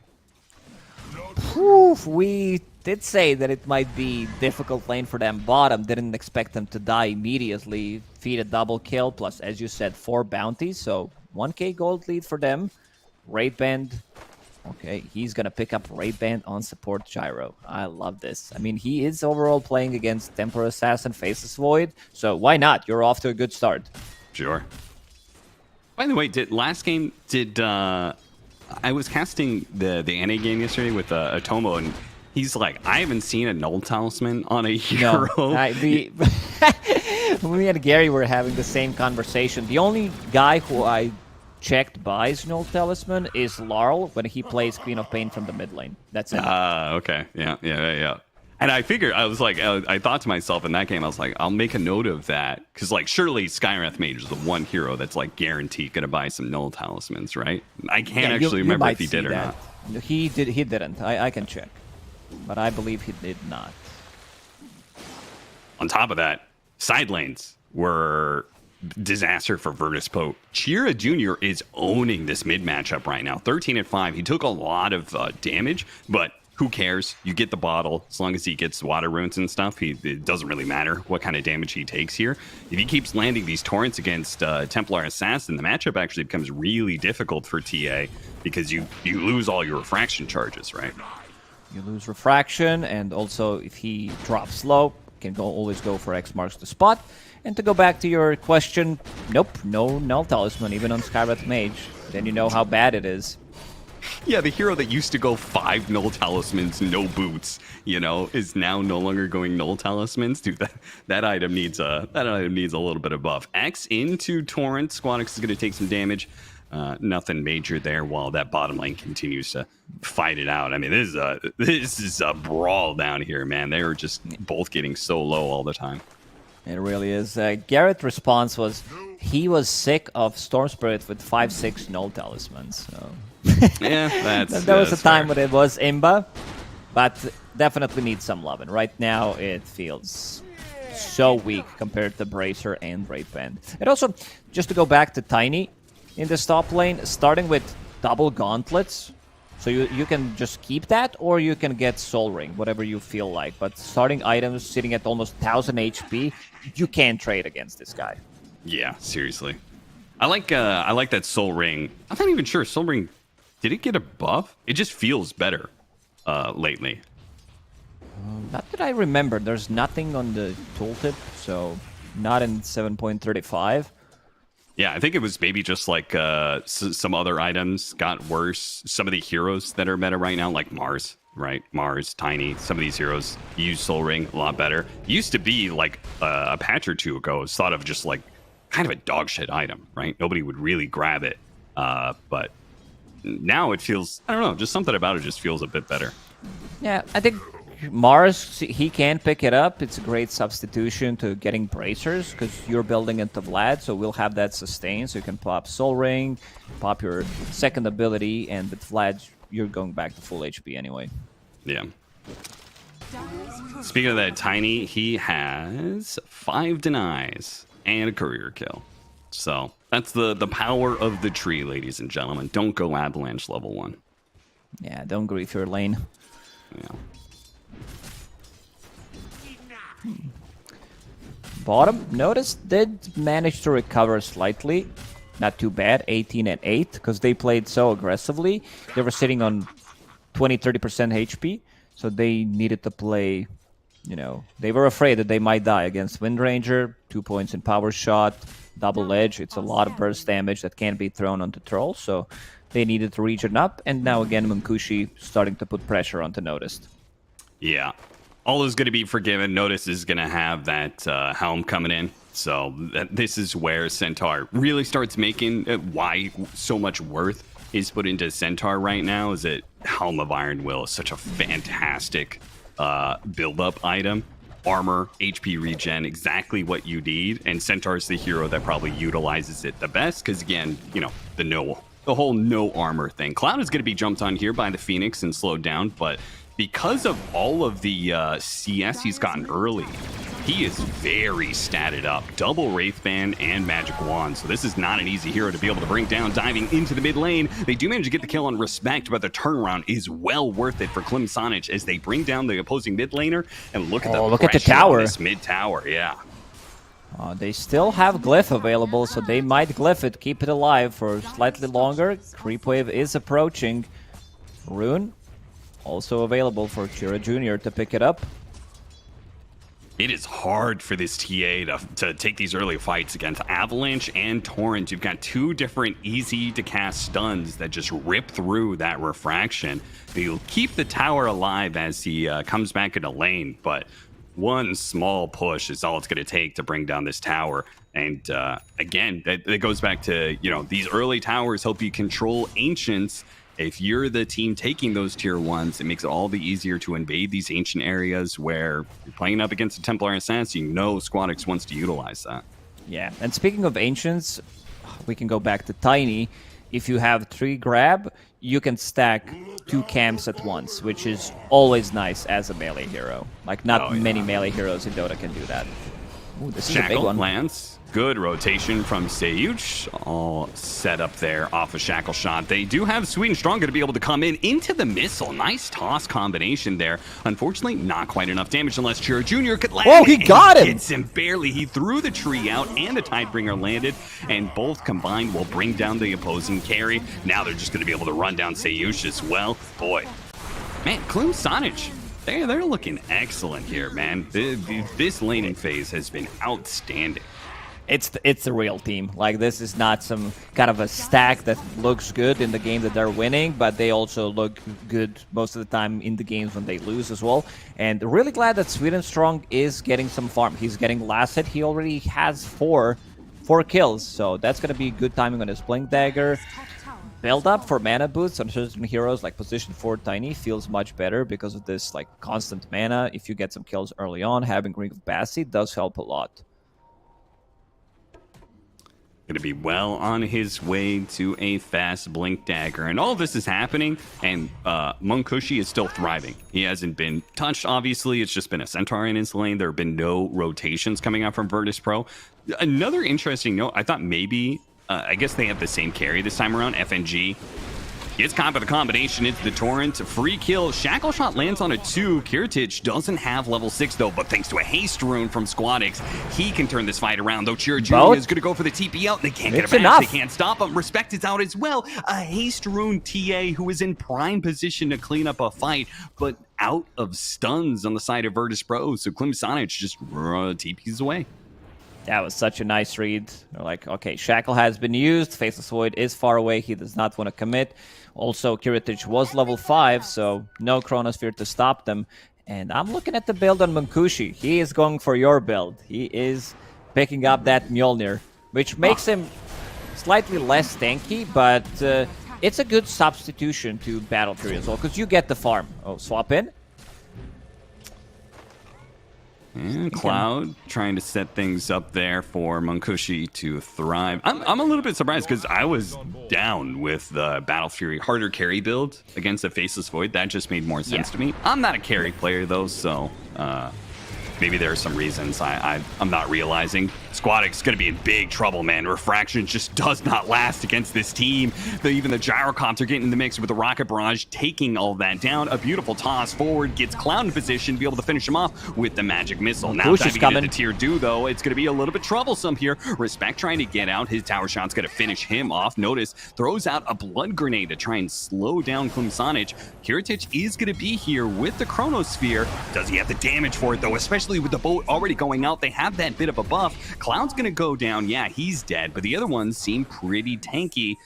See if they can chase down anyone else here. As Sweden Strong still has an avalanche and stuff to go. Stampede's going to be put to use. They do manage to get the slow debuff on him, so it looks like that's enough to get a second kill over the overextension from Klimsonic. That's a bit too deep. I mean, look at the mid tower. They could have killed mid tower easily.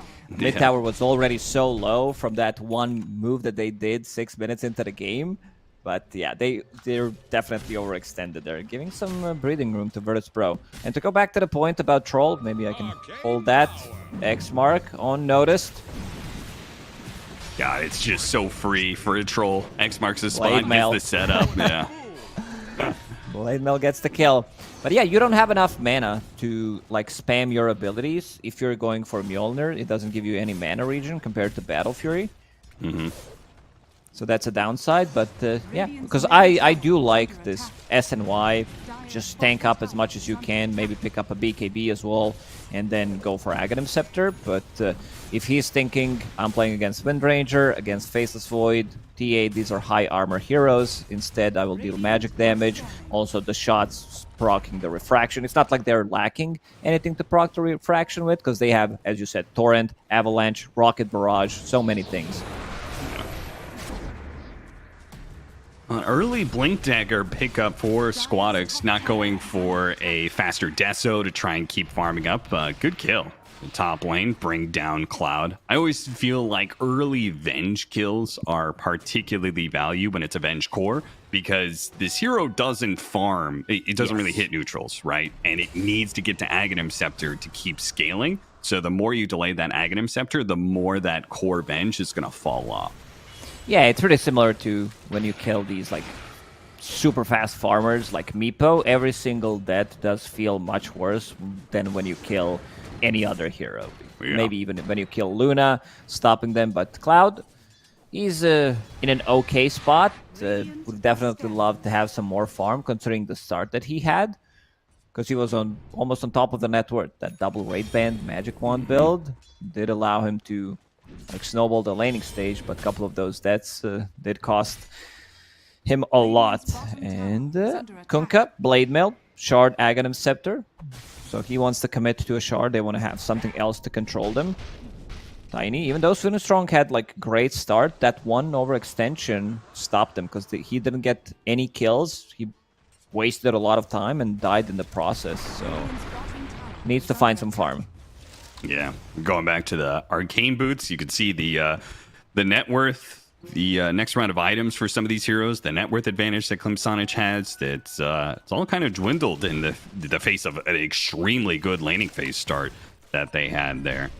But still pretty good control of the map. They took the tier 1, they took the both the top and mid. They're farming up the enemy jungle right now. It's just they need more of a chokehold on the map if they want to be able to keep up with what a Templar Assassin is always going to be doing. It's just out farming you through farming ancients. Radiant's bottom tower is under attack. Kushi's gonna show mid, the rest of the team smoked up behind him.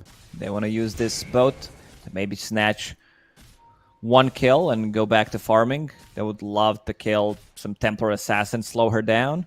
As you said, Squadix on top of the network, going into Deso next. Blink Dagger, also a farming tool for TA, where you can jump between the camps. FNG will get caught here.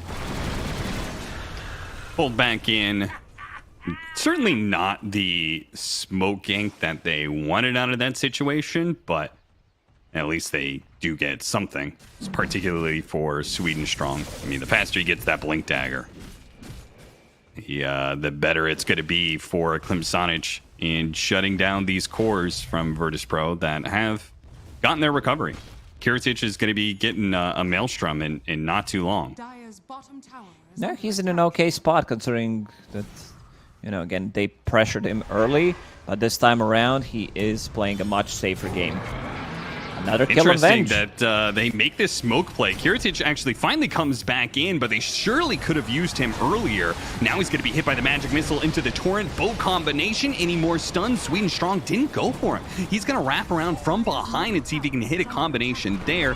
Showing up now, but it's underneath the supernova, so it's hard to be able to get in here. X marks the spot onto Kiritic. Uses that chronosphere, catching the two supports, misses. but he can't actually blow up Sweden Strong. It's having a hard time getting through that tanky tiny. FNG is going to die a second time here. Back-to-back deaths for this man as Klimsanic just runs over this fight in the top lane. Boats from Chura Jr. have been on point, keeping them alive. X marked the spot to keep him away from Tiny for a second. Tries to go for a Torrent. Torrent doesn't connect, but yeah, you can feel that if Squadix... I don't know why Squadix is not there, to be honest. Like, they definitely need his damage. Void's damage is relatively limited right now. Your Wind Ranger position 4 needs to land those power shots, but I'm not sure if he did not have TP available, because when I just clicked on him, it was ready. Could have also maybe gone through the gates. He was in that area. It's the second time that we've had a note like that. I remember the Squadix had that Dragonite. You pointed out a fight where they took it as 4 and Yeah. Squadix wasn't with them, despite... I mean, TA makes maybe a little bit more sense that you want to farm and scale, but that game, like, surely you want your Dragonite in every fight in the mid game. So it does seem to be a little bit of a disconnect here between what the 3, 4, and 5 want to do in Virtus Pro and wants what to the 1 and fight 2 now. do. DD plus Deso. It's going to be big timing with the amplified damage to go straight for the backline. Hits respect, almost 3 shots him here. A 4th shot will do it in the end. At the same time, Sweden Strong almost gets bursted by the Centaur. Chira Jr., he's going to have his TP stopped, so they pick up 2 kills and immediately go for the pressure down mid. Radiant's middle As tower soon as he is joins, you can see the difference in the fights structures are for Deso stacks immediately. He just picked up that Deso and will have Dragonlance in the next 30 seconds or so. Cloud desperately needs that Aghanim Scepter. This is when you start playing, like, I don't give a crap about my hero anymore. You start swapping people in aggressively. You want to die. You want to have another swap, another stun. Tier 2 items also going to be coming up. Cloud getting really lucky on the neutral item spawn there. Wish I had that kind of luck. I swear to God, whenever I like- go for non-ancients, it takes like 4 camps to get 1 item. Yeah, I always have to use Courier because I can never find them. Yeah. So that timing is coming. 150 gold. We'll have the Aghanim Scepter and level 2 swap, which is pretty significant. And they're going to have a ton of repositioning tools at that point in time. 500 damage on swap. It's like finger. Have you Plus- have you tried out the Kanda Kanda build? Yeah. I tried Kanda on every single hero that there is. Some poor hero gets swapped for like 900 damage. She's like, what the fuck? What just happened? Got him on the X, pulls him back in, noticed. He gets a spiteful stomp out before he goes down to this gank from Klimsanic. Gank's also coming up in the top lane, though Cloud already has his Aghanim Scepter delivered, so if he dies here, not that big of a deal. He kind of wants to die. Rest of the team will use Twin Gates, try to outnumber him, but they should know something is up. Cloud moved way too aggressively. Squadix, Yeah, solo especially- kill. Steps. Had you an eye. Nice pick up there, and that is speeding him along. He went from Deso to Dragonlance in a hurry, thanks to that team fight, and now a pick-off. He is progressing through his items very quickly, considering the start that they had. Sonic really just not getting the chokehold on this game that they were looking for. And now Cloud's going to be kind of unhappy. That Aghanim Scepter, the first use of it, gets no value, just dies. It's Roche twice time in for an Virtus instant. Pro. They have more than enough damage. Solar Crest and Wind Ranger, Deso, TA, and you have Faceless Void. So, not sure what this was about. We haven't seen Munkushi come to any of the fights. Maybe it's the item choice, because if you go for BKB and just Maelstrom instead of finishing the full Mjolnir, you should be fight ready. But right now he doesn't feel too comfortable. They can still burst him, not tanky enough, sitting at 1500 HP. And also it comes down to both Kunkka and Venge going for Aghanim Scepter, quote unquote, as their first item. So you need those components. They don't provide you with much. Kunkka getting close. Maybe they could have dragged this for another minute or so to have good sync on 2 Ags. That would be real nice, but they're still gonna try to look for a fight. Blink Dagger on Tiny. Respect does have his shard. All right, there it is. Chira Jr. buys out his Aghanim Scepter, flying it out to him now. So now they've got swap back into Torrent Storm. That is like crazy amount of team fight, potentially uncontestable amount of team fight, even with the extra life on the Templar Assassin. But that's only if all of this disable and repositioning is setting up Munkushi to do the damage. And as you said, it looks like he is loath to join any fights until he has his BKB. He's farming up nicely. It's just that the scaling from Virtus Pro is really good this game. They do have TA. They do have Faceless Void. This time around, Sayush, he also figured out that item build from the last game didn't work out. So I'll pretend that I'm playing support, buy Solar Crest, and then go for bigger items. Love me a core that is able to solo Love it. Tormentor. It feels like it's so value. And in this game, well, they both have a hero that can do that, as the Templar Assassin does it for the Dire side, and Troll does it for the Radiant. So they get their Tormentors, get their shards out. That's going to be the Wind Ranger, who probably gets the better of that engagement, as he gets Gale Force versus the Tiny having his Permatree. I love to see it in Pro Dota. In pubs, like, you don't get to see it as much. The carries are like, yeah, but I'm like in the outer ring farming Ancients near this Tormentor, but why would I spend 30 seconds to kill it? Like, Troll needs to go back and heal. That's the difference between him and TA, because TA doesn't lose anything. Warrant. Both combo onto FNG. That should be a quick one. Nice and easy. I swear to God, they need to change the Tormentor, like, instead of just saying that you got shard for this person, it needs to say like the net worth value team-wise of what doing Tormentor did, you know? I thought you were gonna say it needs to say the guy who killed it, because all these carry players are egomaniacs and they need their name written on the screen. It's like, it just blatantly go. lies to them. They don't actually get the Heritage. shard. It just says 52 red font bolded. It's like he killed the shard, and it's like blinking. Have you noticed that when someone's beyond godlike, there's a different text now, and it also like pulsates. There's like a pulse effect to it. no. I haven't actually noticed that. Well, because you've never been godlike recently, I suppose. I knew you were gonna say that. You know what? I was like, I'm stepping into this one. I'll step on this landmine for you, Lacoste. Don't worry. Yeah, I step into your minds when you're playing techies. Okay, Troll, fight ready, going into Shard next. It's going to be a lot of those. So how much is it? He did go for Fervor Stack speed. So that's going to be even more on level 15, because he's not playing the Aghanim Scepter, lower cooldown access. So it's like 420 plus 4 max stacks. 20, so it's 64. Okay, it's quite a lot.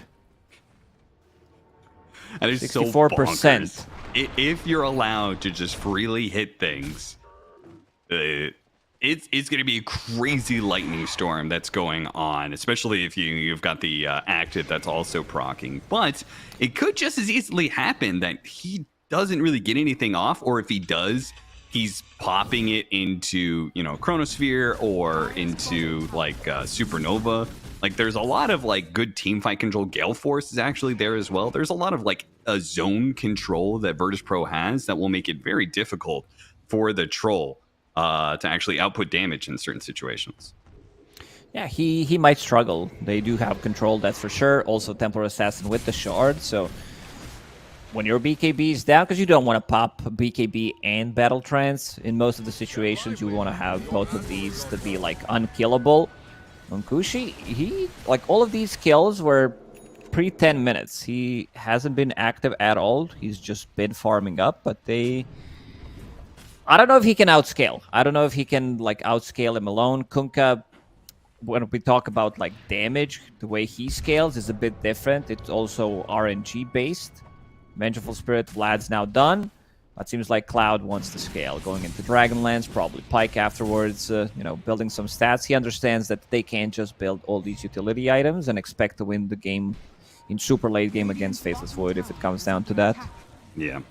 That's actually another curious note about the choice of item build here is that because he has Avenge, right, you're about to get to that 15 talent where you can get the -5 Wave of Terror. That's -11 armor reduction, but you're not really taking advantage of it if you're going the Mjolnir build as opposed to the Battle Fury. Yeah, that's also true. I mean, you're dealing some physical, but you definitely want it to be physical. Maybe he's like, okay, I have Orb of Destruction, so that's minus armor. That's gonna be the extra. That's why I went for Mjolnir. I don't know. Swap is ready. Cloud. Ooh, faster blink. Sweet and Strong's probably still going to die here. The rest of his team, though, very importantly, did manage to get out. He's Sunray him for the vision, and will run him down eventually here.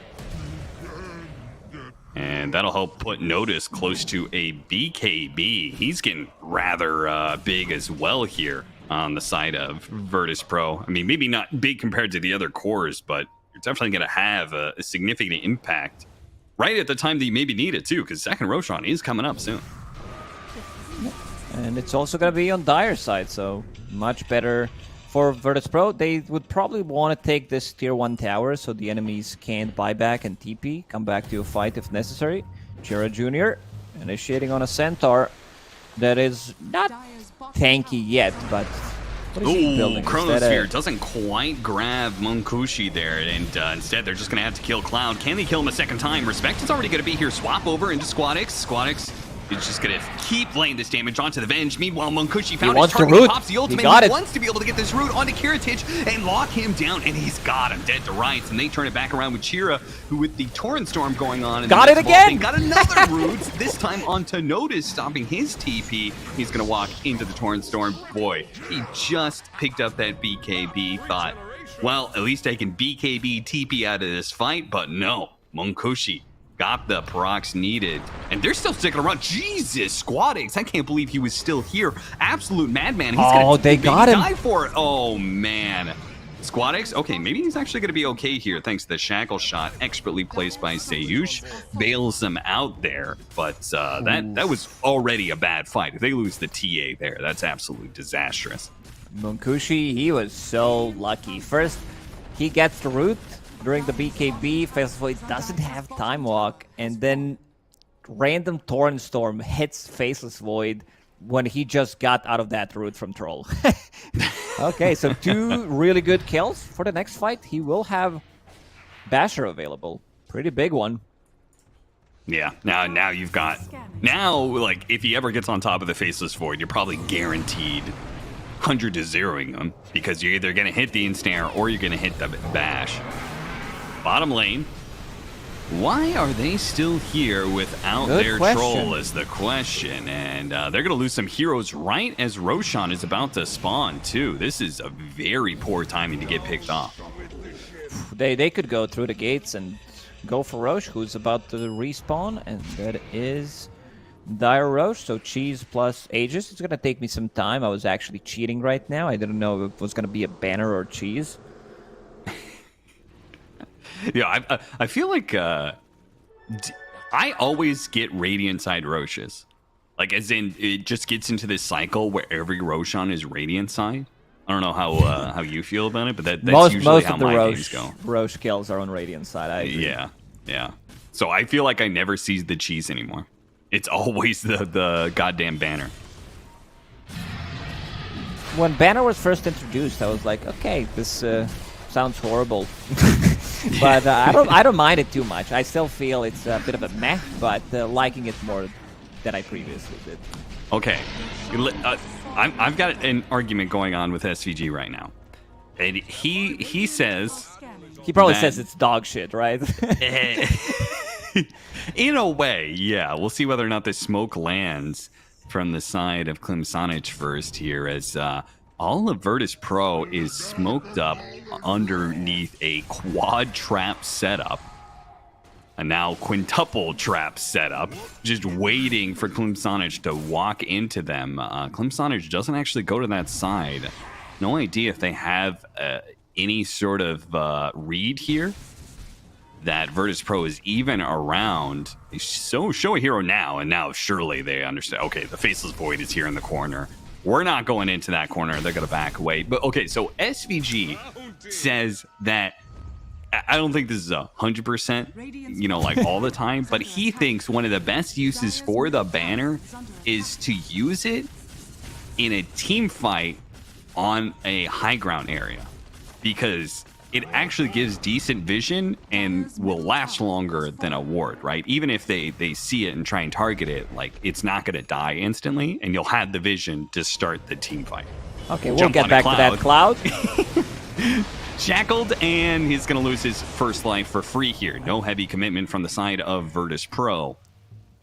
Okay, so when you started that, I thought you were going to say use it in the middle of a fight, and then the creeps push in, like use team fight as some sort of camouflage, so that the creeps can deal damage to a tower. No, I think it's okay. I think what he said has some value to it, but it's gonna die if you're playing it aggressively and you put it down. Like it's just dead afterwards, so you don't get like, any damage onto towers. But I could see it happening.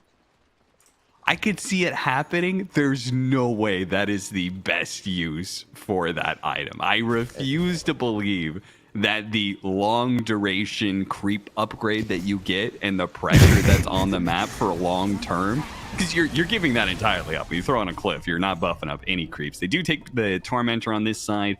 Klimsonich gets a shard for Kunkka, so doesn't have to buy it for himself. Has the tidal wave now, just another way to be able to control up these two right-clicking cores on the side of Virtus Pro. Like if somebody does that, it's a front page Reddit. It's like, oh, they won the fight because of that. It makes our analyst work a lot easier. Something that hasn't been done before. We're like, oh yeah, look at this. We're gonna pop this onto Telestrator and show it to people during our segments. So that's pretty cool. You know what's cool?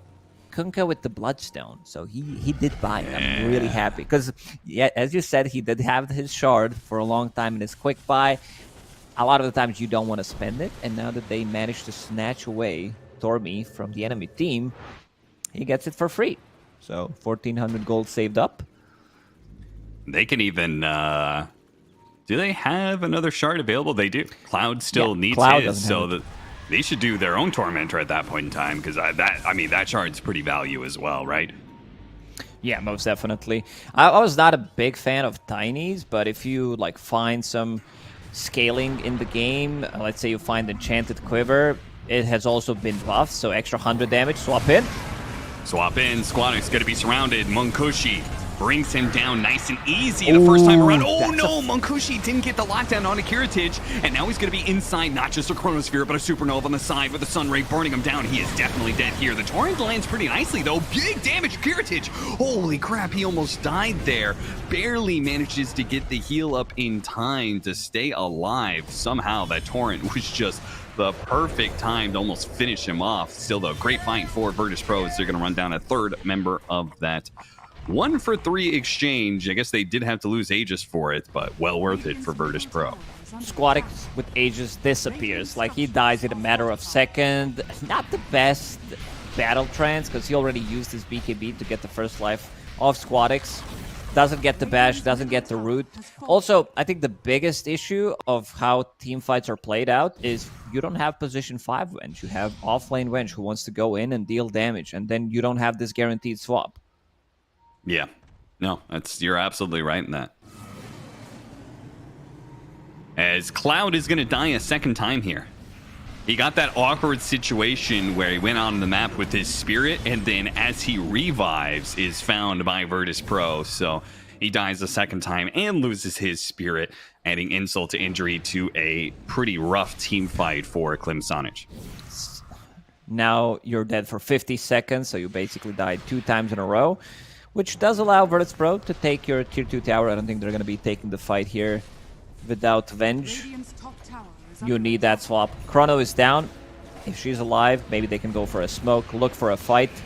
But yeah, this second death of Venge, very costly. And they might steal your Tormi. Yeah, after all, they had their Tormentor stolen. Why not return the favor? Radiant's Being top tower very, is very under skittish about it. They really feel like Clemsonage, maybe they're doing something here, but not the case. They're on the other side of the map right now, and so they take it and get a shard for notice, so he's going to be pretty happy with that one. With his BKB, throwing around double edges, he'll just get tankier and tankier over time. Interesting build from him. This was basically Veil into Blink, Brown Boots into BKB. He wants to be able to just get some stuns off, because Torrent Storm, all these pullbacks from Kunkka, it's just very annoying for Centaur to play.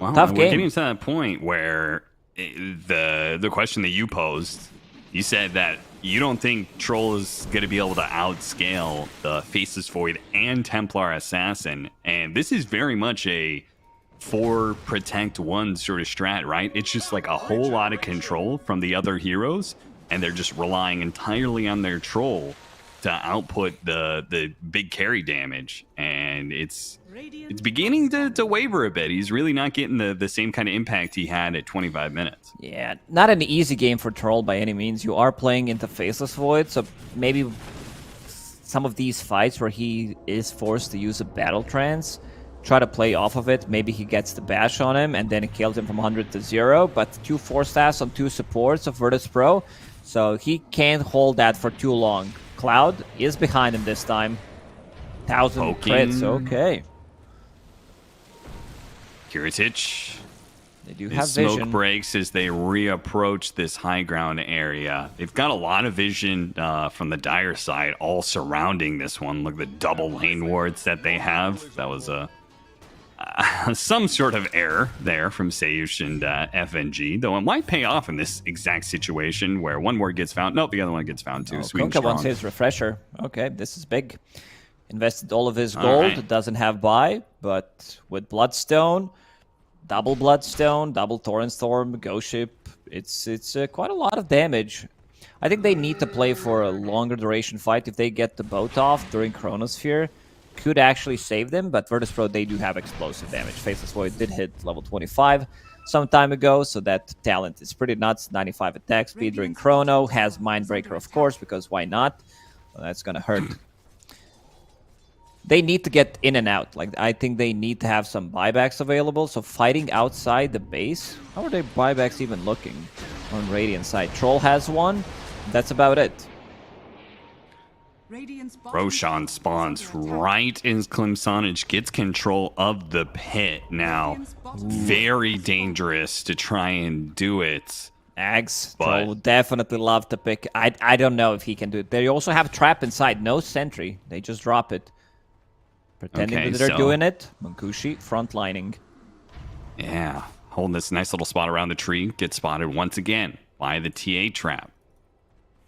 Virtus Pro. Who's going to be breaking here first? Who's going to try and actually start this fight? If you're Clemsonage, you're guaranteed walking into TA traps if you try and start the fight onto the position. But maybe if they get the toss back onto the Templar Assassin, just what they need for the Stampede, it's getting him away. Monkushi's now going to try and go for the Dashes. lockdown onto Kiritich, and they manage to get dead. off the Chronosphere. There's the swap, though. Monkushi's still going to have some issues here. He still has his ultimate, needs to pop it soon. Oh, barely caught it off just in time. But now he's getting Satanic. hit by the Supernova stun. Now he's controlled up by the Centaur as well. Another swap going down, but Monkushi just cannot get any hits in. They saved him from the Chronosphere. He still got his ultimate off at the last second, and it still was not even close. got his ultimate off and got kited around by so many stuns.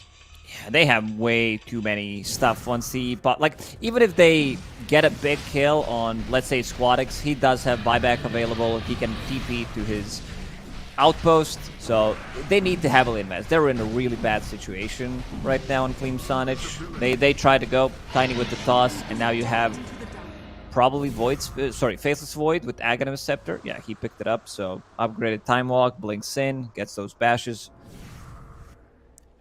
Very difficult game. Their high ground defense is okay, because they have Tiny, the toss back, that's always going to be good, plus swap, it is level 3, so extra cast range on it. But sheer 5-on-5 engagement is almost impossible to win. They're going to need to use some shenanigans to win this game. Radiant's courier has been killed. They can manage to get like one good defensive hold around their base. They'll have level 20 talent for the bench, which is definitely much bigger on core than it is support. They also need level 20 on the Kunkka, which is a nice little one to have sometimes. I'm trying to look at anything else that helps Clemsonage scale up a bit more for the next fight, like what could be a potential game changer, but it's really looking like it's going to be the shenanigans that you're talking about. There really isn't many other options here. Monkoshi going to be in some trouble here. Has BKB, has his ultimate, starts locking down, see if he gets the chain bashes on Kirijic. He actually gets bash back, eats the chase magic missile though, and they do manage to finish him off. This time around, Virtus Pro choosing to take a fight without Chronosphere, then buying back and TPing in. It's going to be a TP that is far away. Monkoshi, though, might just die to the Templar Assassin, plus the burnout of the sun. The Supernova goes down. Now they still have a buyback on the Troll. Virtus Pro using their buybacks. Obviously want to get something done here. This does put them in a questionable position. Are they really going to confidently hit high ground? I don't know if Kirijic needed to use buyback there. He's not the one holding the Aegis. Maybe that's a bit of a mistake, but if you're thinking about who's going to siege, they decided to give it to Squadix. You either buyback or you're going to lose these barracks, maybe even lose another set, because without Troll, you don't have enough damage. Seeing Kirijic time walk up to the high ground. I mean, Clemsonage definitely got to be thinking about what the fight looks like if they buy back on the Troll, but now getting picked off on the Tiny maybe just ensures that they no longer have that option and play for the Troll, trying to revive in time. But the damage is coming fast, man. No, I mean, he needs to use it, otherwise you're going to be playing against Megas. I think he needed to buy back immediately after seeing Kirijic buy back. I mean, it feels terrible. If they use that buyback and then don't even get an initiation immediately off of it, they're going to try for it now. Torrent onto Squadix, but again, Aegis for 2 minutes. They need to pull him in deep here. Pull him in as deep as they possibly can, but Cloud's been jumped on. Still looking for an opportunity to hit that swap. Gets on to Squadix, pulls him over a little bit more to the side. Can he live to get another swap off? It doesn't look like his illusion is caught right now. Bo comes in. Squadix trying to pop the BKB, but he managed to get a 4-staff away from the Troll. Troll going for the lockdown, but gets blocked inside the Chronosphere. And now it's his BKB plus Battle Trance. He's in trouble. They need some Torrent Storms. They need something to get him out of here, but the swap is on cooldown. The bolt lands on 2 of these heroes. Excellent hit, but the damage is lacking. They get the hit to finish off the Faceless Void. They got a die back on him. Somehow, without their Troll, Chira Jr. is able to do the damage, but it's not just one carry. There's a second one. They're going for the kill onto the Supernova, but it's a bait. He baited in all of these heroes, and Squadix will clean them up now. 3 heroes left on the side of Clemsonage. A Mega's guaranteed. A beautiful initiation from Notice. Hits the stomp onto 2. Pull him in with the Gale Force as well, and Squadix going to work once again. Beautiful shackle shot landing onto Sweet and Strong. Pushed away, though. Toss him away as much as you can, but the damage, it is just too much from Squadix. They don't need Kirijic to carry on the Faceless Void when you've got this scaling mid laner for Squadix instead. It looked like they might be able to do it in the end, like one mistake pretty much, no buyback immediately. And again, I think the biggest part of this game is Vengeful Spirit as a core. He has Ag, so he wants to go in, swap, get his illusion going. So he wants to die, he respawns, again, doesn't have swap available, Troll gets caught. Because when you're playing position 5 Venge, you pretty much have one job in this situation, and that's swap out your Troll who gets chronoed. but then again, you're not dealing damage, so you're just sitting behind, and you feel like you're not being useful as a core. But I still think that this needed to be done on Venge. Like, they needed to approach fights differently. Yeah, perhaps Klim Sonic not recognizing what gave them the advantage in game one with this Venge versus Faceless Void interaction. Go for a core Venge, play it differently, and a different result. So that means we're going to be going to a game 3. Virtus Pro versus Klim Sonic will go the distance to see who gets a spot at ESL 1 Birmingham, the final slot for Eastern Europe. We're going to take a break and come back with game 3 in just a bit.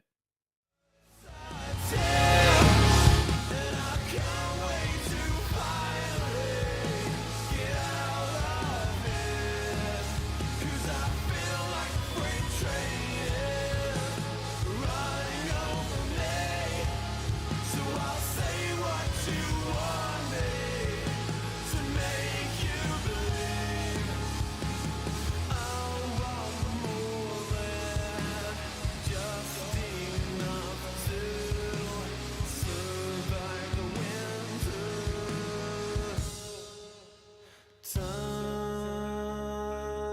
is elusive. Our days are getting shorter. It's now or no way. 'Cause life flows like white water. Take a moment to breathe, hold it in, stay a while, forget all that you know, and forgive everyone. It's all in your power to turn away.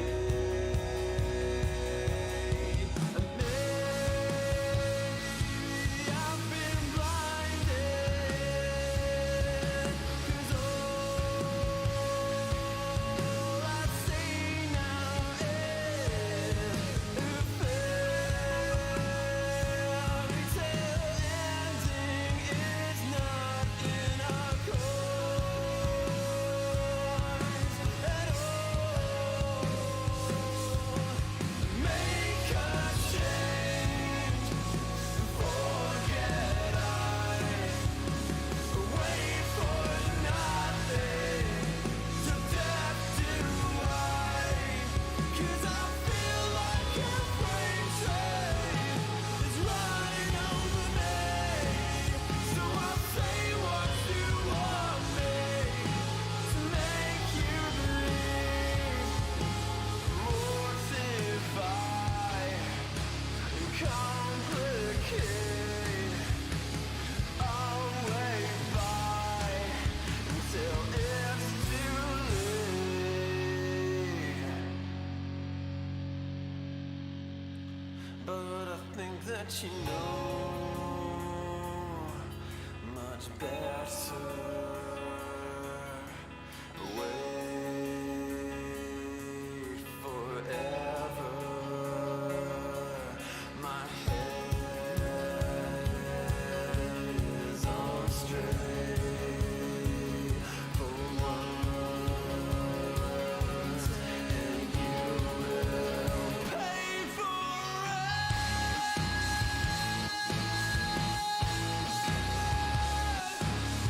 Yeah.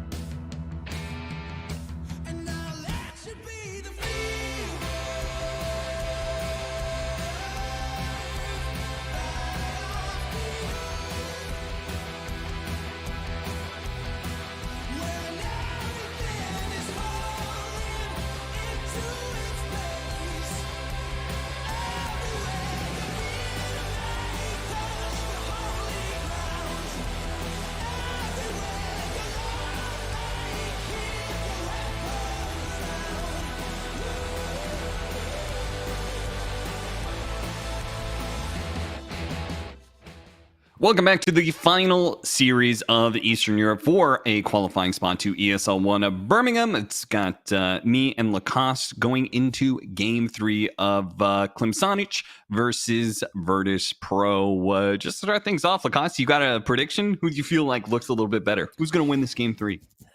I'd say Virtus Pro. I think this team looked better throughout the qualifiers, the way they played against Team Spirit as well. Klimsanic... this second game, a lot of mistakes all over the board. Don't know if they want to like recover immediately. This is not the team that has like this experience playing, making some huge comebacks. This is a squad with new young players. They're playing some really good Dota, don't get me wrong. It's just that I think that Virtus Pro's experience, especially one coming from FNG, is going to lead the team to the victory. But, you know, that's just my prediction. We'll have to see. And Virtus Pro, they like... because you win one game, you lose the second game. Coming into the third game, all that you know, you can forget about it, because they might just go with like... because in the second game, they did not want to ban Luna in the first phase. In the third game, which is the most important one, they're like, screw it, we don't want to play against this hero because what happened in the first game. So some of the bans that are still left in the pool are going to be different. The one ban that is always there is Doom. You said you covered a lot of NA. Is Doom always banned in NA? No, it's not always banned. It makes it through to the pool and does get picked. But it's definitely known to be a very strong hero. Yeah. It's like we haven't seen it in Eastern Europe, at least the games that I covered. The hero is banned all the time. What about some good old Venge? Here we go. Hey. The hero does everything, but I want to see it played as a position 5/4, where you can get your Aghanim Scepter slightly later, not necessarily go for this Maniac mode activation, where you're just swapping people in aggressively. And also, I think that was a huge part of the loss from Klimsanic, not being able to swap your Troll. Also want to see some extra scaling. Kunkka was fine. Like, I think the pick is fine. It's just that overall draft, having Venge from the off lane, it's not scaling. Like, it's not gonna outscale even Faceless Void plus something less of a scaling than Templar Assassin, but new pick. Definitely didn't see this one coming. Yeah, this one I have seen in the pool. Saw it picked up in an NA game. I've seen it in a lot of bans.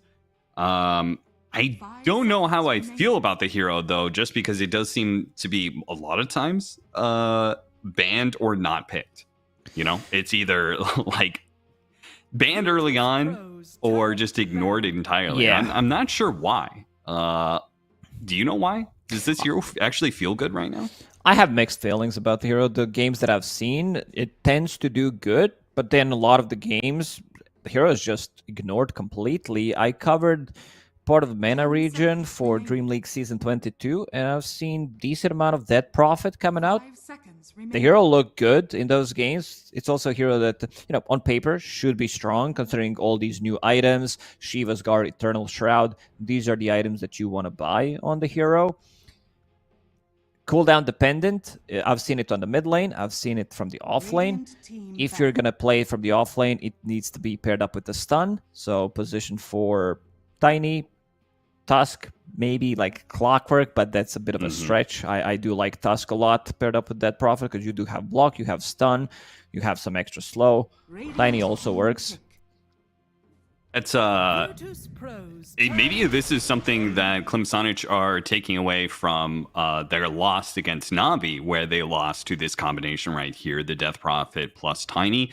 I'm looking at this lineup. They had Faceless Void carry, but I guess the one thing that makes this really interesting is that they had a mid coddle in that draft for Navi. Klimsanic, maybe they won the series, but they did lose this game too against Navi to this kind of a draft. So maybe they're just taking from a team that beat them with it and saying, okay, this is actually a pretty strong strategy for a game 3. Could be. I like Tiny as a response to Venge. have a Blink Dagger, you toss people away further from Venge, so she can't get the swap, so that's always going to be strong. But they will pick up Centaur, get on top, and it's also a good way of disengaging from that Prophet. If you don't feel like taking the fight against Exorcism, Stampede away, all these heroes are like relatively good at disengaging with some like swap, Wind Ranger with the Wind Run, Stampede. I don't know if I want to, like, even though like first game Wind Ranger didn't have as much impact, second game as well, I'm just not feeling it as much. Maybe I'm focused on other things in the team fight, or maybe I'm biased because I love Wind Ranger to be played as a core. I don't know. I just feel potential is wasted. Yeah. I mean, in this situation, right, core Wind Ranger is a serious threat to Death Prophet. That kind of single target damage is exactly what you want against Death Prophet. Even against the Templar Assassin. Like, you can buy MKB, but when your Wind Run is up against that Prophet, against TA, it looks amazing. Again with the Gyro pick. So 5 Gyro, I assume, with Templar Assassin in the safe lane. And Klim Sonic will be looking for their mid laner. You definitely do not lack any tower damage on Klim Sonic, so something like some... Do you even need... Okay, Ember has been banned. I think your mid hero can be... Do you think can Gyrocopter support is actually good? No. Okay. Well, then we're on the same page there. It's just like, you have Venge, who can win the lane just as hard as Gyrocopter, but you scale so much better. And Gyrocopter just, like, he gets shard, and then that's kind of it, you know? I see a lot of downsides to this hero. I just look there's so many things that can go wrong, where you're also saving up 1400 gold for 15 minutes. It's like, yeah, well, what's your impact until then? Because you want to do something, and they are banning out Huskard. This could be pretty good. I don't mind it. I don't think they need any kind of cheese. I think they just need to win lane in this mid, because they do have last pick, so you're going to be winning that lane against Pango. Other heroes that are good against Pango in terms of stuns that they have, it's an okay Storm Spirit game. I just want to check what else they could be playing from that mid lane. I think Invoker's fine. Shadow Fiend, okay, here we go. I think Invoker's fine. The spell mechanic against these heroes, Tornado onto Centaur. Maybe When was the Kunkka last again? time you saw a Shadow Fiend? In my pubs. It's just, it pops up from time to time. There's this like one guy that has Cyrillic nickname, and he's like, yeah, I'm gonna carry this game from mid. Usually buybacks comes in like at 4 or 5 minutes when he gets pressured. 6 minutes, there's like one buyback guaranteed. I don't know, something's just completely wrong with that hero.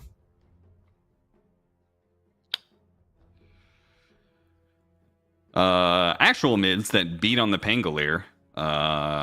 You got Queen of Pain. I guess it's Virtus Pro's pick coming in first. Which, are you still locked in on the Wind Ranger being the carry here? They're just going to pick up their 4 position.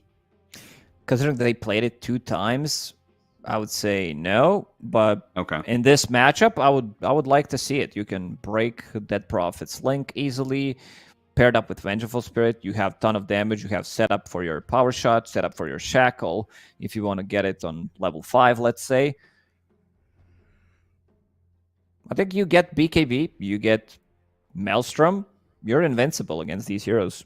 That's why I like it as a core so much. There's if Virtus Pro are gonna go for a 4 position, even though Klim Sonic is currently banning out carries, you've got like Skywrath Mage, you've got Techies who's still in the pool, both like really good.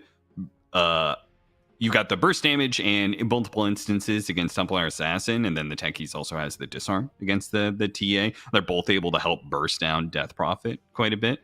All that sounds pretty good for me, but Klim Sonic is really set on they're just gonna run the 4 position Wind Ranger for the 3rd time, and they're gonna do some sort of carry pickup here. Yeah, I think they're with this TB, it makes a lot of sense, because if they decided to play, let's say, TB as their carry. It's Scotty Buyer against Dead Prophet, against another core with Templar Assassin. I feel they would both suffer, so hitting this like early Scotty timing could be devastating for Clemsonich. In the end, it will be carry Windranger as we wanted to be it. Batrider 4 with Centaur, and then Windranger with Vengeful Spirit. 10 So seconds remaining. Clemsonich, what they're looking for is the mid hero that can 5 lane seconds well against remaining. Pango. I like your Queen of Pain suggestion. I think this is a good one. They pop a BKB on Windranger, just a little bit of this like pushback, builds into Witchblade. There's also Puck. Okay, that there's I think it's Puck or co-op. Yeah.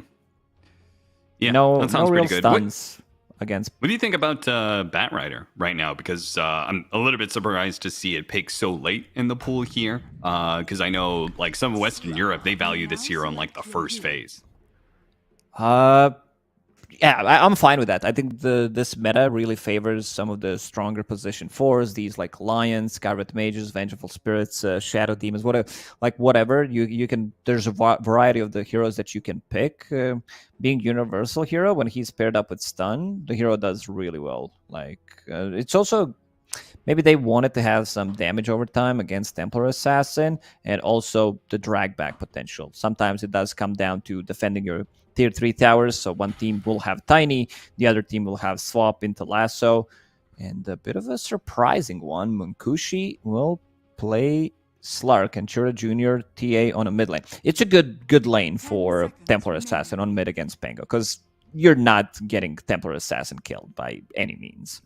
Yeah, yeah. This is definitely a lineup that Clemsonich is very all in when it comes to the lanes, right? They've got the good matchup in mid. They've got the good matchup for the safe lane Slark. It's like not good per se, but Gyrocopter should push it over the edge, right? Like you if you have a Gyrocopter 5 position, you need to win lanes. That's so important. So it's definitely this first 5 to 10 minutes is going to be very important for them, which I would say that they have looked pretty good in the laning phase, right? I feel like both, especially game 1, but I feel like game 2, they walked away pretty happy from that laning phase as well. So, yeah, strong laning team overall. The one hero I dislike in their draft is this Gyrocopter.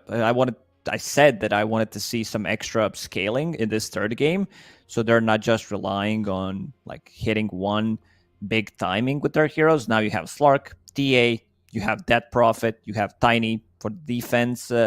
I just wish Gyro was something different. Maybe I'm a hater. Maybe I just don't like the hero, but I think they can get away with that. I still, even with this Gyro 5, I'm giving them advantage because Pango should lose the mid. They also have like a lot of team fight. I also seen Pango just crumbling. I kind of losing the trust in this hero. yeah, I see what you're doing, Lacoste. You can't fool me. I know what you're doing here. I want my Pango to be buffed. No, you're hedging your bets. You went ahead and said you thought Virtus Pro was going to win this game 3, but now Okay. post-draft you're saying Clemsonich is you're going to walk away right either way, right? Nah, I'm more about one of my favorite heroes. I prefer them to be buffed rather than me being right. Yeah, fair So enough. saying it out loud, yeah, Pango, not in a good spot. Right, he had his time. He's been like top tier pick for what, year and a half, maybe even 2 years now. Yeah.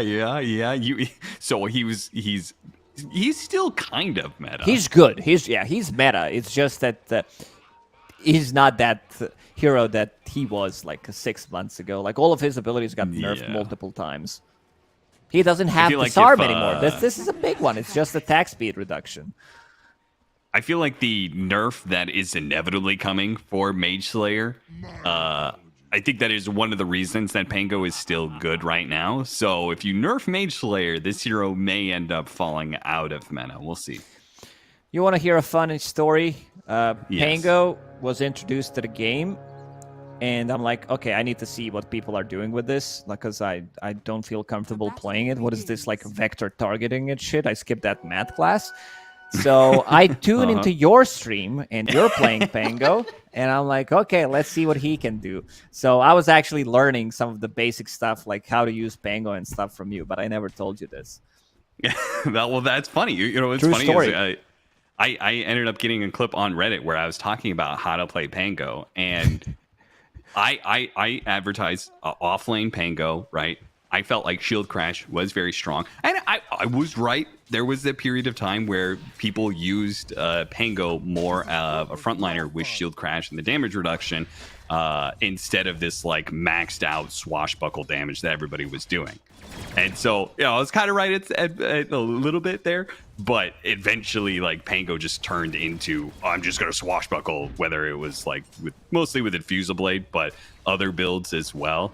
And I always look back on that and being like, man, why did they focus so much on the swashbuckle aspect of that hero? Because I really like the Shield Crash, just the idea of a hero using something to be able to make himself tanky, but not naturally being tanky. Yeah, I mean, I do miss it. I also miss, some like Vlad's Pango at the time, Yule Scepter. There were different builds, like multiple javelins. People always try to break the game with their ideas. And speaking of Venge, like what would you pick, for example, position 5 Gyrocopter, when you see Vengeful Spirit zoning out Tiny with Tree Grab? And he also started with different item build in this lane because he knows that it will be a lot of right-clicking, minus armor from Wave of Terror, still gets zoned out completely. Yeah, when you go into negative armor, maybe it doesn't matter how much damage you actually do when you are taking so much damage from every single hit. The mid lane matchup is currently going all right for Squadix, though this one is going to get more difficult over time with the TA. And then we've got our bottom lane matchup, Munkushi on the Slark up against Notice and Sayuj on the Centaur Batrider, which is currently doing all right for them. And again, Gyrocopter, you really need to be able to win the lane. See, especially with the pickup of Flat Cannon, which all these support Gyrocopters are doing, which I am still, like, I understand why, and I think it's good, but the trade-off is significant, right? You are just pushing the lane into the tower over and over again. It's somebody like Centaur is going to be like, all right, sweet, I'm going to get a free Helm of Iron Will. Yeah. First time I've seen this was when support Gyro was playing against Naga Siren, and then it made a lot of sense. You want to kill those illusions. It's not like gold you're getting is significant, but yeah, you want to get rid of those illusions, find the right hero. I'm okay with that. It's like okay damage, but yeah, the push aspect is really bad. Maybe you say to your carry, go pull while I push the lane with support Gyro. Ooh, a little bit of fight over the Lotuses there. But it is going up into the hands of Sayuj, the Batrider. A little bit too hard to fight into in that situation.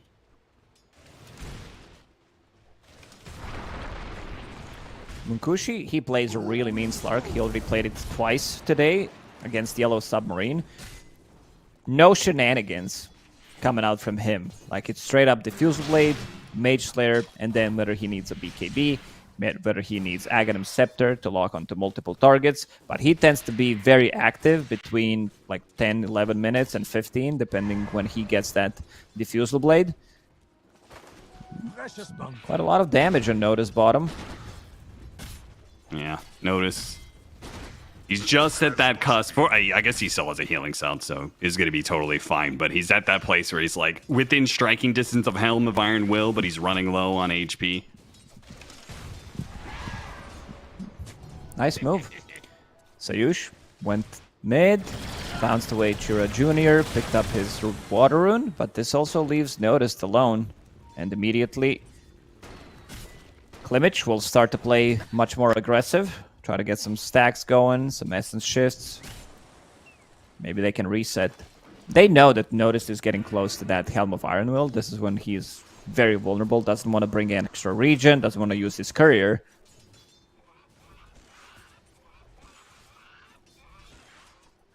Feed him a little bit of tangos, and this creep wave will push him over the edge, so that Helm of Iron Will is going to be coming in. The Death Prophet lane of Death Prophet Tiny looks like this is just going to farm trade-off, which not really too surprised here. Not expecting any really kills, as you've got a ranged offlaner versus a ranged carry. They're probably not going to be able to interact enough to be able to get a kill, at least not until level 6s come around. Yeah, and also Cloud going for same item build again. Double Wraith Band, Magic Wand. He really loves to put pressure early on. FNG, he looks pretty dead here. 3 grab, another Siphon, that's gonna be it. Yeah, slower game. A 5-minute first blood finally gets picked up, and the laner wasn't quite expecting, but Sweden Strong, great positioning, getting that toss back. And I guess that's the one way to make sure that the double range matchup can go the way of the Death Prophet. Just position them in melee range of the Death Prophet, and you can actually get some value out of this Spirit Siphon that really wasn't getting too much before that moment. FNG TP's mid, refills the bottle. Sweden Strong making a move, doesn't have much mana to work with, one spell. Radiant structures Sentry are down fortified. immediately, will get killed. Oh, FNG is going to be kind of an awkward position if Sweden Strong can get some sort of tossback situation, but covered very nicely by Seuch. So get him away and take away the power rune from the Templar Assassin, though they would have loved to get it on Squadix, I'm sure. He was wrapping around, but both supports from Virtus.pro, 6 minutes in. This is something that most teams do. Not all of them, but some put like a lot more emphasis onto securing rune for their mid laner. Sweden Strong, Arcane Rune. Again, a bit low on mana. Low on HP as well. Going to be run down. Skirmishes going to use the win run to join his support in picking up the kill there. Stay dead. Uh-oh, FNG will go for enemy XP rune. Somebody needs to TP. Respect's like, okay, I can't let this happen. It is still possible that FNG, let's see if the missile Good lands kind body of at the blocks. right time. Respect He in denies front it. of him. Deny from FNG. Good job. He goes for the Ancient, see if he can get the deny on himself as well. Not quite. Cloud will pick up the kill. Maybe they needed someone big. I don't even know if they have a better hero to try to defend this XP rune with. So here's your 5 Gyro, who's already kind of struggling, sitting at what, 8 CS, most CS out of all supports, but this also leaves Slarks alone. The shoe is on the Brought other him. foot. Monkoshi is at that awkward point where he's closing in on level 6, and Virtus.pro really want to pressure him. The rotation came from Karatage too, but didn't come in time to get the kill on the Slark. Instead, they'll collect the pickoff on Sweden Strong, though it may mean that Monkoshi gets an opportunity to get his 6 from lane now. A Javelin pickup immediately starts to play aggressive, but this also allows Cloud to use Exo and starts to deal some damage to the tower. Radiant, they are using the scan. Kiritich. Okay, he could be in trouble here. Only one level of wind run. But they're Rotation bringing in coming out from numbers. Squadix. Are they going to have the damage, though, without the focus fire? Spirit Siphon healing him up a little bit. And that's enough. So, yeah, they push him back, make sure that the Exorcism doesn't do too much damage to the tower, but using Rolling Thunder means that Squadix's impact on these side lanes is a bit diminished. Sweden Strong is really struggling. Like, Tiny's not the most level-dependent hero, but he also needs a neutral item. At least he found Faded Road some mana, some move speed, so he can actually make rotations of 2 supports. After their XP rune got denied, they got something. This FNG already knows, so Ward will get devoted once he gets out. Yeah, I feel like the number one rule of playing against Gyrocopter support, just don't get caught alone in the jungle. That is where that hero is going to feel incredibly strong. Isolated with a rocket barrage and a very fast hero to stay on top of you. And shows off there, being able to rather easily get that kill. Respect stacking up for Chira Jr. We'll take a little walk into the Dire jungle to farm some up, get some neutral items for themselves as well. Didn't find many yet. Radiant's middle tower There's is one. under That Prophet finds it. She will take a cold bracelet. And going straight into Shiva's guard. She does have extra armor from these 2 raid bands. Shiva's guard, it's just like natural progression. You get crown, you get some extra sustain from Helm. Recipe is very cheap. It's only, what, 300 gold? And then you buy a plate belt. Well, you're already there. Shiva's guard is online. Cloud? Last focus fire was used in the bottom lane, but now that it's back up, he's always got to be worried about this single target damage that comes from the Wind Ranger. They just need a little bit more, and they've surely got him dead. They toss him over to the side, toss him back away from this. Power shot does land on the Respect. They might be able to chase this down with the 2 supports. Respect fighting back, throws out a blood grenade. not enough. Shackle shot latches onto Sweden Strong to make sure there's no rebuttal here as the TP comes out. Like, their mid laner can't really rotate for Klim Sanic. It's Templar Assassin. Maybe if she gets like a haste rune, that would be ideal. Then she can run to a side lane, get a kill or two. But right now, you need to fight with level 4 Tiny, level 5 Gyro. This is your help for Dead Prophet when she gets focus fired. And one of the reasons why we wanted to see this Wind Ranger being played as a core, because of this particular reason. See, one ulti, and she's dead. Like, you need to bring maybe one hero just for the extra stun. And this next timing is probably one of the scariest in the current game, which is Maelstrom Core Wind Ranger. It's you run into that hero, starts focus firing you, you're just like, well, I guess I'll die. Like, Yeah. Not much you can do. Like, not many heroes can survive that. Maybe if you have some like Shadow Demon, then she needs to be afraid. But yeah, for now, it's gonna be Kiritich on his Wind Ranger, putting pressure. Is under attack. Are scanning. Kushi still needs another 500 gold to finish off his Diffusal Blade. yeah, his tower's held up pretty nicely. And Virtus Pro, who are losing their safe lane tower to the Death Prophet, are going to try and put pressure on the other side, but they're coming through the gate. They do manage to make the read, though. They get a scan. Okay, guys, they're coming through the gate. We're not really going to be able to keep this going, and are ready to back off at a moment's notice. So for now, Klim Sanic will hold on to the tower advantage. So coming in from the side, they're going to try and burst down this Death Prophet due to the Pango. A little bit awkward there and getting stuck on the wall. And this Focus Fire is just not doing quite enough damage. He's getting a lot of damage around. Finally does fall, but the damage that was dealt is going to allow Klim Sanic to run down heroes now, feeling confident about the there's fight, that especially haste, with a haste TA. rune onto the Templar Assassin. Wants to be able to run down Sayuch. Instead, turns it for the kill on FNG. Gets that one. Pushing nice forward. angle. Great shackle shot, though. That was excellent. Sayuch found in the trees. Going to be run down by Chiro Jr. as well. Looks like the cores are maybe going to be... Oh, maybe not. Respect might be able to run him down here. A lot of rocket barrage damage. The missile's going to land soon. And they've got an avalanche to cover Squadix now. The damage is just enough. Oof, we just talked about Templar Assassin rotating if she gets a haste rune, and would you look at that? It's a haste rune. Chira Jr. picks up a triple kill from that. If he doesn't have it, he definitely dies there because they did stun lock him, and he managed to run away, and suddenly it's a 2k gold lead. I'm just wondering, what does Cloud buy against this Wind Ranger? Are you forced to buy like a Ghost Scepter just to have protection once you finish Shiva's? Yeah, I kind of imagine you have to, because it almost just doesn't matter how much magic resistance and armor you have. The Focus Fire is just too much. But we'll see. After the Shivas, he's looking at Eternal Shroud. But yeah, I guess it'll probably depend on how effectively Kiritich is able to threaten him. He may make a swerve mid-item.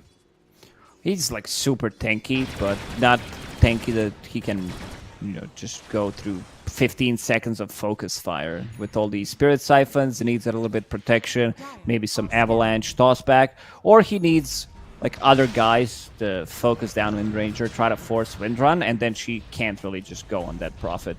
Jura Jr. Yeah. A bit of a different item build. No, Deso, he wants the silence. He wants the Blink Dragonlance silence, so I guess it's going to be a later Deso. He could also... I've seen Templar Assassin in 1 or 2 games recently that skipped Deso and just went for bigger items, like some, Crystalis. In this game doesn't sound too good since you're playing into Wind Ranger, but I could see maybe like an MKB rush. Nice swap back there from FNG, or maybe not nice enough. Got him into the tower range, sure, but wasn't able to hit the magic missile, so Sweden Strong just walks it off. I do like this idea of the Templar Assassin. I feel like that shard is a crazy good upgrade to TA, and it does make her like a significant team fighter at this point. You really don't necessarily need burst damage from the Deso if you've got other people to do the damage for you, like this Death Prophet on Exorcism. You've got to carry Slark. You really don't need to be carrying the game as much as like Squadix had to in that game too. Yeah, because you do have like your mid TA. You're not carry TA with some like cookie core mid. Let's say Munkushi. It's nighttime. He wants to chase. All right, they see him. They see him underneath the ward. Slow him down with the defusal. Pounce on him during win run. The missile's going to land, but it's going to be underneath the tier 2 as the Stampede goes out. Now Squadix sees an opportunity as they've overextended themselves. They'll easily pick up the gyrocopter kill.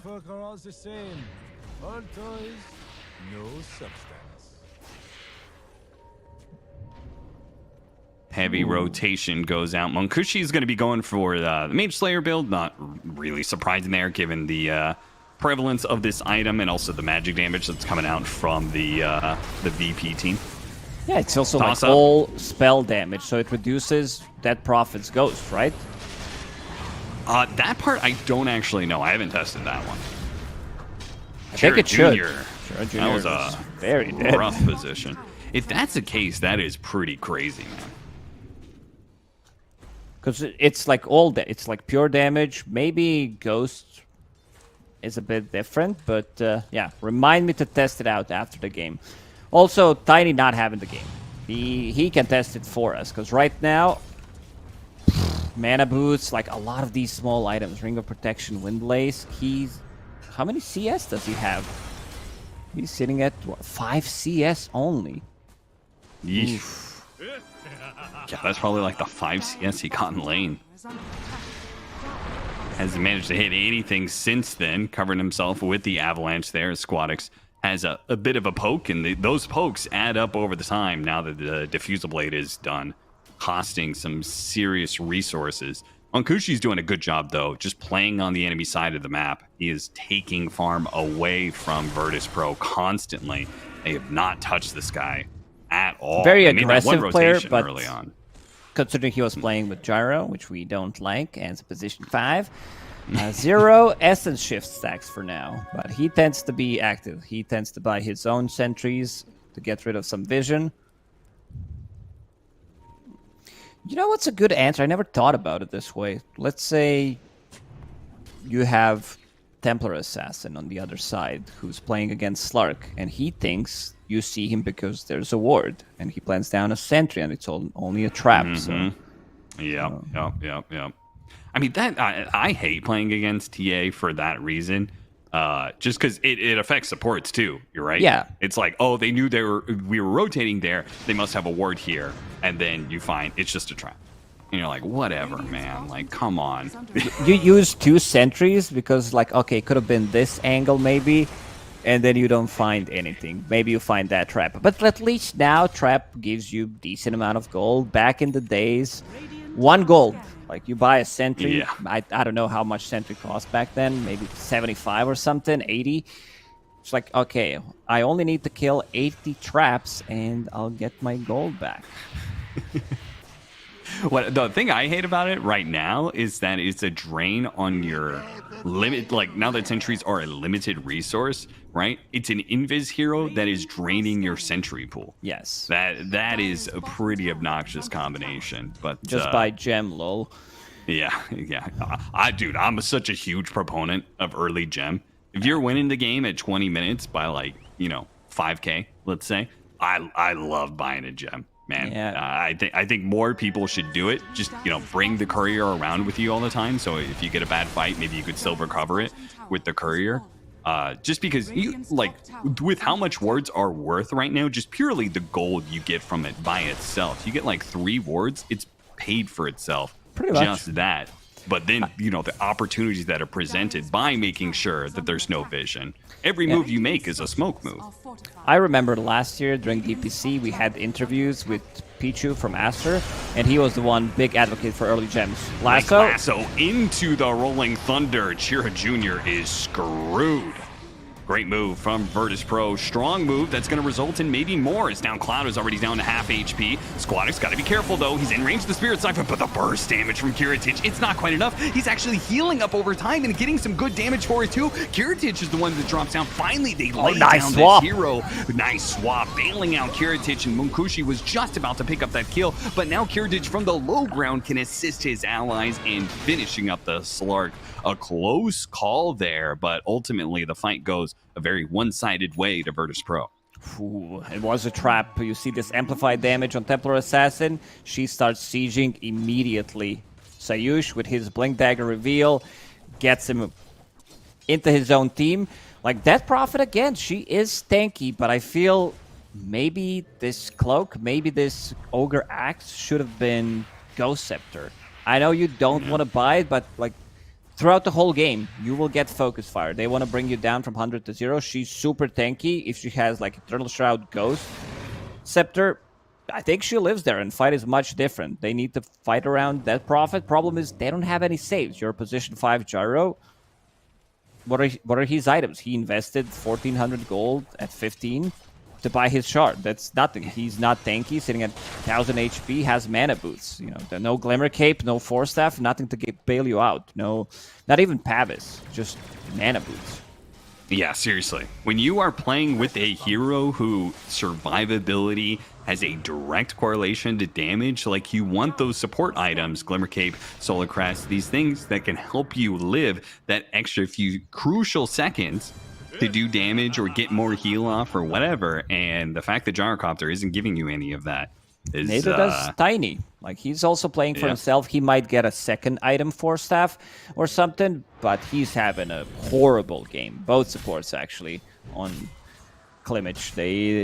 They just don't have enough. Tiny's still struggling. 22 minutes, needs 200 gold for a blink. Radiant's middle tower is under attack.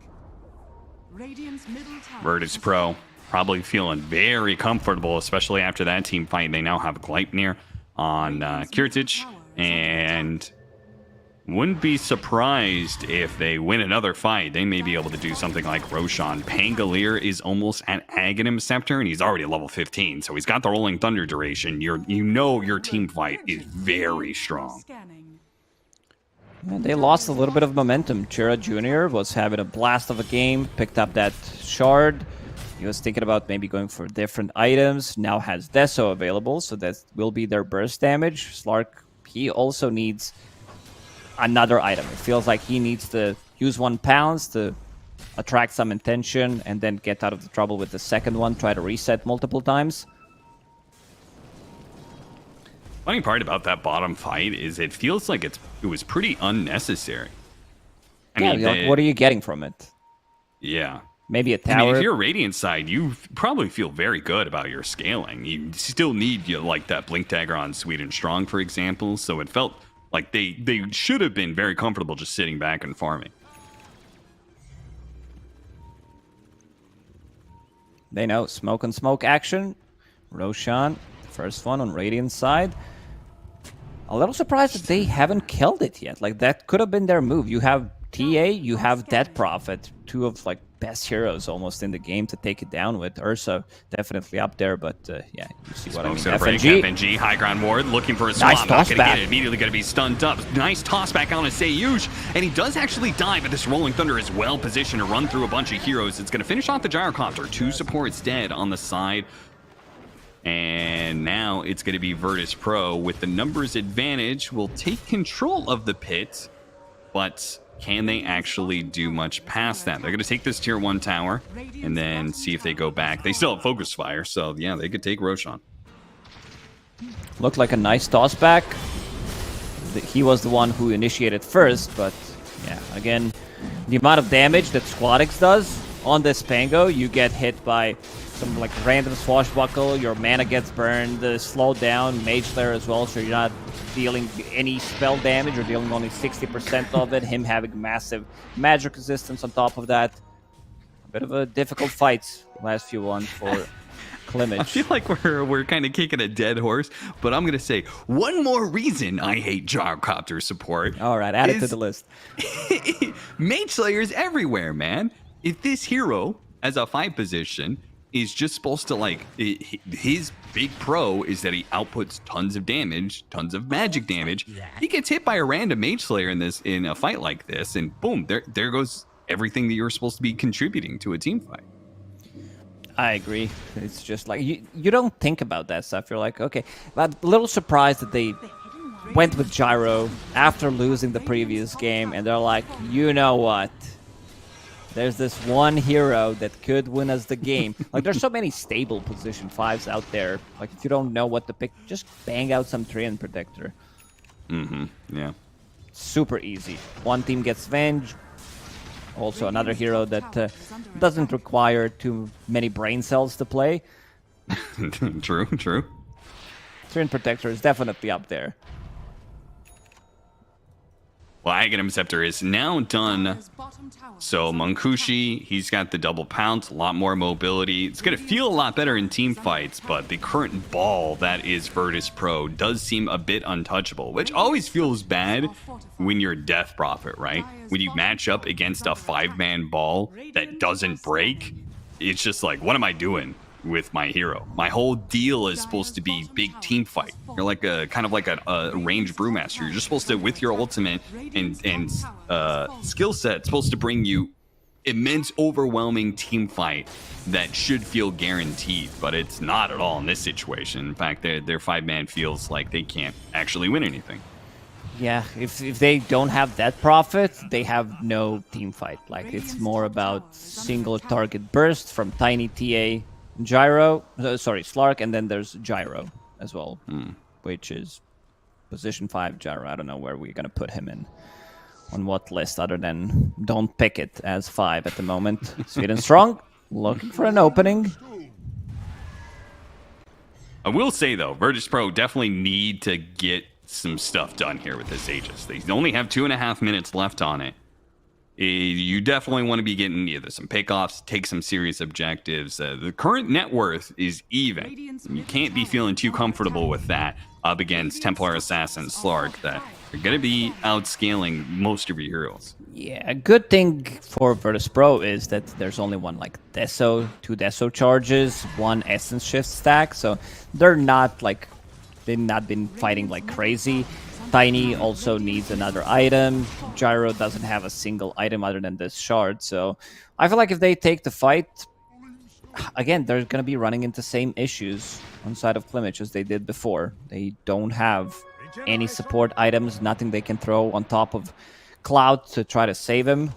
Well, maybe your carry Slark can get something for you. He can buy out the shard if he wants. That's big. That's actually massive if he can do it. Gets bonked. Nice What a flame play. break midway through the second pounce. Broke the first one with Force Staff. Now Kiritich is going to take advantage of this. Gleipnir into Shackle Shot now. He's being controlled up a little bit, but they'll eventually get the kill on Respect. Yeah, that was a nice play. Saves himself. And also Kiritich, Gleipnir, you can see the angle. You know that Shackle is landing immediately afterwards. Yeah, Munkushi did buy out the shard, so he's got it. That'll be the save maybe you need to make this Death Prophet give you some significant team fight. And Kiritich getting picked off here on the side, losing his Aegis, forcing FNG to bail him out there with the swap. Very awkward.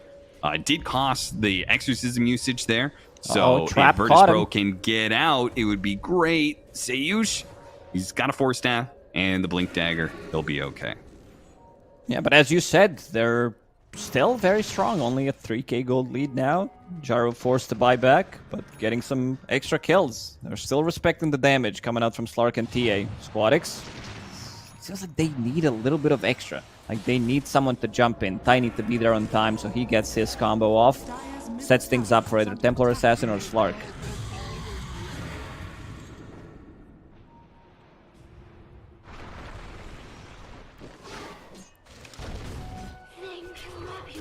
BKB done for Chira Jr., so he's got a 9-second debuff immunity for this next team fight, which gets a little bit scary for the Pangolier, right? Because at that point in time, you've got heavy physical damage that can be thrown on the Pango and don't have to worry about getting hit by the Rolling Thunder, so he may find his Rolling Thunders not being as effective anymore. Yeah, rolling into Dead Prophet ulti, TA, who does have Enchanted Quiver, so extra range, extra damage even coming better out. if they can catch him, but nice swap once again from FNG, and it makes it so the Initiator is then susceptible to an immediate death.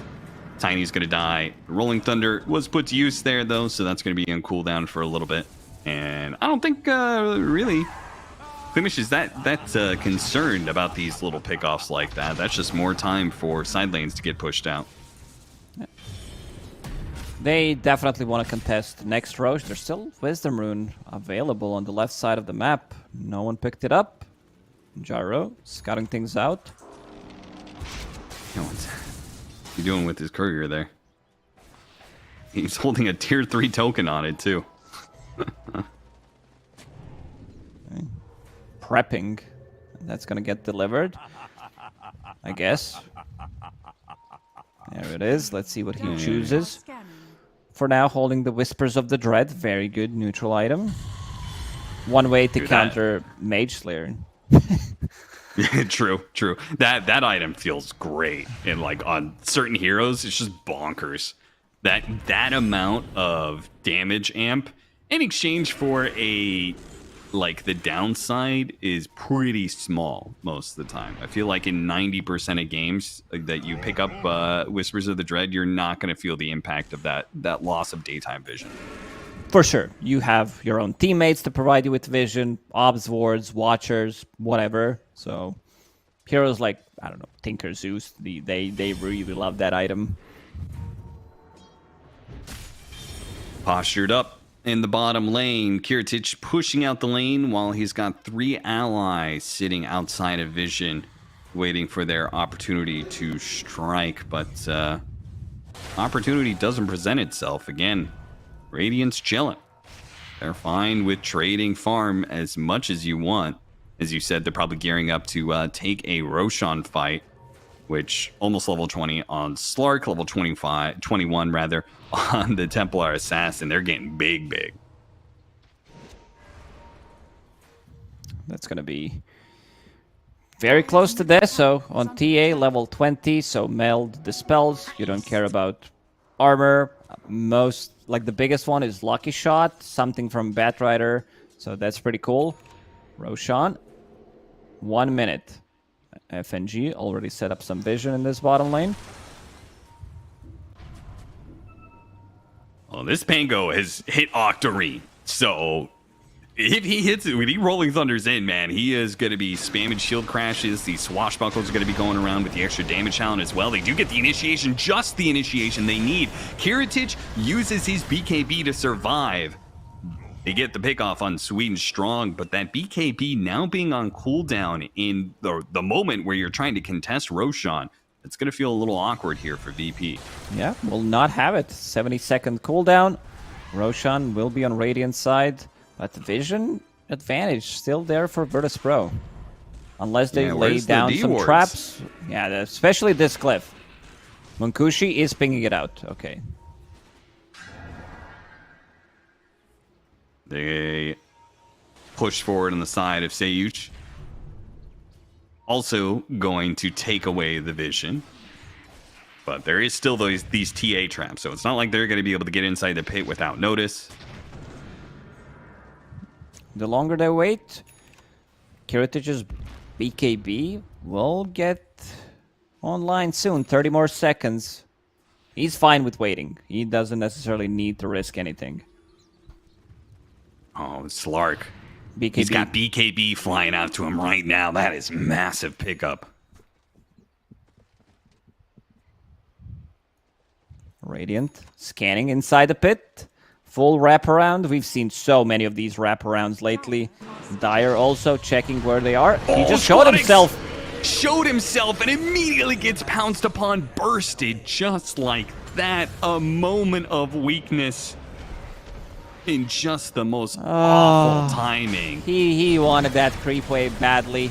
He really wanted it to push it out. The FNG was not close enough for a swap. Maybe, you have this Venge in the back of your mind.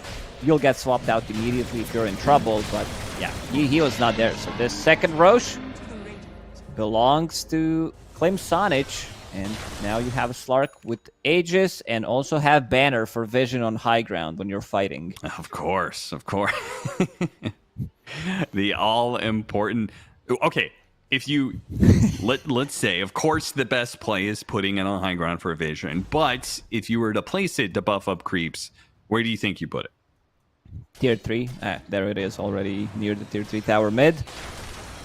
I think this is exactly where you should put it. Always tier 3, but also always on the mid lane. Because it's the shortest lane, so it guarantees that the creeps will still have the buff by the time they get to the enemy base. Okay, that's smart. I never thought of that. Yeah, because if you do it on the side lanes, they'll get hung up enough that maybe they'll reach the tier 3, but they'll only have the buff for like maybe a couple of seconds. Yeah, next time I talk about this, I will pretend I said this myself. I will not quote you. That's fair. That's fair. Just like Alright, all we the need Pango knowledge you got from me. Yeah. we need to measure how like big it is from mid tier 3 to the enemy tier 3 in mid, and also like from the bottom, because this looks like it's, I don't know, if I had to say it, I would say like 25-30% longer, maybe even 35. Yeah. I mean, length isn't everything, the cost, but it's a factor. Okay, it's Looking for the initiation blink, or an invis rather, on Sweden Strong. Seeing if he can find an opening here with an Aegis in hands and scaling cores that he feels very good about. Virtus Pro, while they had some good fights in this game, they may have lost control of enough of this game that it'll cost them a trip to Birmingham. They're going to have to set up for potential high ground defense, though. We'll see whether or not Klimish really wants to go into that one against a Bat Rider. Bat Rider, Vengeful Spirit. This could get very sticky, and Aegis does not guarantee you a win against this kind of high ground defense. Absolutely. They need to figure it out. They need to take a fight. Maybe the safe call is take tier 2 tower in the mid lane. That Prophet is level 20. Exorcism is maxed out. But yeah, you still gotta be careful. Munkushi will use his Shadow Dance to figure out where the obs are before they initiate into any fight. Level 20 on the Wind Rangers, so a lot more damage coming out from that Focus Fire now. And they are smoked up and pushing out in maybe an opportune time here, because Klimish have opted not to push anymore and are, as a result, a little bit separated from their Templar Assassin, though Virtus Pro did not move quickly or decisively enough. It looks like they're going to link back up on the side of Klimish now. Kushi, he's pinging it out. Somebody just saw him. It's an observer board in this mid lane, but he needs the backup of his team to clear that one out. They have so many dispel mechanics on their team. Meld dispels, Slark with his Q, Disperser. No Lotus Orbs yet, but they're ready to fight. Dire are scanning. Trying to collect the neutral items, but they're going to get caught in the process. Notice, pops the Stampede, misses out on the second pounce there. Gets slowed down by the Avalanche, but now a lot of those initiations have gone a bit astray. Centaur's going to be left behind. The Exorcism pushes back the rest of the heroes from Virtus Pro. So, from Sonage, you do manage to get a pick off here that'll allow them to confidently take this tier 2. 1 minute left on the Aegis, though.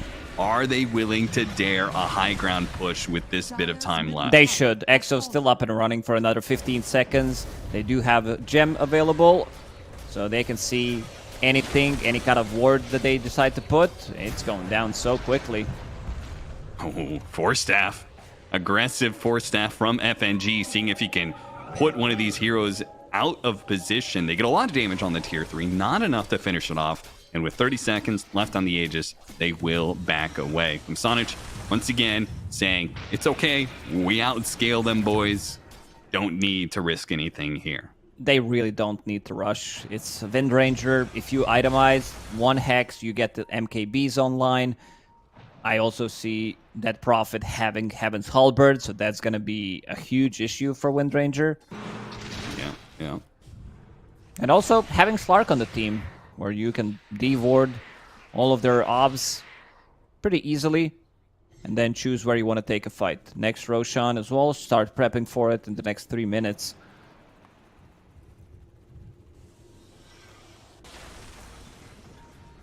Rattle Cage. How do you feel about this new neutral Banger item? of an item. Who picked Banger, it up?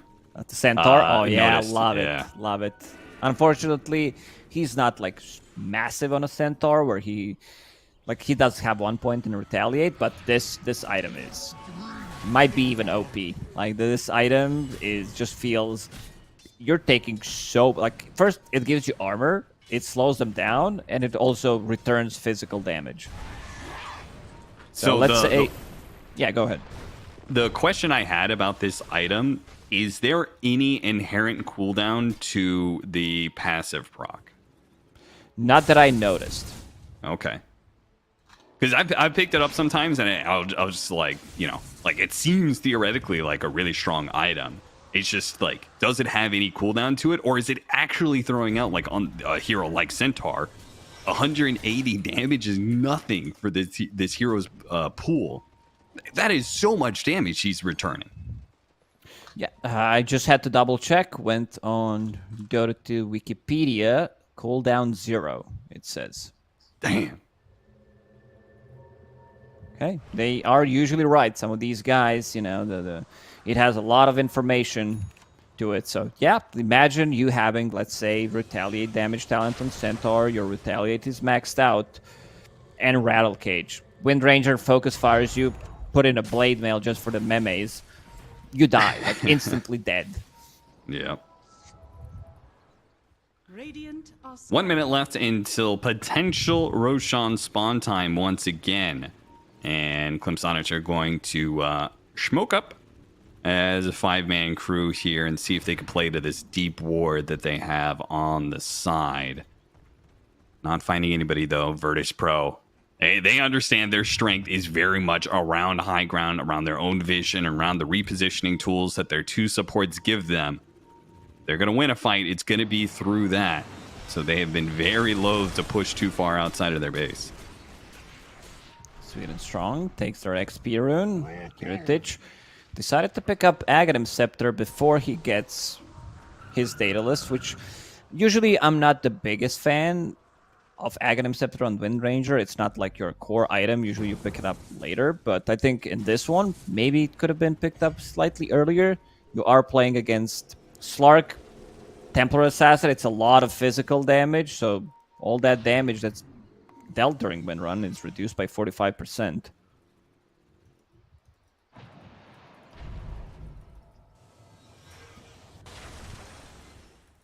Smoke. Virtus Pro, they're coming. To land. It breaks now. Notice, pop the BKB Shivas immediately. BKB Shivas in response from Cloud, and they'll catch respect on the side. It's a small little pickoff, nothing major, but it does get Virtus Pro out on the map. An opportunity to farm up, and a chance to be able to control this Roshan pit. They'll get some D-wards, get some of their own vision down. 1 minute until Roshan spawns. Virtus Pro plants this deep observer ward again on the same cliff. They just want to see them. Even if that ward dies, if they're not smoked, you see that they're coming, it's still worth it. That's why Roshan Banner, you know, place it up there. You're really vibing with Avery's idea, huh? I really am. I have to try it, though. Monster wave top. That is 1, 2, 3, 4, 5, 6, 7, 8 range creeps in this top lane push. Imagine if they had Roshan's banner buffing them up. True. top tower is under attack. They should have saved it. Yeah. Actually, now that I'm thinking about it, I feel like maybe in some ways, maybe it's better to hold Roshan's banner for when Roshan respawns, right? What if you in that stack area, them? you want the pressure out on the map as much as you can, right? Can you stack them? Let's say you put them in different positions. Ooh, now we're thinking. I don't know, but that's a good question. They you go probably from regular don't, creeps to but, mega creeps. Omega Giga Chad creeps suddenly. Kiritich will pick up Aegis. And Refresher on Pango. Closing to level Rough, 25s on certain heroes. 23 right now on this Pango. Slark level 24. Templar Assassin did hit level 25, so 7 refraction instances. Like who thinks of that? It's like some of these level 25 talents are nuts. Like 7. Okay, let's just what's your favorite number? 7. Yeah, let's put 7 refraction instances. Yeah, that is. How do they come up with the initial number when they decide something like that? Because obviously it goes through some refinement at some point in time. But, Yeah. like, you have to imagine somebody out there. Like, I wouldn't be surprised if, like, initially in the beta, you know, before it even gets released to the public, somebody was like, "Yeah, it probably should be 15. like plus 15 refraction charges." Yeah, I mean, it was 8 or 9 before it got reduced. Yep, So yeah. the initial one was probably double digits. Yeah. Because like one way somebody probably thinks about it is like, well, you know, like Avalanche or Mystic Flare will do like X instances of damage in 1 second. So, you know, like you need a lot of them. Sage finds the initiation, pulls them all the way up to the high ground here. Just how Virtus Pro needs to play team fights. Heavy repositioning, forcing it so the Slark isn't able to do that much with his jump. Now, Kiritich, he gets in there, man. It doesn't even find the kill for it. Does get a huge reaction, though. Cloud swap back in. BKB goes out looking to chase down these heroes. Well, Munkushi sticks onto the Centaur. BKB goes out to try and rid himself of the pounce, but it's a long run back home, and he may not be able to make it as Munkushi has another pounce coming up in a second. That's going to lock him down. Another force snap, though, breaks him of that one. Avalanche holds him in place just outside of the tier 3 as Shackle Shot controls the Death Prophet even more, and he gets the Centaur away. Now the Rolling Thunder from Squadix doing some good damage and good control, but threatened by the Templar Assassin, he is forced to retreat. Yeah, can't really roll into running EXO and TA. Good fights with him strong. Forced to use a buyback. They were controlling the outpost in the enemy triangle, so he immediately TP'd to it, rejoined the fight quickly, which did guarantee them the kill. And as I said, Kiritich, focus fire, doesn't even get the kill, still holding on to Aegis, but they are the ones who are initiating into these fights. Yeah, I have to assume that was probably, what, the Depth Shroud? I think he also focus fired the Gyrocopter, right? That looked like you want to the take hero he down was the chasing to strongest me. hero. Yeah. You see Gyro, you're like, there's no way people are playing it as a position 5, so I better kill it. Yeah, he has no items really on Gyro. He's bringing something flying out. Okay, 4 staff, not too bad. Push people out of trouble. But yeah, still feels that he's not doing the work, for example, what Vengeful Spirit's doing. She Sure, has this swap ability, getting closer to Aghanim Scepter, has Telescope as well, so the cast range is pretty nuts. Let's see, Munkushi still lurking around. They do have Observer Ward on the high ground, so might see them, and also Slark's Night Vision. I like that they took over the control of this game. They feel they're super strong. Even without EXO, they want to get a pick off. Bottom lane is being pushed in.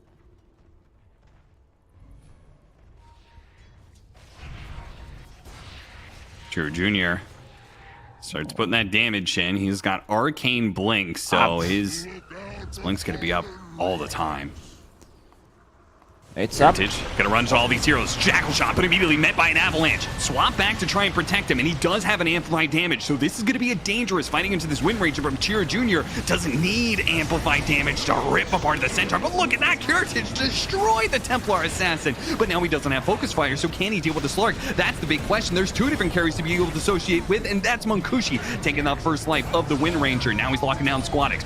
Quickly rolls it up, gets out of that one, trying to get a blink away. Swashbuckle on out. Munkushi going back in, body block by the creep a little bit. 6 on FNG. Dark packs it off and gets rid of that magic missile, while right in the middle Another of everything focus is fire. Cloud. In a With second. the Exorcism, Focus Fire now back up. Will go through the Death Prophet, pops the BKB. Silence, but can he get away from this one? Gets by a bash. Squadix now going to be met with a Gyrocopter, gets hit with a missile. They're trying to get this Slark back, but he got hit by a Shackle Shot. Now they have the follow-up stun, but they're not focusing him. They're ignoring him and pushing past him for now, as Kiritich nowhere to be found, heading in the side while the rest of his team is getting run down. Without Focus Fire, it feels like he cannot take the fight, and maybe he's right about that, but it will cost his team dearly. Dead Prophet is way too tanky. Rattle Cage on her as well. She's sitting at, what, 40 plus armor. Will have Hex, also Evasion, having this Heaven's Halberd disarming her.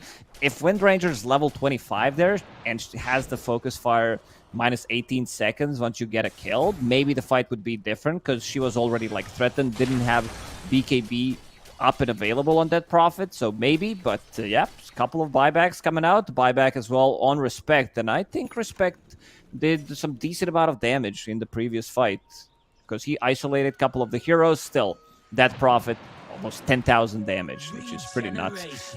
And as you said, they do have like these multiple cores that need to be focused in a fight. You have TA, you have Slark, you have Dead Prophet. If you're not focusing Slark, Death Shroud will be used and save some of these heroes.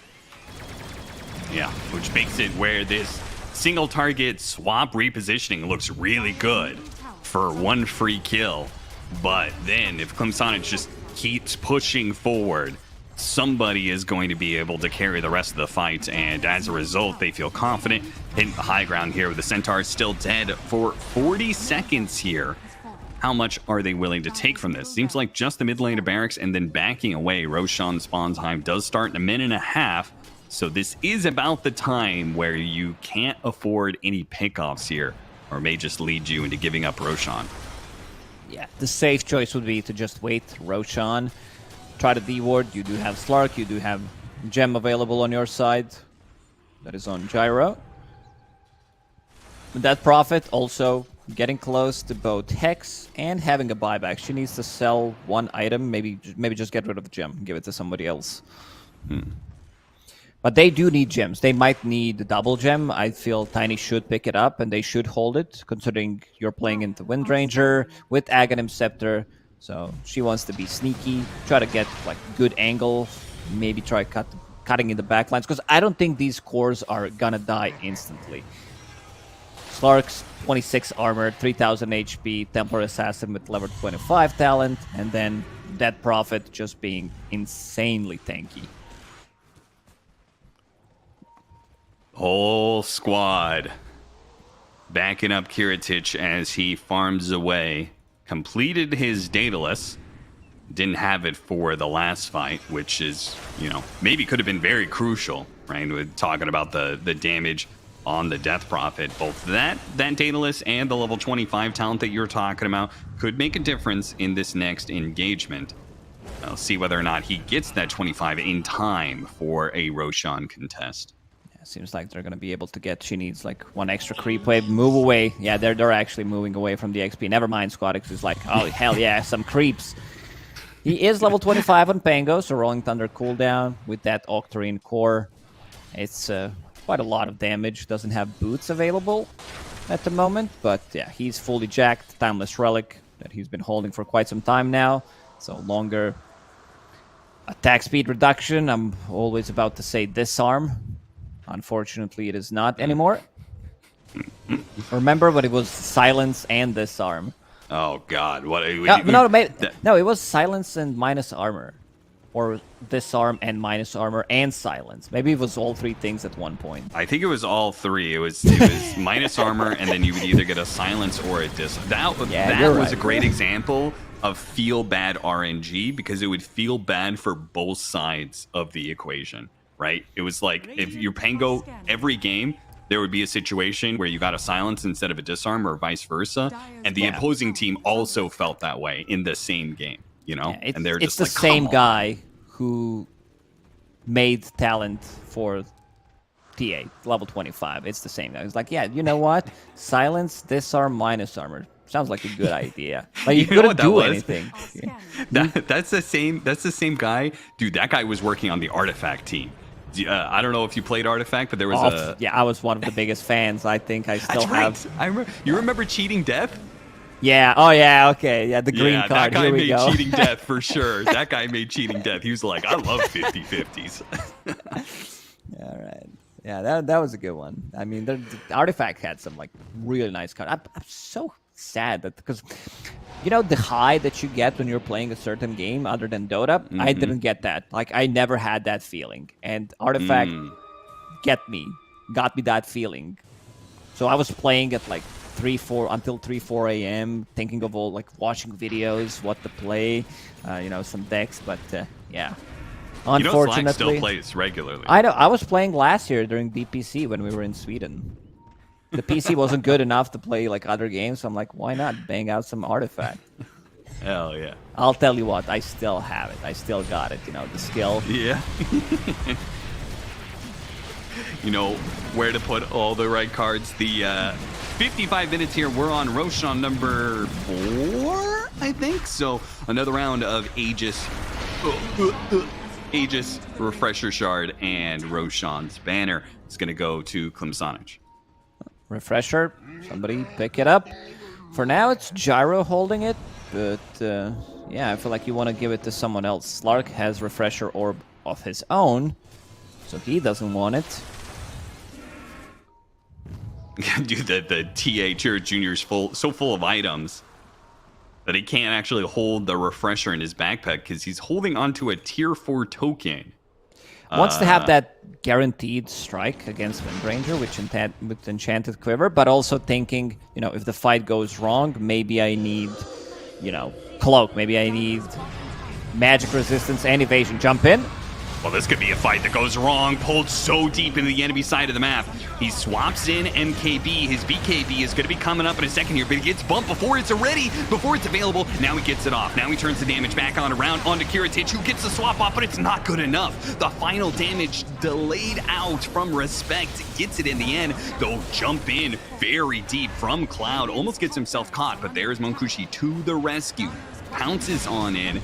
Throws that Depth Shroud out. Still not enough to save unless the toss away. Nice toss Beautiful back. stuff from Sweden Strong with the level 20 talent.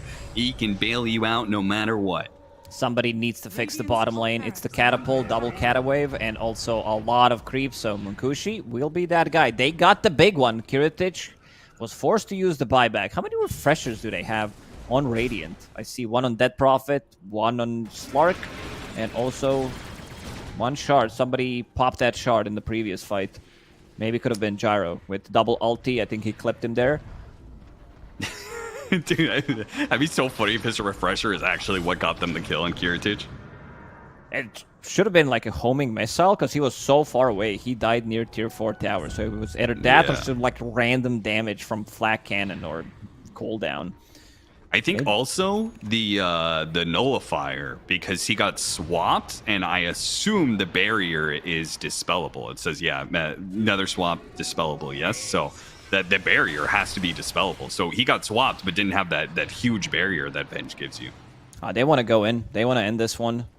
That Prophet popped the refresher, so another Exo is available. Slark also doesn't have Refresher on his side, but look at what Kiritich bought. Refresher on him. So double BKB.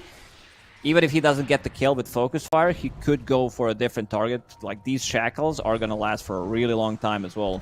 So, time to go.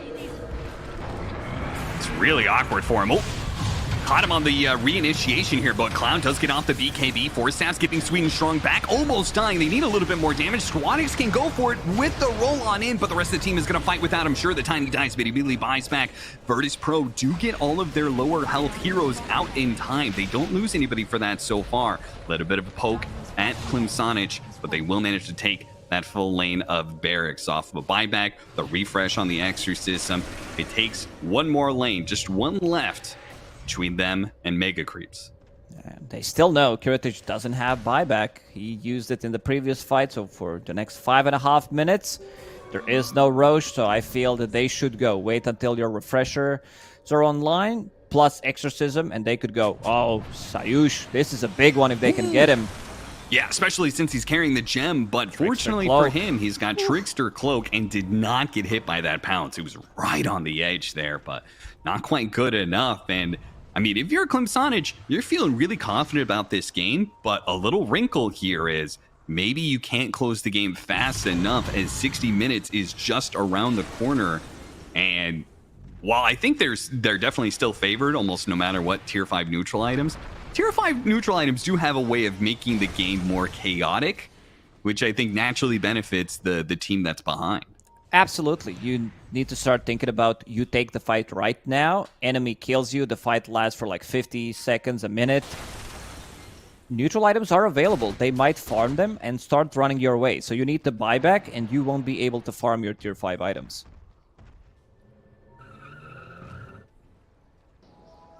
Oh, big rotation to the other side of the map. They know Virtus Pro is pushed out here, so they're all going to go through Portal or They TP. want their triangle. This is where you they farm got him it. on this scan. And look at Karatage drawing. This is where we farm our tier 5 items. It always feels bad trying to farm your tier 5 items off of non-ancient creeps, but that is just what they're going to have to do here. See if they get lucky and get 3 or 4 of them off of this move. So far, they've had bad luck. Not a single one Slark drop got so one. far. Let's see Oh what my he gets. god. Dude, they killed like 5 camps. Finally, one drops. It's going to be the Pango who grabs it. And they got one for Kiritage as well. Okay, so they got 2 new tier 5s on the side of Virtus. Notice Pro off of that. disconnected. They need to discuss neutral items, which ones to take. Jokes aside, they're having a bit of a lag situation. So Deso 2 on Templar Assassin. Stygian, that is minus 10 armor, minus 7 from Deso, so 17. And then Meld 25. Okay, not bad. Let's see how much armor they have. 25, so Windranger will have exactly 0 armor when she's sitting next to a tier 4 tower. Tier 3. Batrider also minus, so is Venge, Pango. Only Centaur has extra armor. So, Stinged Desolator for the Windranger as well, but what would you get on the Pango?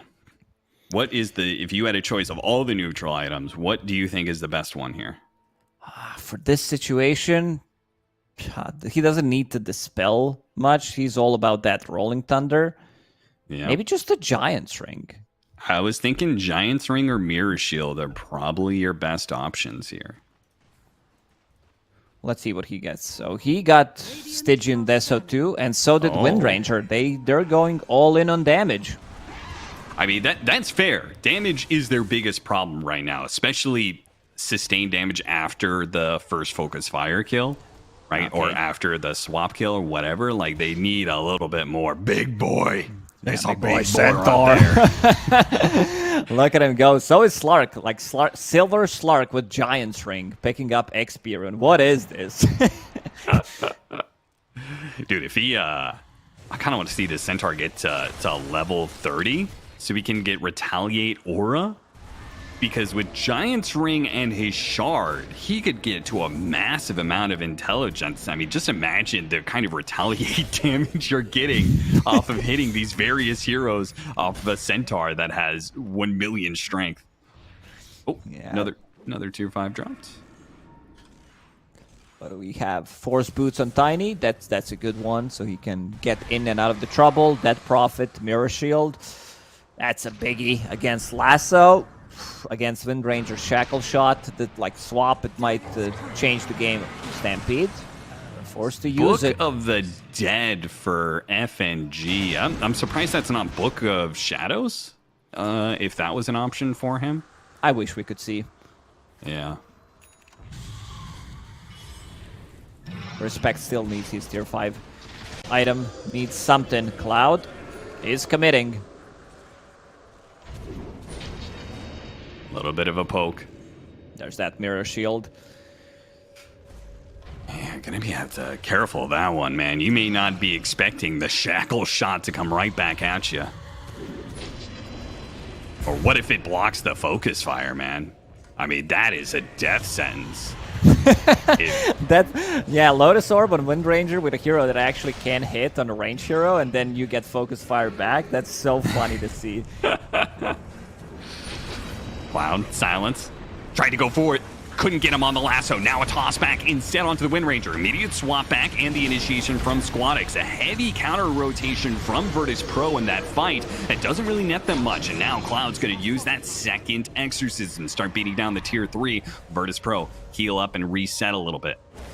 FNG summoning Book of the Dead to soak up some of that exo damage. Another Toss toss back. This time onto the Centaur.